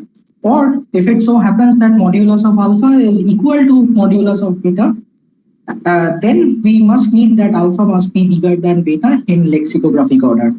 In the world of monomials, what we have is the following. Either we need the degree of this monomial to be bigger than degree of this monomial, or if it so happens that these two monomials have the same degree, then we will just check for which monomial is bigger than whom in lexicographic order. So now many things change here. So for example, in the previous slide, we have seen that 120 is bigger than 034 in lexicographic order, but you can easily check that 034 is bigger than 120 in graded lexicographic order. But the other case where we have considered this large sequence, that remains the same because all of these guys have the same degree. Okay, so a polynomial, if you want to consider a polynomial, this can always be written as a finite sum of monomials. So we can define multi-degree of a polynomial. It is so what we do is the following: I take all the m tuples and I look at so there will be only finitely many of them, such that a alpha is not equal to 0 in this sum, and I am going to take the maximum possible alpha in with respect to the order that we have fixed. So this is a monomial order that we have fixed here. So this is the multi-degree, the leading coefficient. Well, it is the coefficient of the x to the power. So x to the power alpha, where alpha gives the multi-degree. So I'll give you an example which will make things clarified very easily. So it is the leading coefficient. Leading monomial is x to the power multi-degree of f, and the leading term is simply the product of the leading coefficient and the leading monomial. So an example is the following: I take this polynomial 4xy squared z plus 4z squared minus 5x cubed plus 7x squared z squared, and I have kept this lexicographic order here. You can check easily that that x cube is the highest term with respect to lexicographic order that appears in the polynomial, and this 3 is going to be the multi-degree. This is the highest index, so to speak. What is the leading term? Leading term is minus 5 times x cubed. Leading coefficient is minus 5, and the leading monomial is x cubed. So this I hope that explains these 4 notions. Okay, so now we come to something called the leading term ideal. So I'm talking about very basic things, but it is needed, and if you already know all these things, kindly excuse me, because I need to develop all these things for the purpose of this, because otherwise I will not be able to talk about the main results. Okay, so what is a leading term ideal? So given an ideal and a fixed monomial order greater than, so I define the leading term ideal to be the ideal in kx1, x2, xm, which is generated by all the leading terms of f in I, where f is not equal to 0. So I take all the non-zero elements from my ideal, I consider their leading terms, and I generate an ideal which I call the leading term ideal. And it is clear that the leading term ideal is a monomial ideal. So we will actually use this after some slides. So now I need to define something called an affine Hilbert function. So suppose that R is the polynomial ring. So to make notation simple, so K is a field, and I denote by R the polynomial ring over K in m variables x1, x2, xm, and R less than or equal to D, the set of all polynomials in this ring which has degree less than or equal to D. Now if I is an ideal, I denote by I less than or equal to D to be the set of all polynomials in I that has degree less than or equal to D. And now we are ready to define what is known as the affine Hilbert function of I. So it is so if I is an ideal of R, I denote by the affine Hilbert function of I by A HF I. So which is also by some authors denoted by A HF R modulo I, but of course it is important. I mean, the definition depends on I, so I can write it here. So how is it defined? So it is a function from the set of natural numbers to set of natural numbers. So I take a natural number u and I send it to this natural number, which is the dimension of r less than or equal to u minus the dimension of I less than or equal to u. So this dimension is the dimension of this vector spaces over K. So you can see that when I fix this small subsets, these are finite dimensional vector spaces over K, and we can take this, take their dimension and do addition, subtraction, and whatever is needed. So now, if X is a subset of K to the power n, we define the ideal of S. This is done classically in books in algebraic geometry. I denote it by I of S to be the set of all polynomials in R that vanishes at every point in X. And if I want to define an affine Hilbert function on X, it is enough to define AHFX, the affine Hilbert function of X, to be the set of, to be the affine Hilbert function of the ideal of X. So I must make a comment that one can check easily that this turns out to be an ideal. Okay, so now we have done a lot, and we are ready to take some of the very important results that is used in the determination of ER-ADM. So suppose that I and J are two ideals with I subset of J. Then for any values of U, AHFI of U is AHFJ of U. So the affine Hilbert function, the value of the affine Hilbert function at the point U is bigger than or equal to the value of the Hilbert function of J at the point U. And this is true for all U. And it is an easy consequence of this fact that if I take X and Y to be subsets of K to the power m, with X is a subset of Y, then the affine Hilbert function of X is less than or equal to affine Hilbert function of Y. So in the world of ideals, so this is kind of an order reversing result, and this is kind of an order preserving result. So now, so suppose what I do is that I fix a graded order. So I must define what is a graded order. It is a monomial ordering such that x to the power alpha is bigger than x to the power beta whenever the degree of x to the power alpha is bigger than x to the power beta. And I have mentioned this. One of the examples is this graded lexicographic order. And here are those three properties that I will be using mainly. So the affine Hilbert function of I is same as the affine Hilbert function of the leading term ideal of I. This is true for all ideals of R. Okay, so what here we are doing by this proposition, or this part of this proposition, is that I'm converting the problem of computing the affine Hilbert function of an ideal to the problem of determining the affine Hilbert function of a monomial ideal. And there is a result which is the next part of this proposition, which says that it is somewhat easier to determine the affine Hilbert function of a monomial ideal. And how do we calculate this? It is computed by computing the number of monomials of degree less than or equal to U that do not lie in I. Now I have already told you what are the monomials that lie in a monomial ideal. So if you can count this, you can also count the number of monomials of degree less than or equal to U that do not lie in I. And the last, if Y is a subset of K to the power m, which is a finite set, this is very important.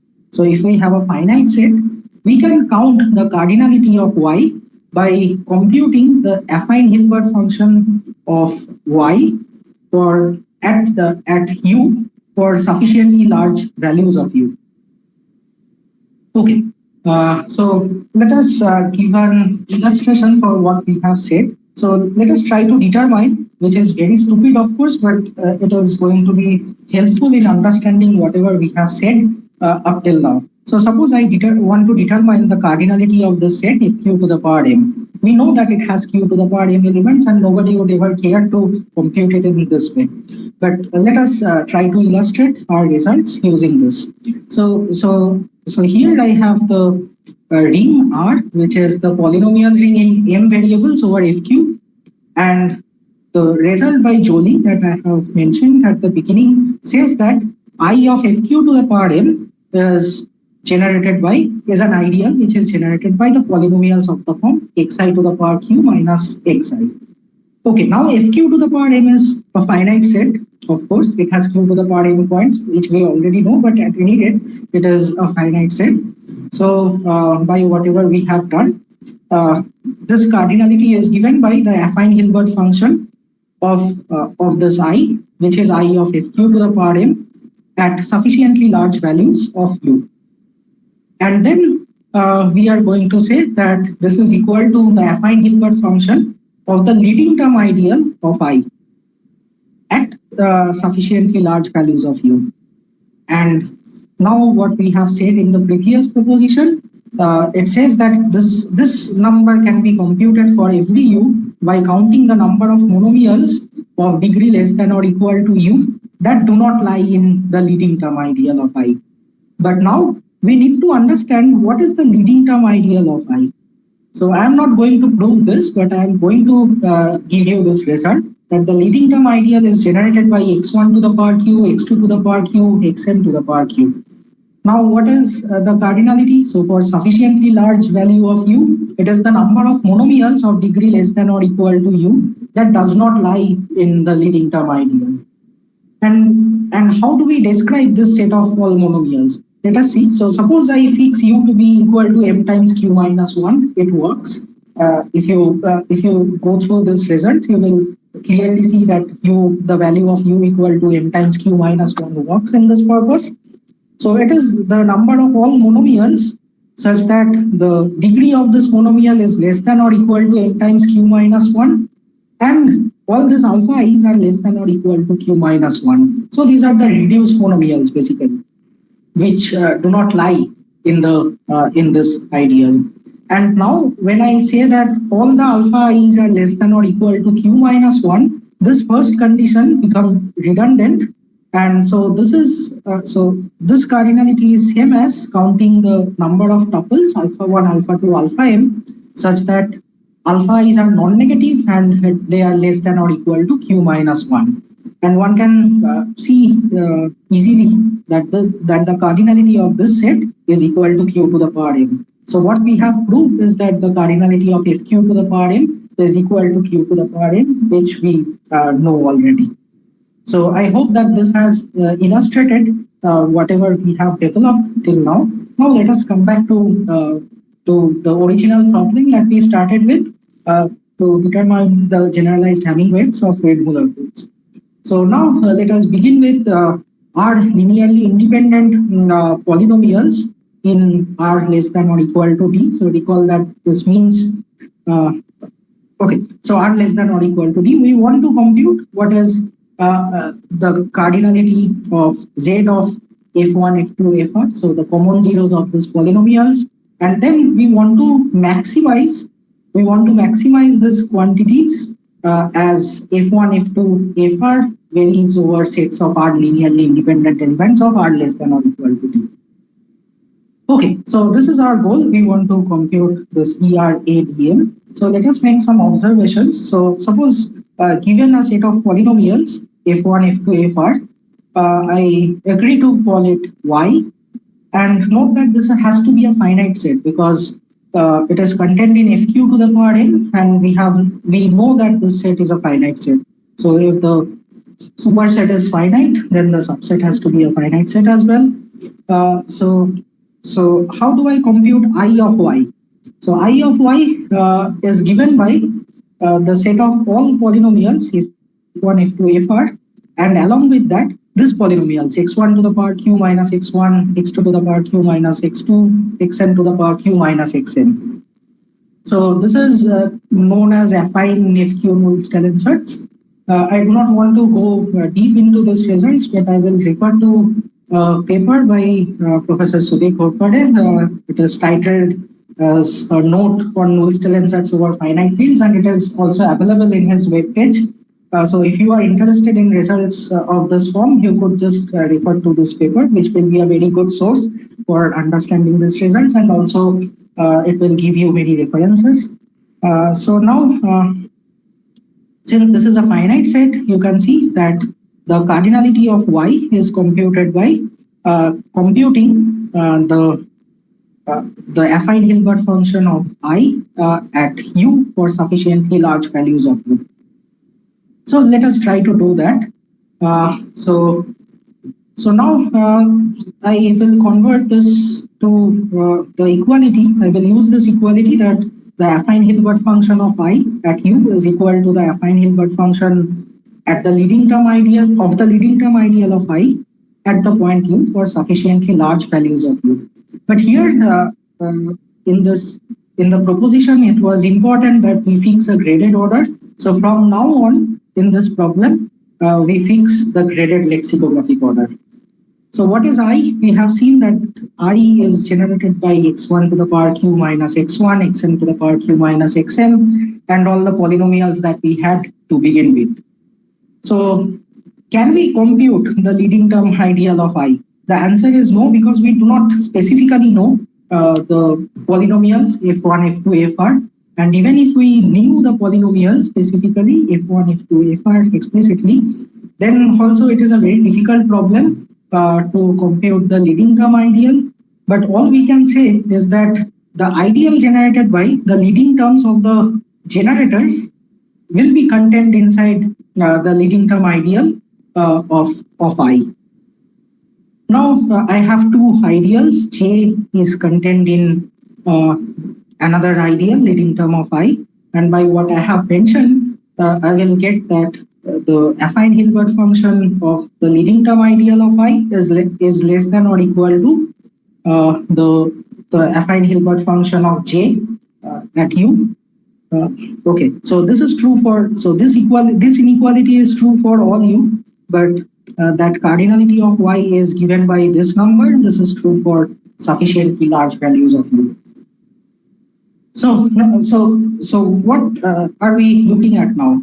So we have now said that the cardinality of Y, which is the cardinality of Z of f1, f2, fr, is less than or equal to the affine Hilbert function of J at the point at the integer U for sufficiently large values of U. How do we compute that? So since these monomials are there, so the monomials that will not belong to this ideal will be all reduced monomials. So what we are looking at is the number of reduced monomials of degree less than or equal to U, which is not divisible by the leading monomials of F1, leading monomials of F2, and leading monomials of F1. Okay, so this is what we are trying to compute, and now you can again see that if you fix U to be equal to m times q minus 1, that works for our purpose. And when I fix U to be equal to m times q minus 1, and we are talking about reduced monomials, we can actually drop this this part of the sentence. So we are actually looking at the number of reduced monomials that are not divisible by the leading monomials of F1, leading monomials of F2, and leading monomial of FR. And here is a small observation that we know that F1, F2, FR are linearly independent. So if needed, we can do we can take some linear combinations of F1 and F2, FR and replace some of them if it is needed. And we can assume that the leading monomials that we are going to have here are all distinct monomials. So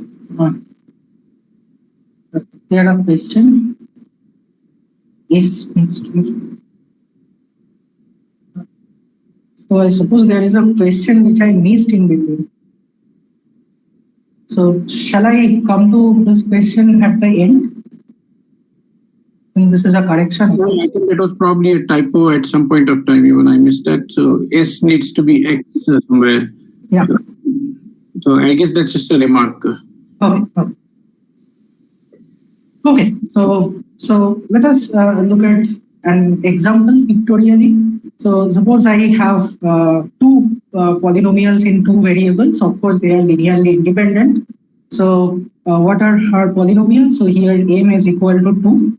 And I have two polynomials, 3x to the power 9y plus y squared plus 7x. And here 4x to the power 6, y to y cube plus 3x to the power 7. And suppose that I fix my u to be equal to 10. So I'm looking at polynomials which are of degree less than or equal to 10. So what are the leading terms, leading monomials? The leading monomial of f1 is x to the power 9y, and the leading monomial of f2 is x to the power 6 y cubed. So if I plot it here, so this is the point, the corresponding two tuple. This is 9, 1. And this is 6, 3, which comes from this leading monomial. All I am saying is the cardinality of z of f1, f2 is the number of points, these points, which do not lie in this shaded region. So this is our way. So you can see that we are actually slowly going from the problem of algebra to a problem of combinatorics. And we will soon ask that how could we place these 2 points so that the area of the shaded region is minimum, or the area of the unshaded area is maximum. Okay, so here we need some notations. So suppose that f is the set 0, 1, q minus 1 to the power m, the Cartesian product taken m times. So this will be basically consisting of m tuples, a1, a2, an, with ai less than or equal to q minus 1 and bigger than or equal to 0 for all I. I define degree of a tuple to be the sum of all the components. And if u is an integer, I define f suffix u to be the set of all points in f that has degree u, and f less than or equal to u, the set of all points having degree less than or equal to u. So now I define another ordering, which is called partial order on the set of monomials or the set of tuples. We know that they are equivalent. So A is less than or equal to B in partial order if all the components are having the same inequality. So A is less than or equal to B if and only if AI is less than or equal to BI for all I.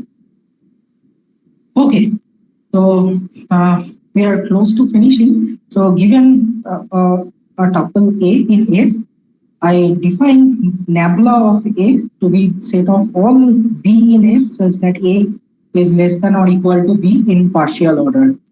So this is called the shadow of the element A. And given a subset S of F, I define nabla of S, which is called the shadow of the subset S to be the union of shadow of all the elements that belong to S. And given a set S, I denote by delta of S, which is called the footprint of S, to be the complement. So for example, you can see in this picture, if I take these two elements, the shadow consists of this shaded region of all the points that lie in the shaded region, and footprint is set of all points which lie in the unshaded region. So, so you can see that there is a correspondence between the reduced monomials and the points in F, which is clear by the definition. And you can see that if A is a subset of F, then the ideal generated by all the monomials whose indices come from A. So the reduced polynomials that lie in I is same as the shadow of A. So this is what is illustrated in the picture as well. And the reduced monomials which lie outside I. So this is this corresponds to the shadow of A. So what is our problem? So we have now said that the cardinality of the set of zeros of F1, F2, Fr is less than or equal to the cardinality of the footprint of all AIs. And So this is what we are getting. And what do I need? What are the conditions that we need for this AIs? So these AIs are tuples, of course. All we need is that these AIs must be distinct. So this is a problem, combinatorial problem that we have come to. So we have a square of length q, so 0 to q minus 1, and I have a line, so which can be viewed as x plus y less than or equal to p. So this is of course a two-dimensional picture. So so this has to be done in for an arbitrary value of m. So what are we saying? So suppose I am given r points in this picture, which lies either on this green line or in this region. So the question is, how can we put these r points so that the shadow has the smallest number of points or the footprint has the largest number of points? So now, as I have mentioned in the slide where I have described the idea of the problem, so I have now actually translated the problem of algebraic geometry that we have come to a problem in extremal combinatorics. And I think this is a good place to stop. For next day, I will tell you more about this problem. So if you have any questions, please ask. And thanks for your attention. Yeah, thank you, Mrunmay, for your very nice and clear talk. Let's see if there are any questions.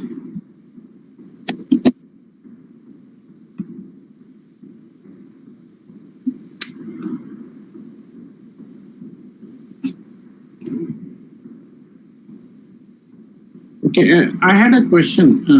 Yeah. So is it true in general that if you take any monomial ideal in the polynomial ring in a m variables or fq,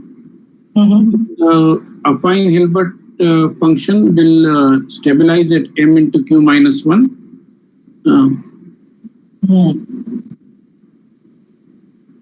No, I mean, we get this because of this condition that this monomials are here, x1 to the power q, x2 to the power q, xm to the power q.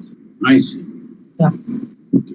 But if you're okay, but if the monomial ideal contains these powers, cube powers of xi, then it is true, is it? Yes.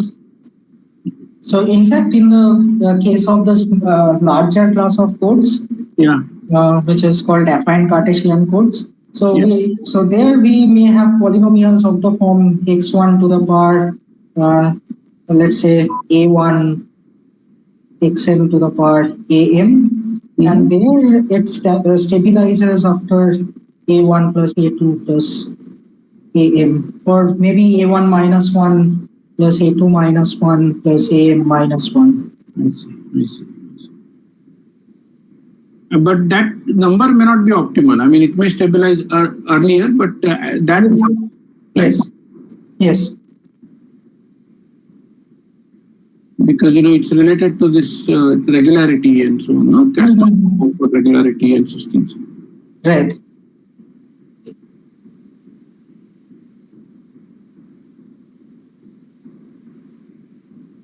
Okay, I don't know if there are other questions.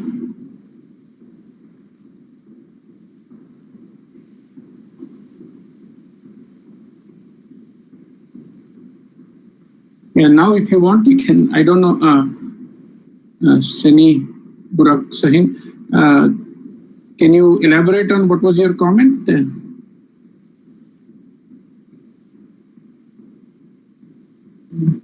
You are muted.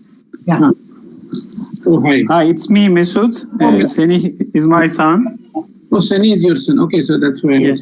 So it was about the vanishing ideal of the variety X, subset X, and there was a typo there. Yeah. So, okay. So I will try to fix it before I send out the slides for. In fact, I've been thinking about the comment that when the subvariety is finite, you have this stabilization property. But I think it's more about the dimension of the Krull dimension of the subvariety. I mean, no, so but it's a zero-dimensional variety. Yeah. So that is why the Hilbert function is giving you the cardinality. Yeah, that's what I'm trying to say. So the Krull dimension is 0. That's why it is stabilizing. I mean, otherwise, every not every. I mean, it depends on. So what if the vanishing ideal has a bigger dimension over the closure of the finite field?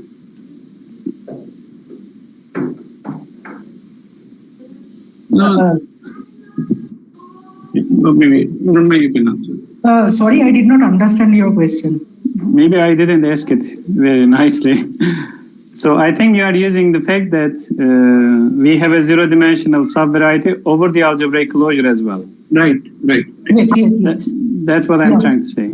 Yeah. So one has to be careful in this case, because in general, some subsets, they may have positive dimensions over the closure. Yeah, but isn't it true that if the subset is a finite set, then the dimension is always 0, even if you are considering an algebraically closed field? Yeah, so you are right. You are right. Yeah. What I have in my mind is that if I have an ideal, and if I solve it over the over FQ or over the algebraic closure, the solution set may be is always finite over a finite field, but it may be infinite over the closure. That's what I was trying to say. Right. So, but then even in that case, if you put in this polynomials x1 to the power q minus x1, xn to the power q minus xn, so then you will always come to a finite set. So this is one reason that I wanted to include this polynomial. Yeah, even if you are working over an algebraic closure of FQ. Yeah, that's what you are using. In fact, these the vanishing ideal of the affine space restricts everything. So the solution set must be a subset of the FQ to the power m. Right. Exactly. Thank you very much for this beautiful talk. Thank you. Yeah, thank you for being here. Any other question?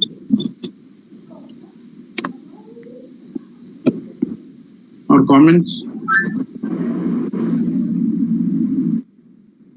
So I just want to comment that what Munma is talking about today and tomorrow is actually part of his own work with Peter Whelan, which is a nicer alternative proof of the complete determination of generalized Hamming weights of Reed-Miller codes. This was originally done by Heinen and Pelikan, and Whelan and Datta do it in a different way, and in fact they solve a more general problem of determining these for what are called affine Cartesian codes, which he mentioned. So yeah, thank you, Mrunmay, for this exposition. Thank you. Yeah, thank you, Mrunmay. Very nice talk. Thanks. Yeah, nice to see you after a long time.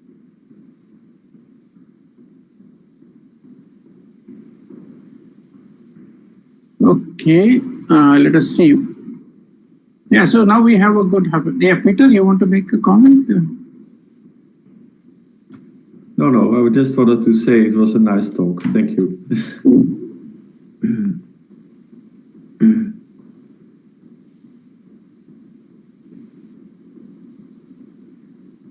Okay, we have half an hour break. Of course, we can chat. Those who want to leave, get themselves a cup of coffee, tea, or something stronger, feel free to do so.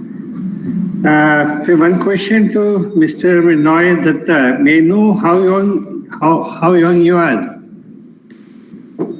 How young you are, basically. Mrunmay Datta, how young you are? How young you are? I mean, what is your age? I meant to say just 35 around. You look very young. Yeah, I'm 33. 33 years. So that's what I assumed actually. So good. Okay.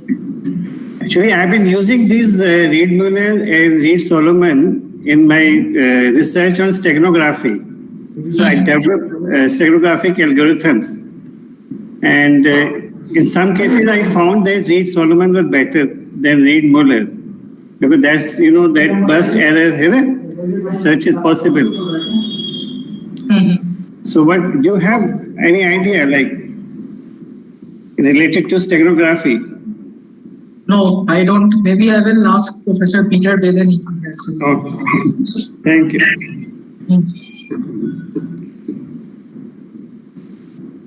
Anyway, it was a nice lecture. Hope to see you again at this next your lecture. Yeah, so it is on day after tomorrow. So thank you for it. I'll be there. Definitely, I'll be there. Thank you. Thank you. Thank you. Where are you from, sir? I'm from University of Delhi.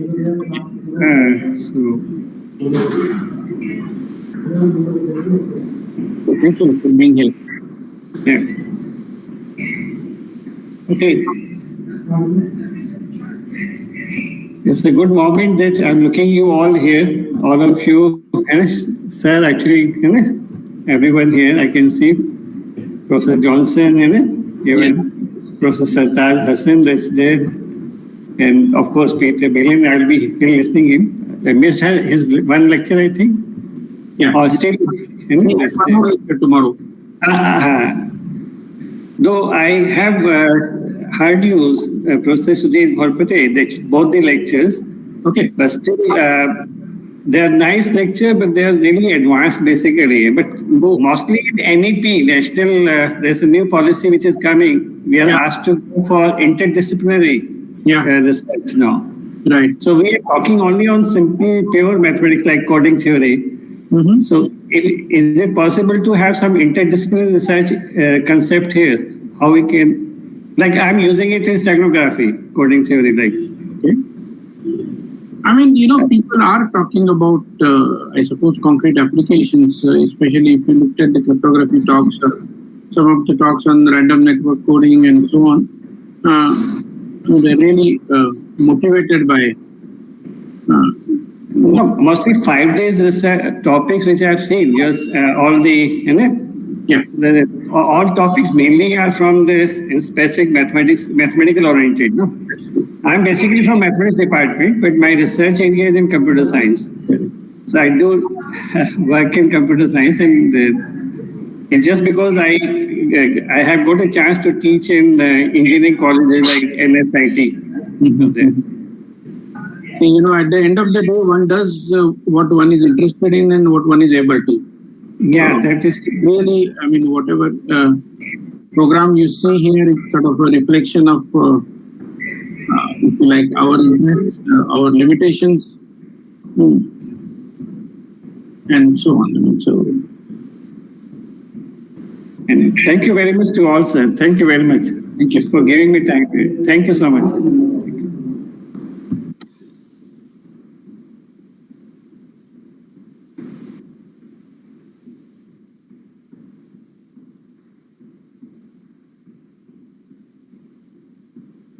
How are you doing, Trigve?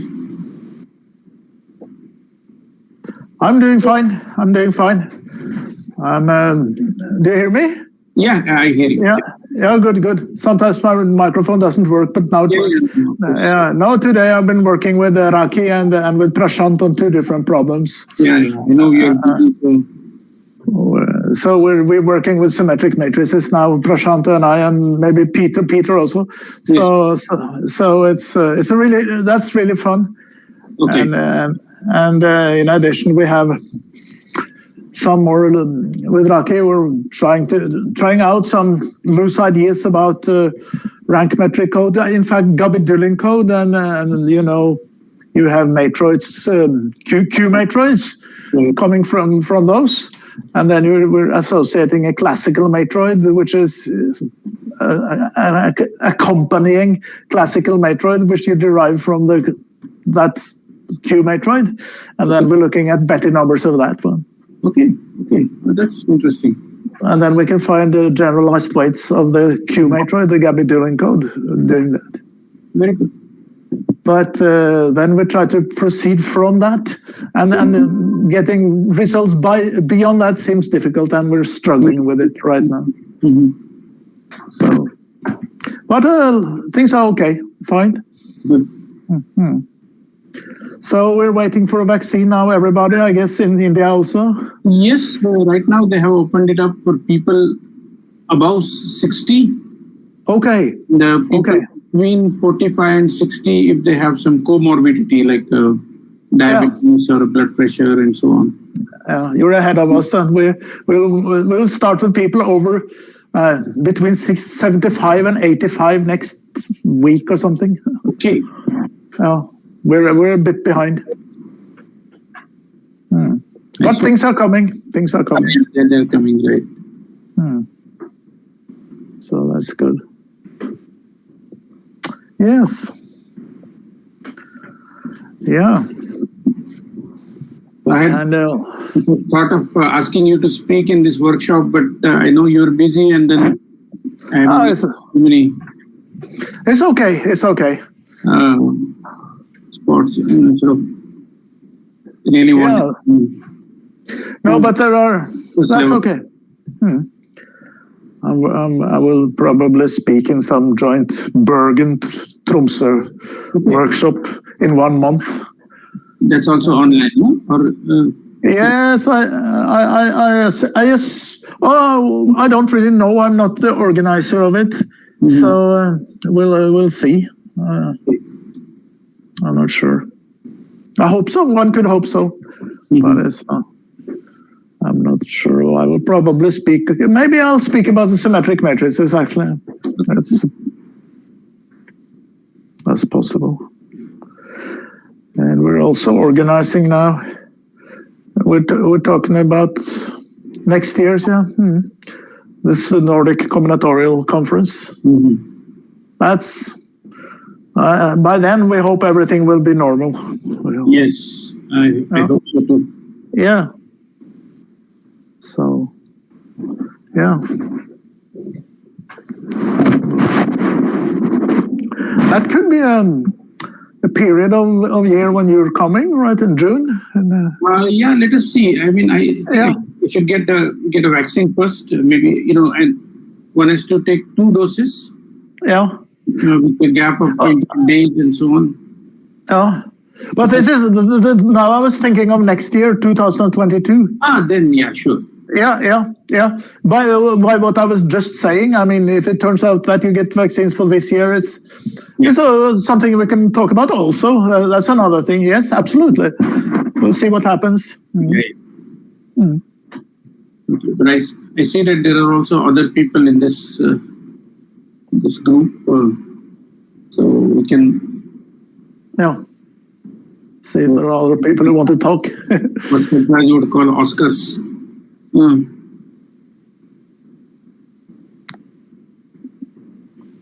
So last talk is by Shantanu, right? Sataj, is he there? I don't know.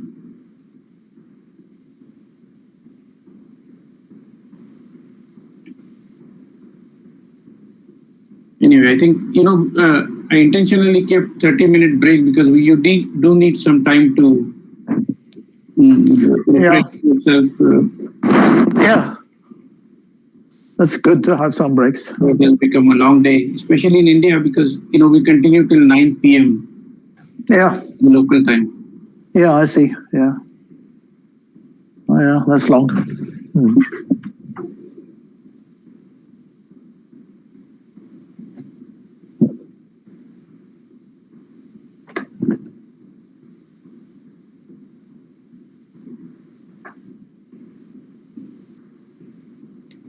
Yeah. Okay, so I will disconnect for a short while and come back for the next talk. See you. See you. Bye.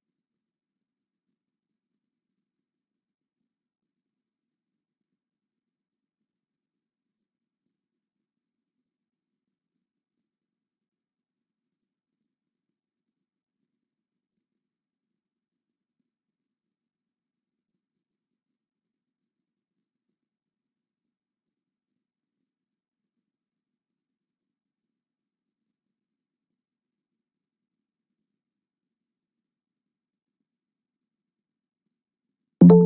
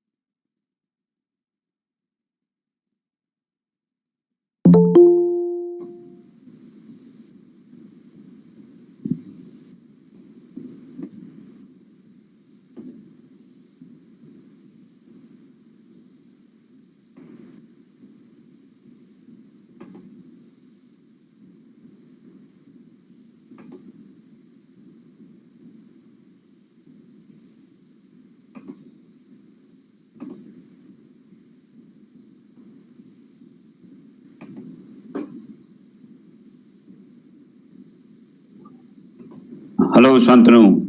Hi. Hi, how are you?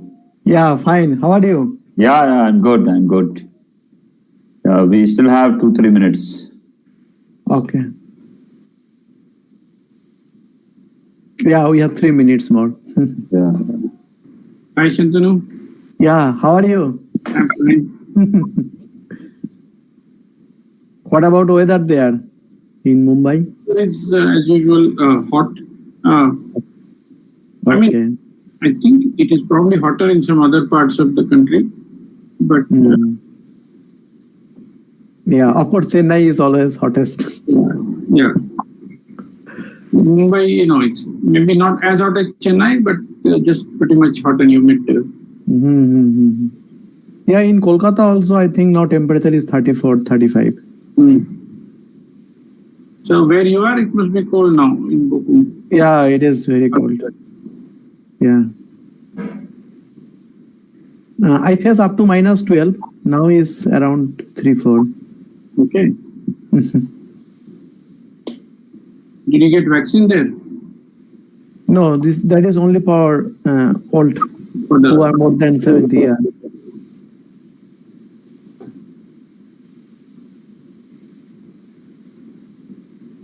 How long will you be there? Yeah, I will be here up to November end this year. Okay. Yeah, I took leave up to November, but I may go back again. It depends upon all situation. Sartaj, you are connected in 2 places, is it? Yeah. Yeah. Oh, is it? Yeah, I think, I'm connected at 2 places, right? Maybe 2 different devices. Yes.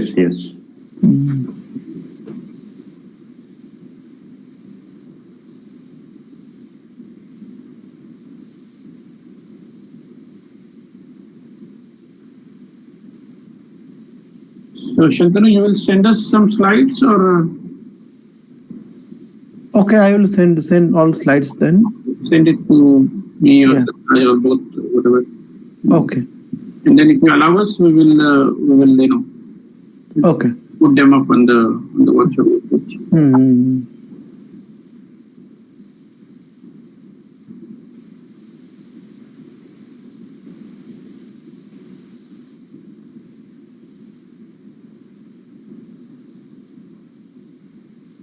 Hi, Rajiv, where are you?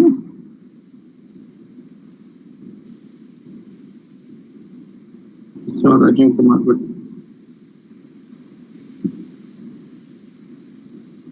anyway, I think it's almost maybe you have 1 minute. So yeah. Your second lecture, so you can just begin when it's time. Yeah. Introduce you. Okay. And you can stop when you're done. Is that okay, Sartaj?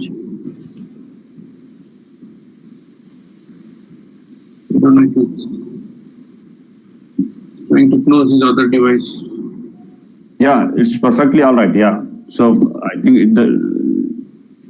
it's already 8 o'clock. So yeah, maybe we can wait for a minute or two. Maybe usually people join in, within 2-3 minutes when it actually starts.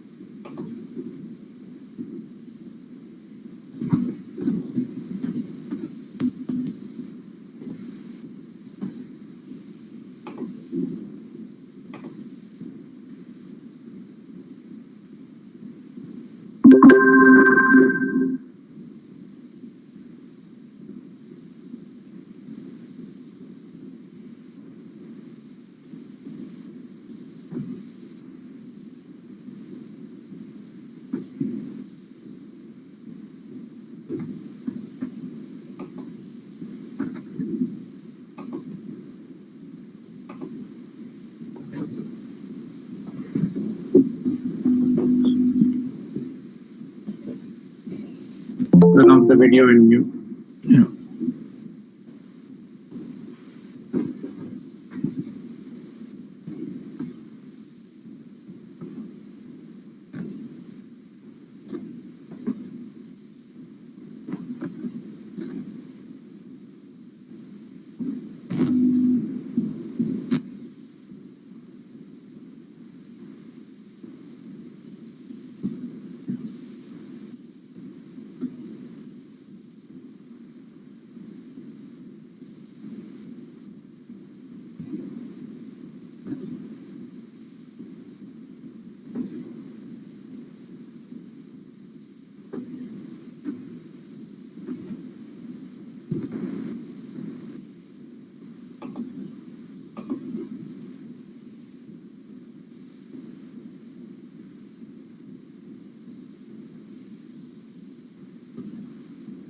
So I think maybe Shantanu, if you like, you can begin with the lecture because Yeah, we can start now. yeah, we can start.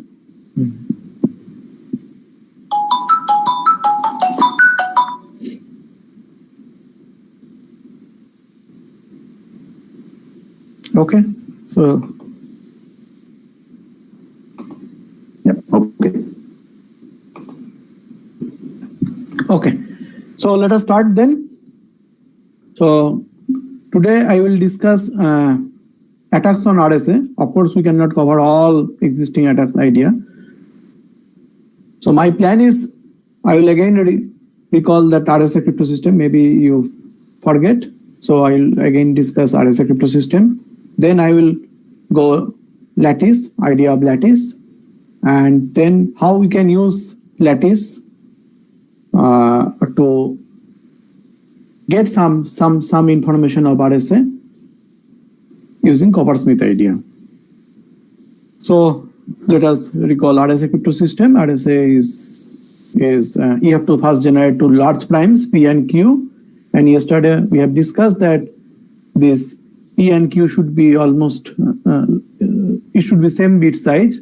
One should not be very small and another is very large. So you can assume that P is larger than Q, then P must be less than 2Q. So both should be same size. And then you have to make product n equal to PQ, and you have to calculate phi n, Euler phi function, product of P minus 1, Q minus 1, and you have to generate two numbers E and D so that E times D is equivalent to 1 modulo phi n.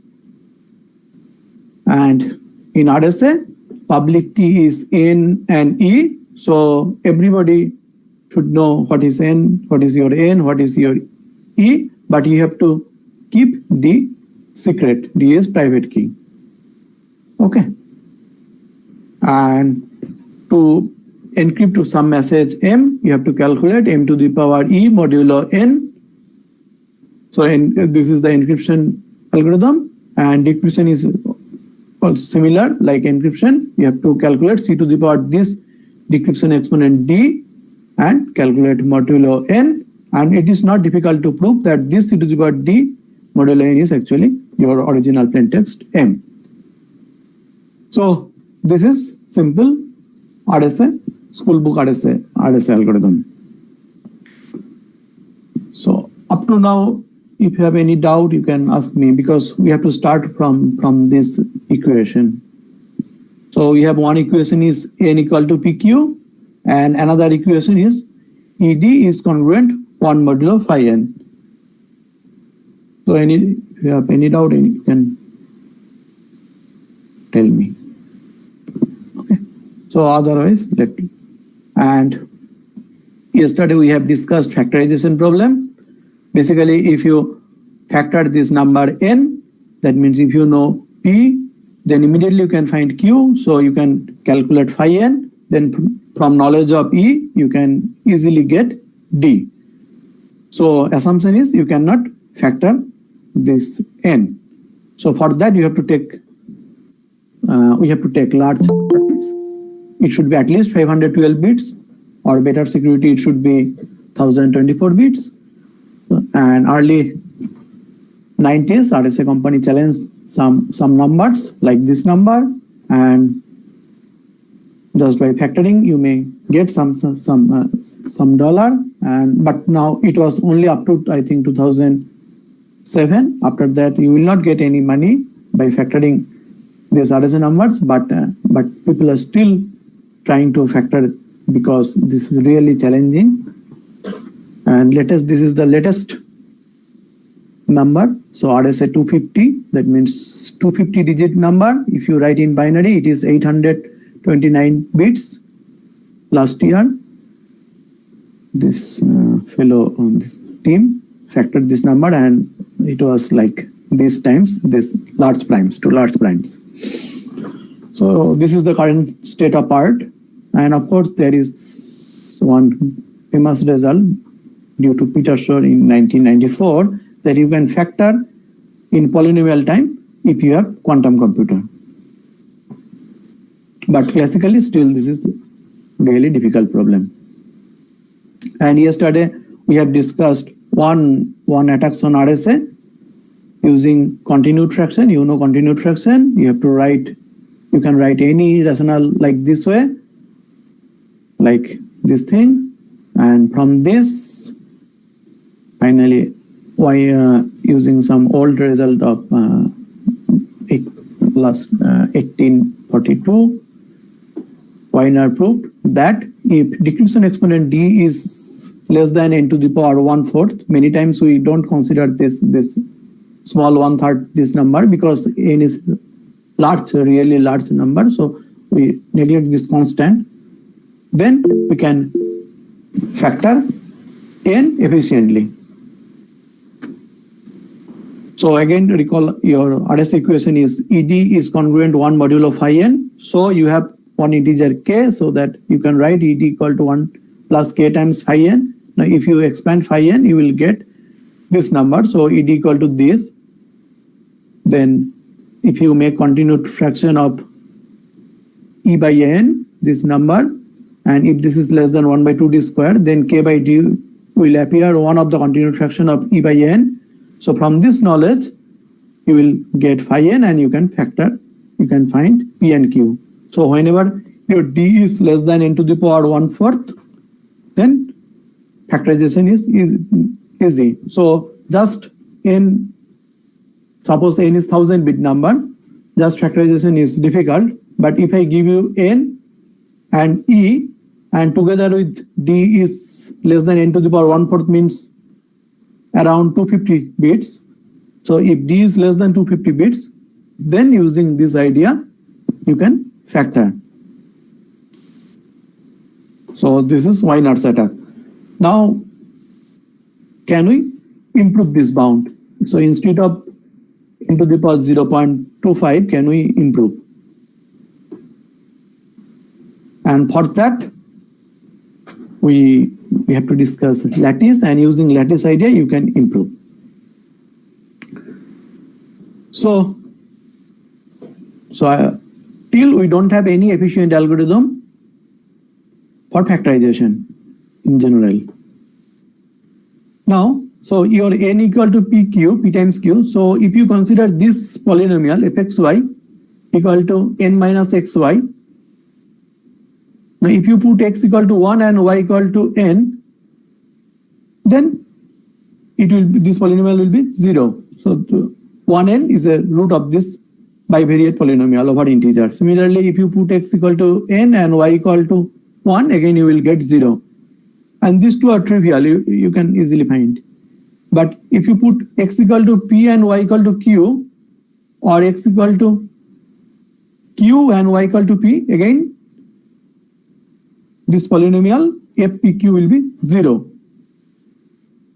So if anyhow, if you can find all roots of this polynomial, or any non-trivial root, that means pq or qp, then you are done. Similarly, in RS equation, you have ed equal to 1 plus k phi n. So you can write like phi n will be like this. Now k is unknown, e is known, and n is known, of course. So you can write this equation. This is equal to 0 modulo e. So if you consider fxy equal to this over this polynomial ring, then you have your root is k and 1 minus p minus q. So if you can find the root of this polynomial, then you can find 1 minus p minus q. That means you can find p plus q, you know product, so you can find p and q. So problem is, can we solve this polynomial, or can we find the root of this polynomial? And for that we have to go to lattice.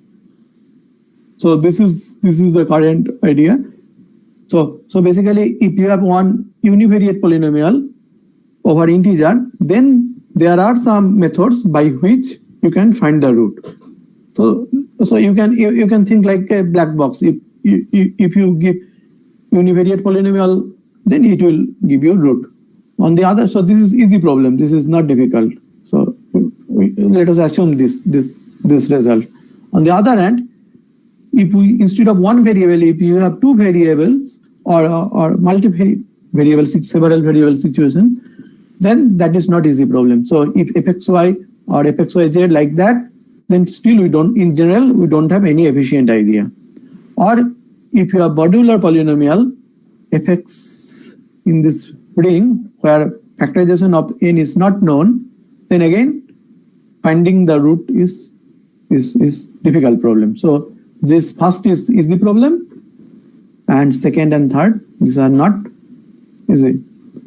So, but using lattice, sometimes you can solve second and third, and I will discuss how we can do that. So let us start with definition of lattice. So up to now, any doubt? Then I will go in lattice. Okay. So definition is like this. You have to take omega many linearly independent vectors. Each are having omega coordinates from integer, and lattice is just integer linear combination of these vectors. So you have to take v1, v2, v omega from z to the power omega, which are linearly independent, and lattice is just integer combination. And determinant of lattice is just consider v1 as a row vector. So you have omega tuple. So v1, v2 like this. Then consider this matrix, and determinant of that matrix is the determinant of the lattice. Of course, absolute value, we don't need to consider negative value. So absolute value of the determinant of this matrix is the determinant of lattice. So one small example is, say you can take v1 equal to 1, 2 and v2 equal to 3, 4. Then lattice will be, v will be like this.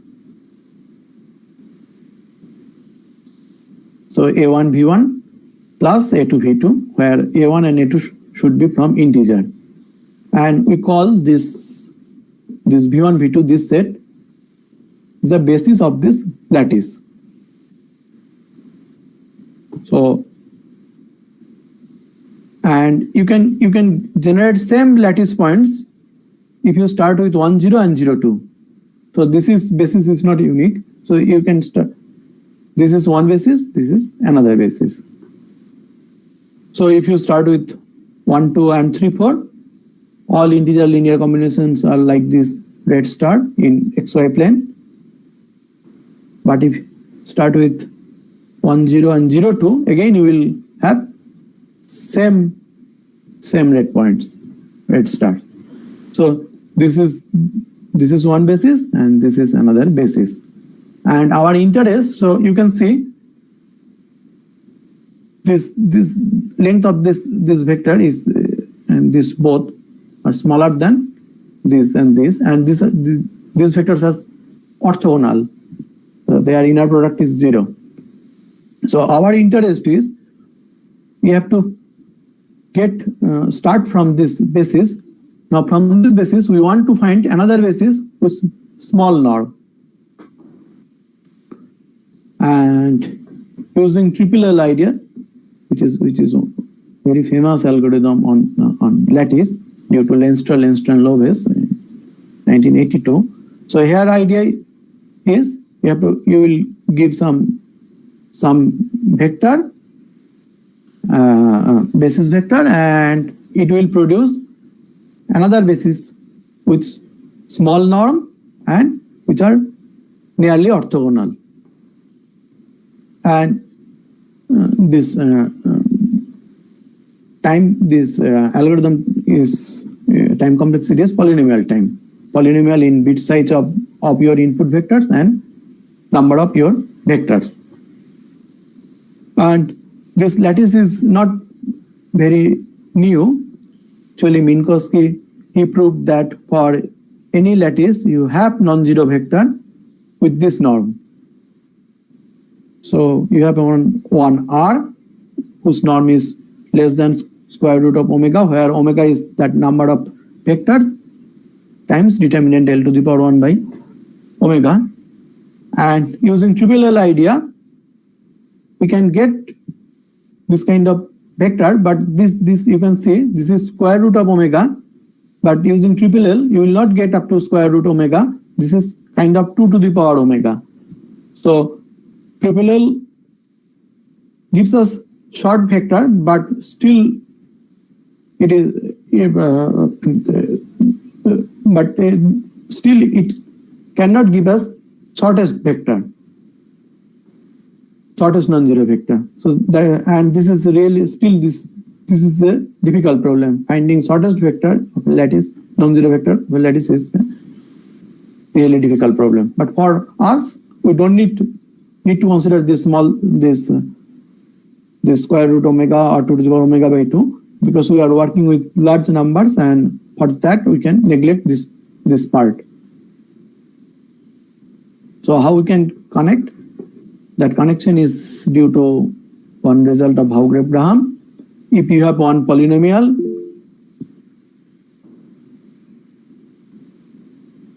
one question is, what is shortest non-zero vector? A shortest non-zero vector means, so basically you can see these are all vectors, and of course 0, 0 will be always in the lattice. So norm of 0, 0 is 0. But what is it can be instead of, I should not tell because it can be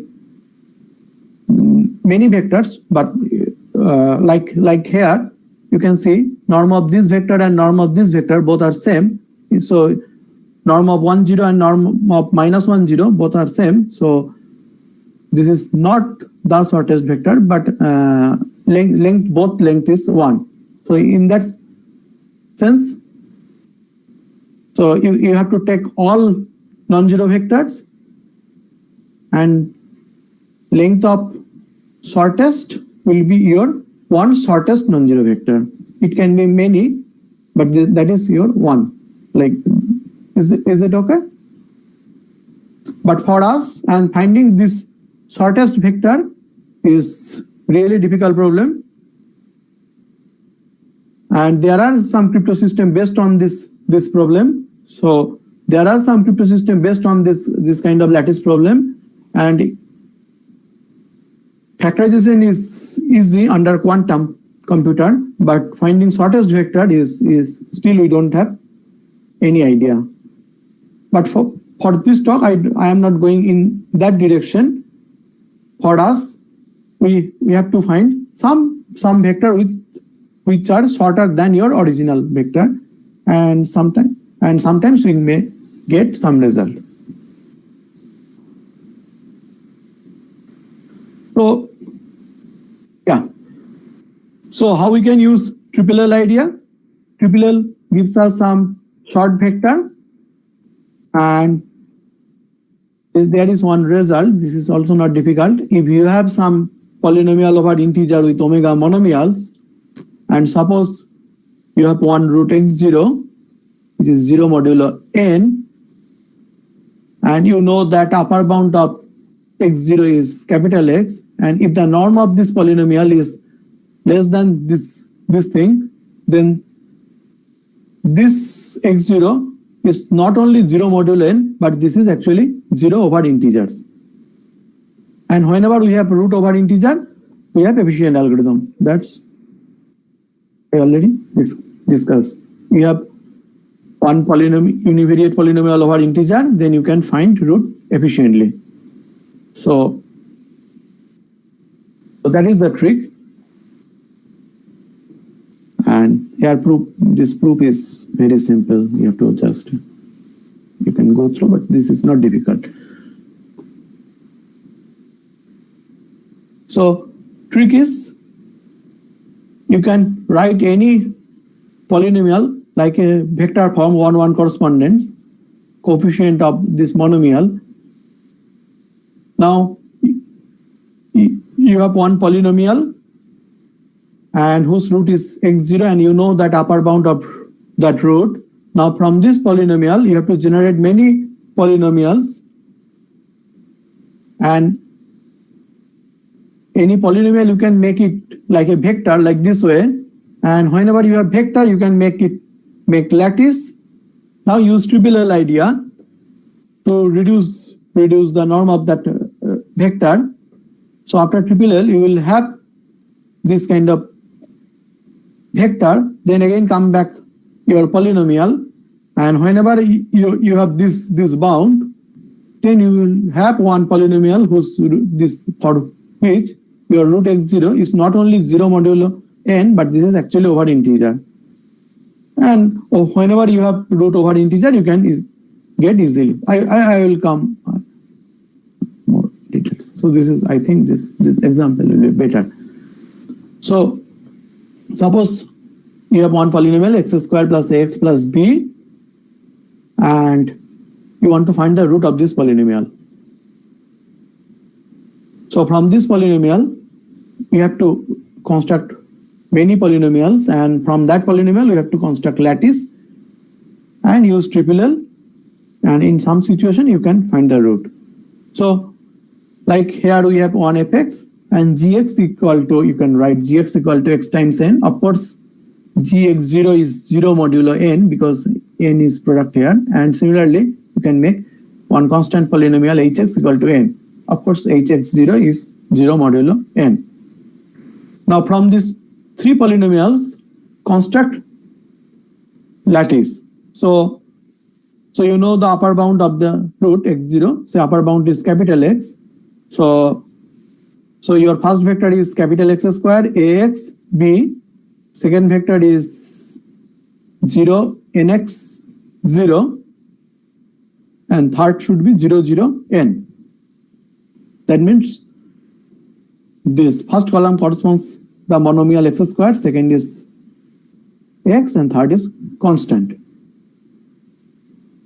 Now we can use triple L idea over this lattice, over this matrix, and determinant is just product of this diagonal, so x cube n square. Now if you have three vectors and all are 0 modulo n, so you need this condition, determinant of L to the power 1/3 because of you have three vectors should be less than n, because all these polynomials are 0 modulo n. So this is your condition, determinant L to the power 1/3 should be less than n. This condition comes from this bound,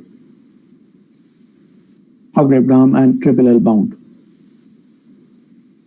So if you calculate, you can check that if x0 is less than n to the power 1/3, after this condition, you will have you should get one polynomial whose root is not only over modulo n but actually over integer, so you can find the root. So whenever you have mod of x0 is less than n to the power 1/3, you are done. So that means if you have say n equal to 1000 bit number, and if your root is say less than 333 bits, then using this idea you can find the root of this polynomial. And instead of this matrix 3x3 matrix, you can make it large, like 5x5.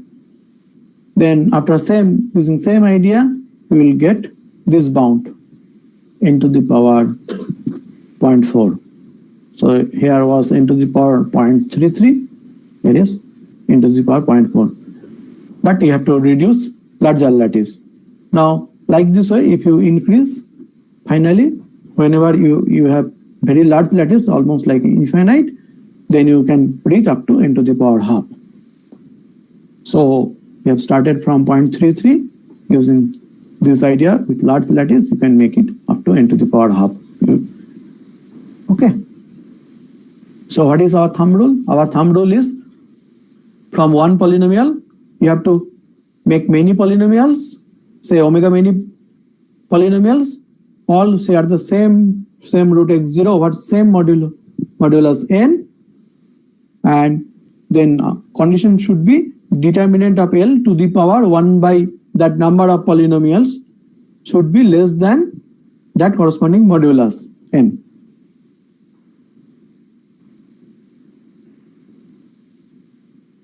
And triple L, I already told you that this is polynomial time algorithm, polynomial in number of vectors and size of vector.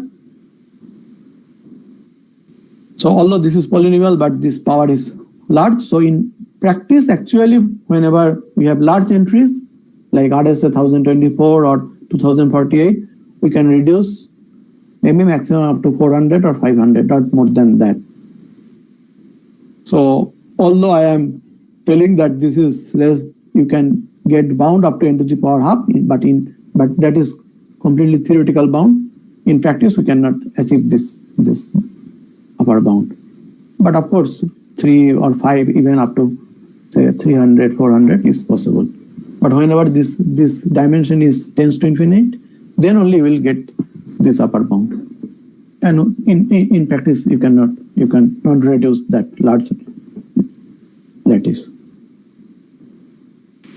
So come back RSA. In RSA, you have n equal to pq. So your equation fxy equal to n minus xy, I have already discussed. And you have another equation, d equal to E inverse modulo phi n. So you can write ed equal to 1 plus k times phi n. So from this, you will get this kind of polynomial. So if you solve this, or if you can find root of this polynomial, you are done. But in general, of course, we cannot solve using lattice idea. But with some partial information, we may get some result. Suppose you know some approximation of your prime. You know n, and you know some bits of 1 prime p. So you know p0. So let us write unknown part is x0, so x0 equal to p minus p0. So consider this polynomial. And if you evaluate this polynomial at this root x0, this is 0 modulo p. And suppose upper bound is capital X. Now our aim is to find this root x0 from the polynomial fx and knowledge of n. Of course, you don't know p, but you know multiple of p, which is n. So using this lattice, so you have this polynomial fx equal to p0 plus x.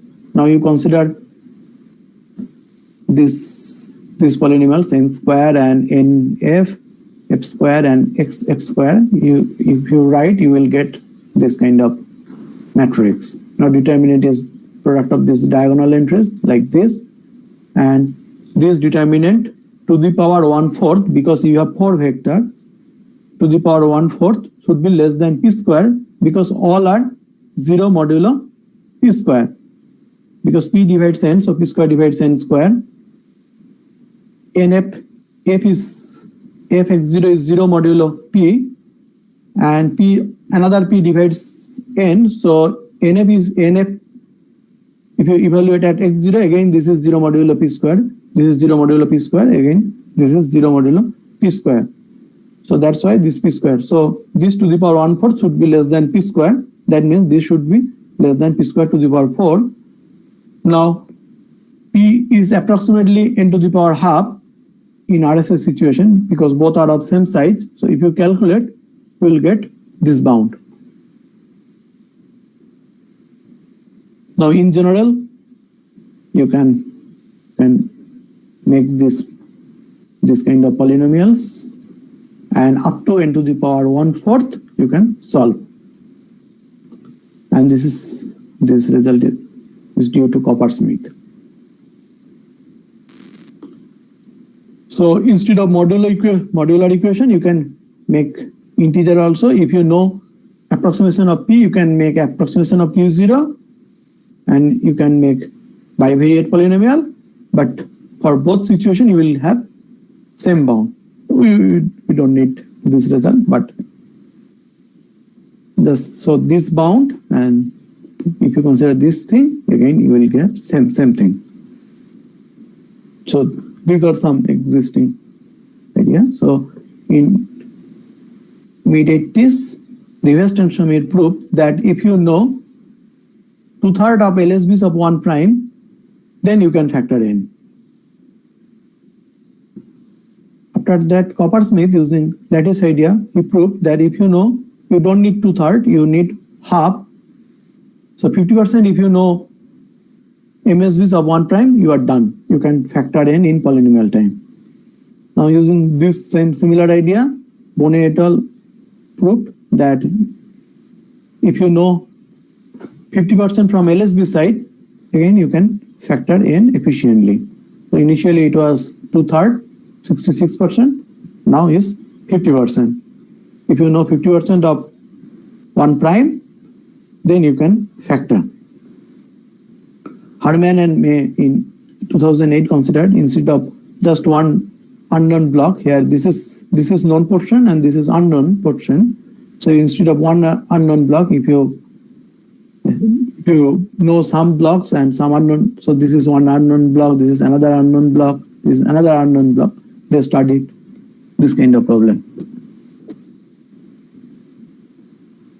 But this is not polynomial time in basically this is polynomial in log n, but exponential in number of unknown blocks.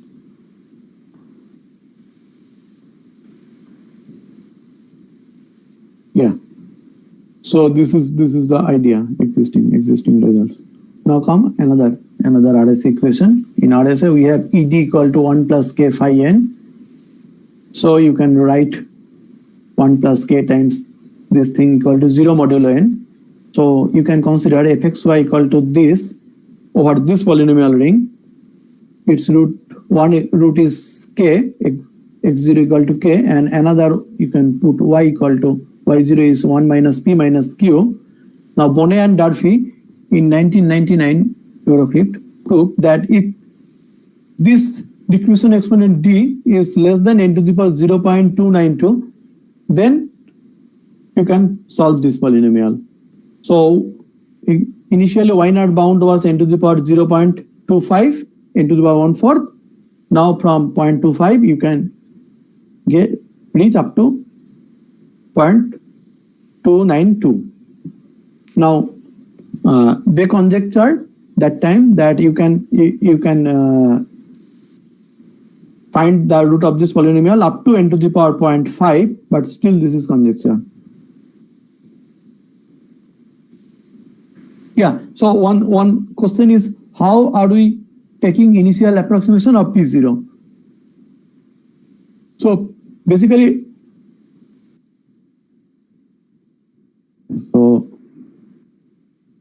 P is large numbers, like, so let us assume. So suppose this is 1 prime P. Now P0 means, and if you know these bits of 1 prime, then P0 will be these bits and make remaining all bits should be 0. So this is your approximation of P. Now how we can get this approximation? Because in some situation we want to generate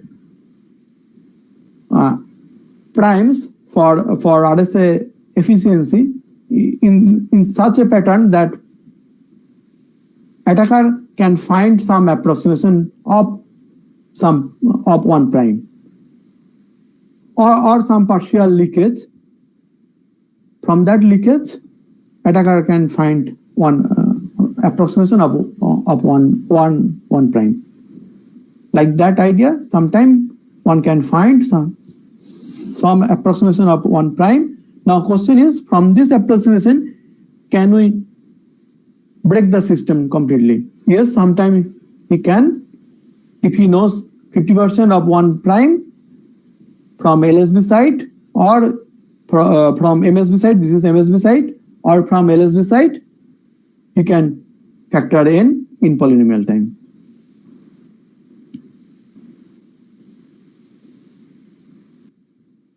Yeah. So initially YNR bound was n to the power 0.25. So if your n is say 1000 bit number, and if your d is less than 250 bits, then using continued fraction you can factor in. Now instead of 250 bits, if your d is up to 292 bits, still you can factor in polynomial time. And they conjecture up to n to the power 0.5. That means if your n is 1000 bit, then up to 500 bit you should solve. But still, this is conjecture, and this is one of the most interesting problem in RSA cryptanalysis. So here idea is like how last time generate this kind of polynomials. Here also have to generate these polynomials, and upper bound, suppose upper bound of k is capital X and upper bound of other root is capital Y, then we have to construct lattice from the coefficient vector of these polynomials, where each polynomial is coming from this set, and after that calculation you will get that kind of bound. So for this example, your lattice will be like this, so determinant will be like this, and for each vector you can check that this is 0 modulo e cube, 0 modulo e cube, like this, all are 0 modulo e cube, and you have total 12 vectors. So condition is determinant L to the power 1 by 12 should be less than e cube. Then after lattice reduction you will get two polynomials, f1 xy and f2 xy, which share the same root. Now with some assumption that these polynomials are algebraically independent, under this assumption you can find the root using resultant of two polynomials or Grobner basis, calculating Grobner basis of these two polynomials. So this is in general. From this, you have your initial polynomial was this. From this polynomial, you have to generate this polynomial and this polynomial for some parameter t and parameter m, and construct lattice, and you will finally get back that bound. Not exactly this bound. You will get 0.284, but with some more clever idea, you can improve slightly. So up to 0.284 is just you have to use this polynomial set. So we take m large enough, m tends to infinity, and corresponding t also tends to infinity, then you will get that bound. Yeah, so up to now, any doubt?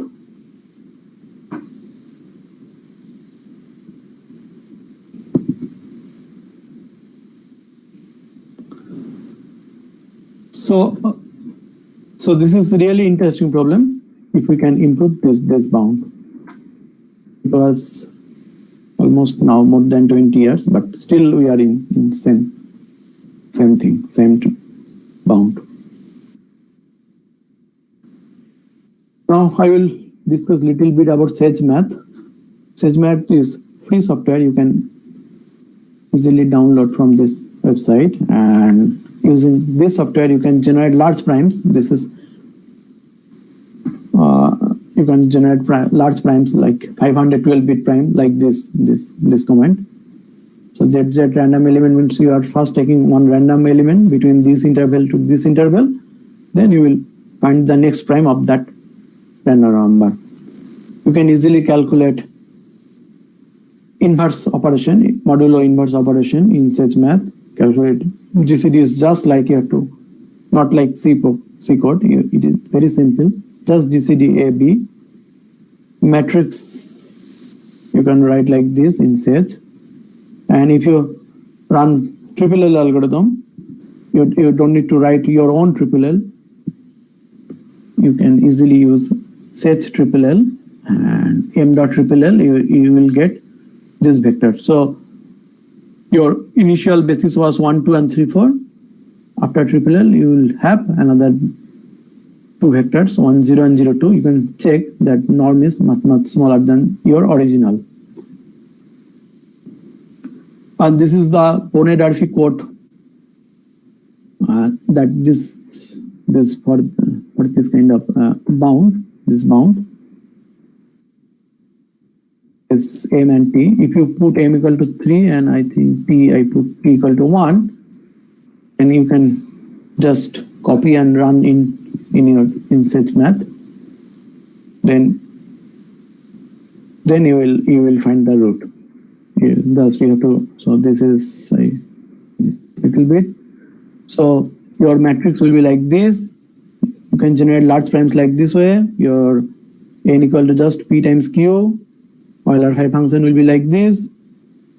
Then generate 1d, so that GCD between d and phi should be 1, and E is just d inverse modulo phi n.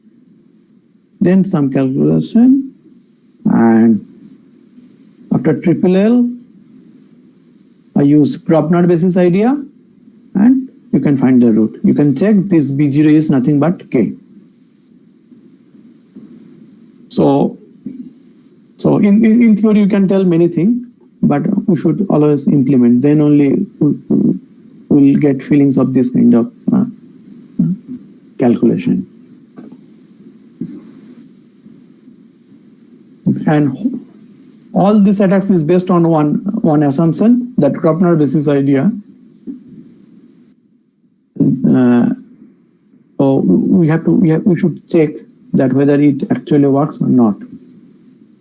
Yeah. So these are some reference.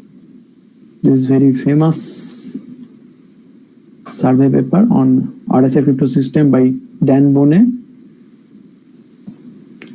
We have discussed this paper little bit, that this bound into the power 0.292, and still this is open.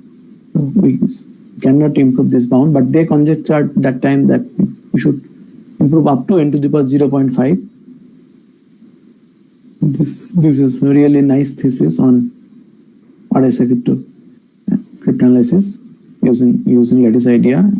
Or this is also nice survey paper by Alexander May, where I am visiting now. Yeah, thank you.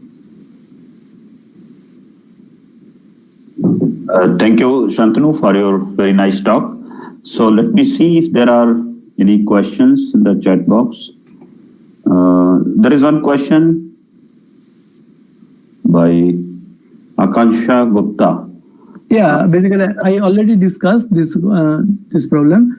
So here we assume that using some partial key exposure we are getting P0. Yeah. So if there are any more questions, either you can unmute yourself and ask directly, or you can write in the chat box. Yeah. Yeah. So Krishna Malik has a question. How to learn SageMath? Okay. So you have to just download SageMath. Installation is very easy, and SageMath is I think that manual will be, I think that is more than 1,000 pages. So we cannot, if you need say find determinant of some matrix, just go and implement. You cannot learn whole SageMath. That is now like a big ocean. But for your purpose, you can just check whether that function is available. Probably that will be available in SageMath. Just Google there, and there is one nice SageMath group. You can, if you have any problem, you can just post your problem there. You will get some answer from expert.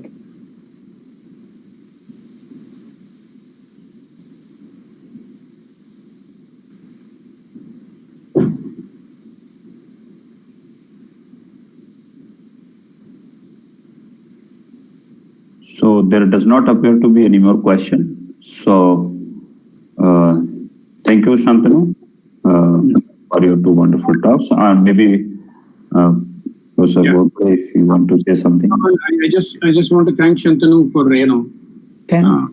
Thank you for inviting me. Yeah. And giving a good exposure to important aspects of cryptography that many, I'm sure, would find valuable. If you share your slides with us, just send it, as I said, by email to Sartaj or myself, both. Yeah.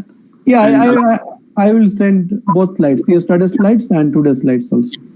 And then if you permit us, we will put them up on the web page. Okay, that's fine. Thank you very much. Thank you, Sartaj.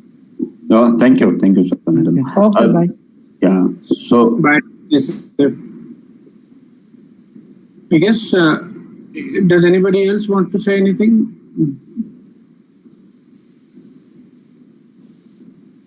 So I think maybe we can announce there was some little change earlier. The brochure that we had circulated initially, so there is little change in the timetable. I think 1 or 2 lectures.